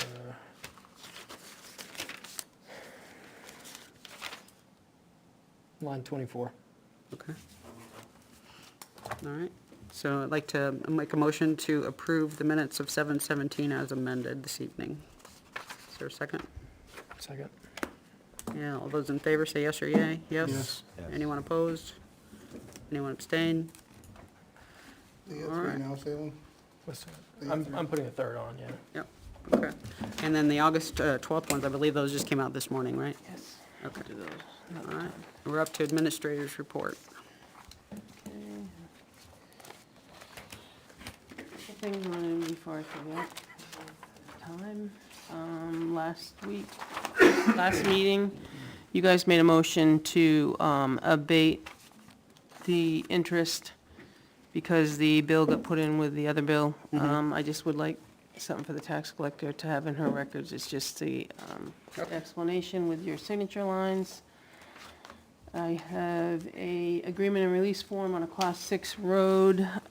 We have a home almost ready to be occupied on Horse Spring Hill Road. A new residence was put in there as part of a zoning variance, and part of the condition is an agreement and release form. It's all signed. The family has signed it, and the selectmen now need to sign it because it's an agreement between the two parties. So I'm gonna pass that down. Doesn't require a motion because it requires all of your signatures, and I can notarize your signatures after. I think that's all I got to hand down. Grab my list. All right, so you did the first 4 things on your list. Jason will actually come back on September 9. Beth did several of them, I guess. East Road, we had a non-meeting scheduled with council for Wednesday night at 7. Am I to, Can we table that till this next, after we go into non-public? okay. Because we may decide Yep. to change that, we may decide to keep it, Okay. I don't know. Yep. I just left this on here, Janice, for nothing more than, are we done with the, render response for the backup? No, I'm actually meeting with him Thursday morning, Okay. so. We had the public hearing, we did the appointments. The town forester, I forwarded you, from the conservation, they'd like you to review that. That'd be an RFP to go out for this year. I'd like to maybe finalize that September 9th. The Ware Energy Commission volunteers, you saw there was a call for volunteers. Deadline is 9/3. Right now I have 6 in my possession. RFP for engineering services, Janice had sent it to me. I did some looking over. I gathered what I could find.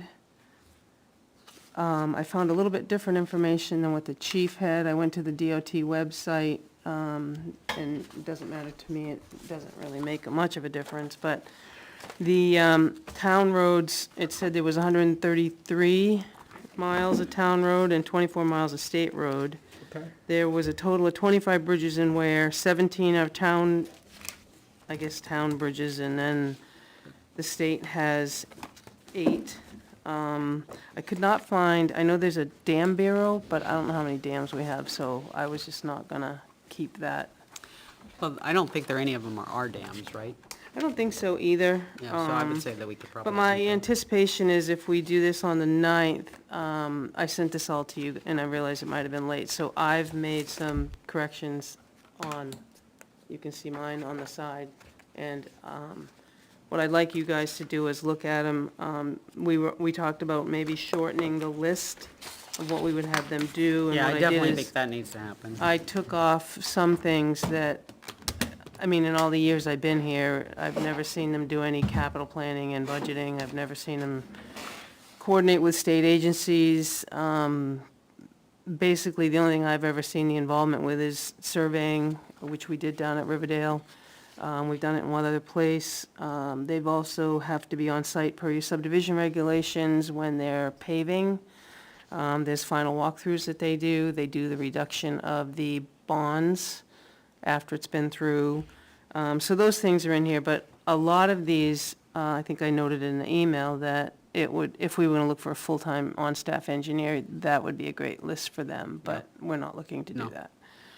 No, and I think at the very beginning, I even said this Yeah, and is way too long. Yeah, and the stormwater, I left the stormwater management design and inspection. And then 6, I believe you added, which was the ability for the planning board to have it 5 days. Okay.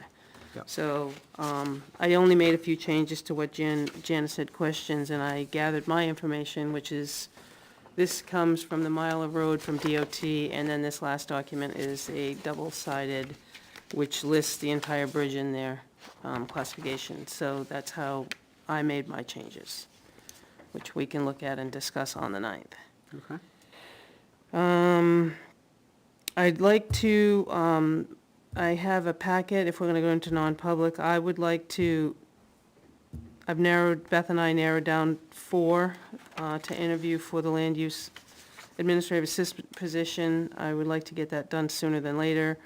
I'm working on gathering all your information on the tax deeded properties. I'd like to do that on September 9th.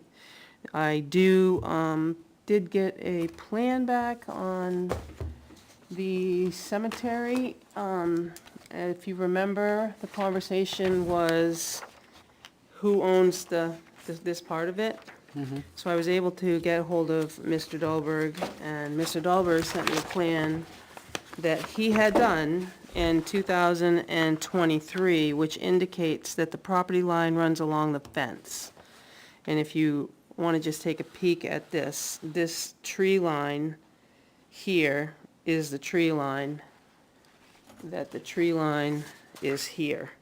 So it appears that the fence is on the tree line underneath this. If you look at these, I'll send it down. With that being said, we can give it and fix the maps and, you know, because that was done in '23, which was nice and recent.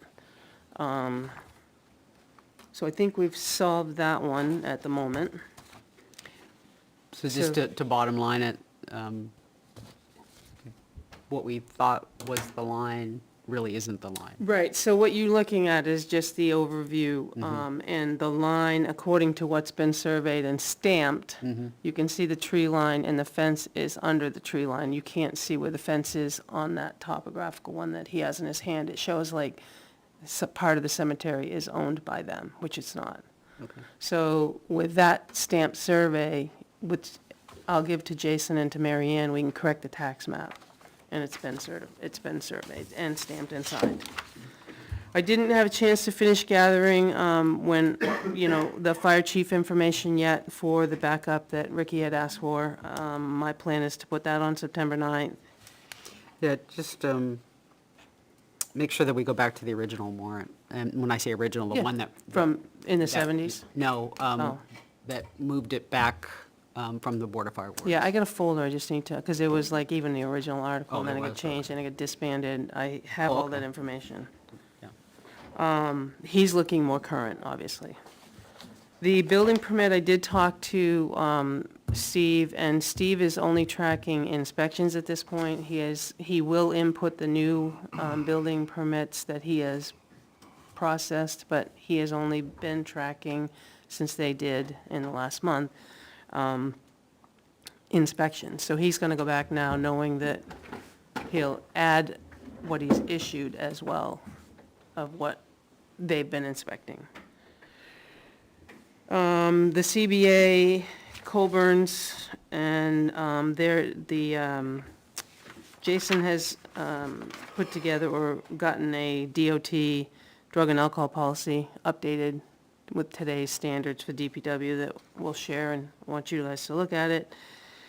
I was handed back the complaint on the noise for me to provide that to the contact of the cell phone company. They're still working on the Sewell Hoyt one. Draft reminders has been on there, interrogation, Hayfield. I did send a letter to the farmer telling him that he would need to have a lease next year. And it would be probably wise not to put any fertilizer down until we have that in your hand, so. Other than that. We're doing that? Yeah, other than that, a lot I of would it. almost, if they go through conservation, at least go out to bid. They're working on that. Oh, okay, Yeah, okay, yeah. gotcha, Yeah, gotcha, gotcha. I Yeah, think they- they're trying to do that in conjunction with us working the Article 24. Okay, So I right, think, okay. I think it's all kind of what, I'm just gonna sign it, make up. I a can lease envision and- ZZ Top and they're, one's leading, the other one's, Right. right, 3 steps behind him, so.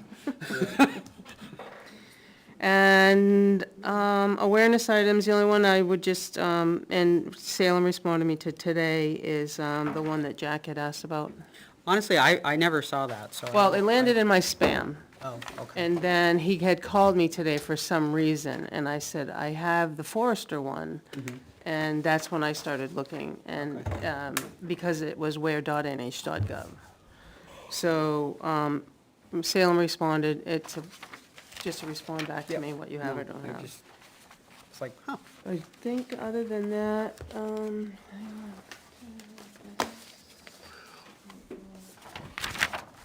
yeah, I get 2 things for non-public. Hold that back. That I'd like to just discuss a couple things. Okay. Anything for? So I guess I'll Naomi? ask, can I ask on this one here, now that we know that, do we, because those quotes are probably no good anymore, do we look at those trees again? I think we were gonna take a site walk, weren't we? Yeah, I think We we can wanted take to look some, at them. okay. Well, maybe you can pick a date and let me, when you want to take a site walk. Because now that we know where the line is, we were waiting. Because I know the quotes aren't going to be any good. So. Okay. Yeah, a couple. Cemetery mapping that we awarded back in April. Do we have any updates on that? I have not, I was thinking of him the other day when we talked about the cemeteries, but let me follow up with, Robert.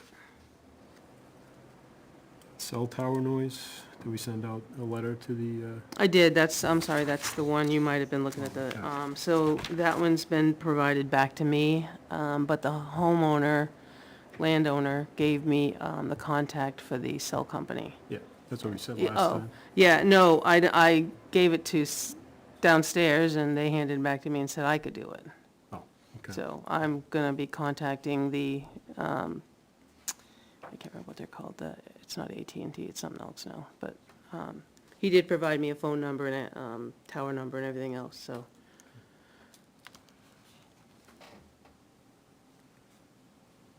And yeah, you didn't mention anything to Beth after our last meeting. I sent her I thought we had got something from her, but I ended up having to send her an email on Monday, ask her for the financials. Because I forgot to.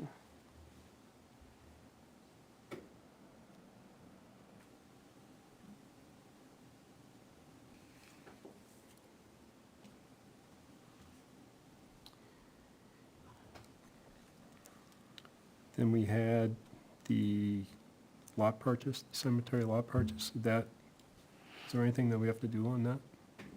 Nancy Kolsky? These are the corner markers. Yeah, so, the daughter came in and talked to me today, and I had Manchester Memorial look at the site. And their Manchester Memorial was out there putting other corner markers out of people that had purchased lots. And while they were out there, I directed them to their lot, and they agreed that it is out of square. But their question was, is it just out of square, or is someone in there? Someone is in there. Because they didn't know if it was marked wrong location or just wrong size. So Manchester Memorial can fix it, but they can't fix it until after the 9th because they're going on vacation. Okay. And the family's happy about doing that. Actually, they're coming in to purchase the lot next door next week. So they were thrilled that Manchester could straighten it out and at the same time do the new lot. Okay, But I talked to the daughter today. She came into my office. all right. So we don't have any more follow-up actions? except You do not right now. I'm just waiting. She was happy that Manchester could straighten it out. All right. It's not been done, but it will be done. Do we need to do anything with William Burley from Eversource? He said there was an enclosed form in that email, but There wasn't I didn't one. see anything. Yeah. Did we I didn't respond do to that? anything with him. He's looking to trim the trees, but he needs a permission form signed by Selectmen, because it's the cemetery. Are you gonna reach back to him, let him know the form wasn't in there? Say that again? Are you gonna reach back to him, let him Like, know the yeah. form wasn't there? Yep. That was Asplund, right? Or no? 26. Yeah, it was. Yeah. He was the logger? Okay. Yeah. The email? Yeah, Is he it- was with Ashland. He was from, Oh, yeah. with Asplund. If it's a few trees they have to trim, do you have an issue with me giving an okay? I mean, typically, they have to trim the sides of the roads, but if there's something that's hanging over, they get permission just like they would at your house or my house. They usually leave the door knocker on the door, but it's at the cemetery, so there's no place to leave it. Mm-hmm. It's not a scenic road, is it? I want to say it's not. Whereabouts, Stanley? I was trying to find a, It was Clinton Grove, I thought it was up, but I could be it was the mistaken. Elijah Elijah. something cemetery. Yeah. No, it's not Clinton Grove, sorry. Scratch that, it is not Clinton Grove. Dave Burley, said he was doing some clearing along Mountain Road, and there is, it include in front of the Elijah Cove Cemetery. That's I've the marked some OBE that I trees. thought Grove. I've marked some trees with blue and white tape that we need to remove and trim the rest. This is due to new poles that are being set. If someone could give me a call to discuss and sign the enclosed form that's not here, because it came from a cell phone. And he appreciates, so I have his cell phone number, I have his email address, but that's where it is on Mountain Road. Yeah, Mountain Road's not. I can have Jason go look at him, and then we could sign the form, or you can allow me to sign the form and he could move on. Because he said they're tagged in blue and white tape. I mean, I can If take it's it. not scenic, then It's Mountain not. Road's not. Mountain He Road. actually called me in Montana, asked to call about trimming along conservation property. I said, oh, all here. So would you like Jason to look at them and then let me know? Are you guys I'm good with it. Sure. good with okay in it? Yeah. Okay, I can reach back then. Yeah, Not tell 'em gonna thank hurt you for anything checking. Trimming trees on that road. Overgrown anyway. We got the John Connor Road complaint. Have we done anything with that? No. John Connor. Yeah, there That was was the big some washout. Pictures and washout and the, I'd have to ask Jay. I did.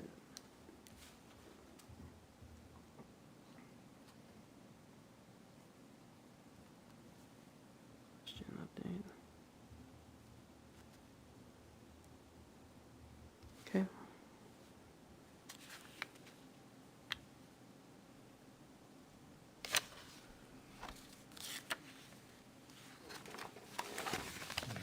Yeah, we had a correspondence. Well, Maureen sent it to us. A resident came in town, gave an attaboy to the workers at the transfer station. Oh, yeah. it was nice to hear. Yep. And also town offices, I know it's posted, but town offices are closed 9/10 for the state primary. Yep. And we meet one more time before that, but it's the night before, so start thinking about what your work schedule Coverage. is for the Yeah. following day. So, wanna work the polls on the Tuesday, the 10th. Now, does the same, I know you're on the ballot. Do you have? I'm on the ballot, so I can't touch the ballot. Okay. I didn't know if the same rules. Okay. Yep, same rules, Okay. but technically. I Mhm. mean, it doesn't mean anything to anybody. No. But Hopefully it goes better than the last time, because you had to touch every one of them. Do we have shifts through the day, or what's? we I don't usually know just, what we you usually guys just say, usually what can you figure- do? And then we kind of fill it in around what everybody can do, so. I just need to be able to take a few breaks and go home and get the pup. But other than that, I'm pretty flexible for the day.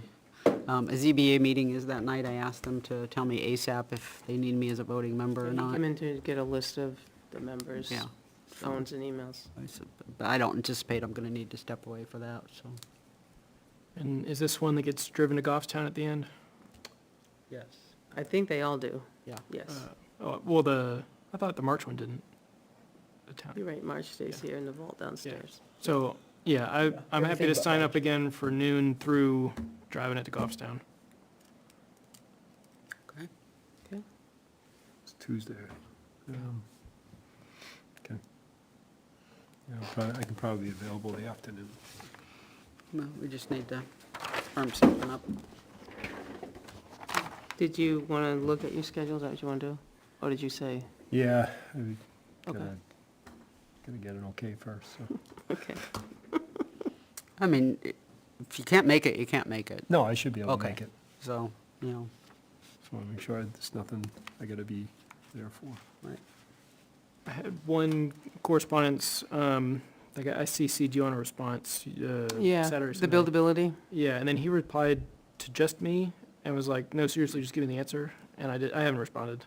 So. Yeah, I meant to do it today, but then it wasn't the piece that I'd already explained to somebody else, buildability, so I had to go find, it's on a Class 6 road. Okay. So that changes things a little bit too.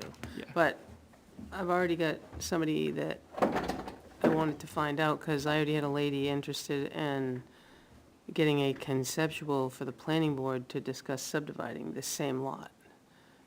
Okay. So I'm not sure who's on first. I gotta Well, reach out to sometimes them. people will do that if they're thinking about buying it. They'll come and do a conceptual. what they just to are. know if, is it, And that's what they are, do I have a but they were. chance? Do what I wanna do with They were gonna be a this guy homeowner, but who's this doing was an a realtor. appraisal. Yeah, he was doing an Yeah, appraisal. he emailed just me and asked if it was buildable. And I Yes. responded, I was like, I can't, Yeah. I can't tell you that answer, and Yeah. tag Naomi in. Yeah, I'll craft a response, because it's the same person that wants to get on the agenda, so I'm not sure if, am I wasting my time, kind of? I'd recommend that we not meet on Columbus Day, thinking forward to another day off for you. I come in late that day anyway, because we're already gone for somewhere. We come home from there to Okay. here. So, I'd recommend not meeting on Columbus Day.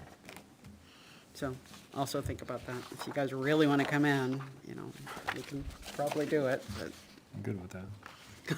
Wasn't that the day the TV went down? Was it? Yeah. Wasn't that the one? Yeah. It was like the night We don't before. wanna It was, I replay think, that. that Yes, night. it was. October I 19th. forgot about that. Yeah, this year it's October Oc- 9th, October 19th, I think right? this year is October, what? Seared forever. October 14th is this year. Is it the 14th? It's the 14th. Okay, I put down the Is that what 12th. you're thinking? That's what I meant. Okay. You know, I sometimes have a problem with numbers. Yes, I wrote down the 14th and I said the 12th. All right. Anything else before we motion to go into a non-public? Under what? I have B. Both of mine can be B. Okay, and the other one would be L for legal? Okay. We're going to make a motion to enter 2 or 3 non-publics, and after we conclude those non-publics, we will be adjourning the meeting for the evening. So we're going to make a motion to enter non-public session under 91A3, 91-A3,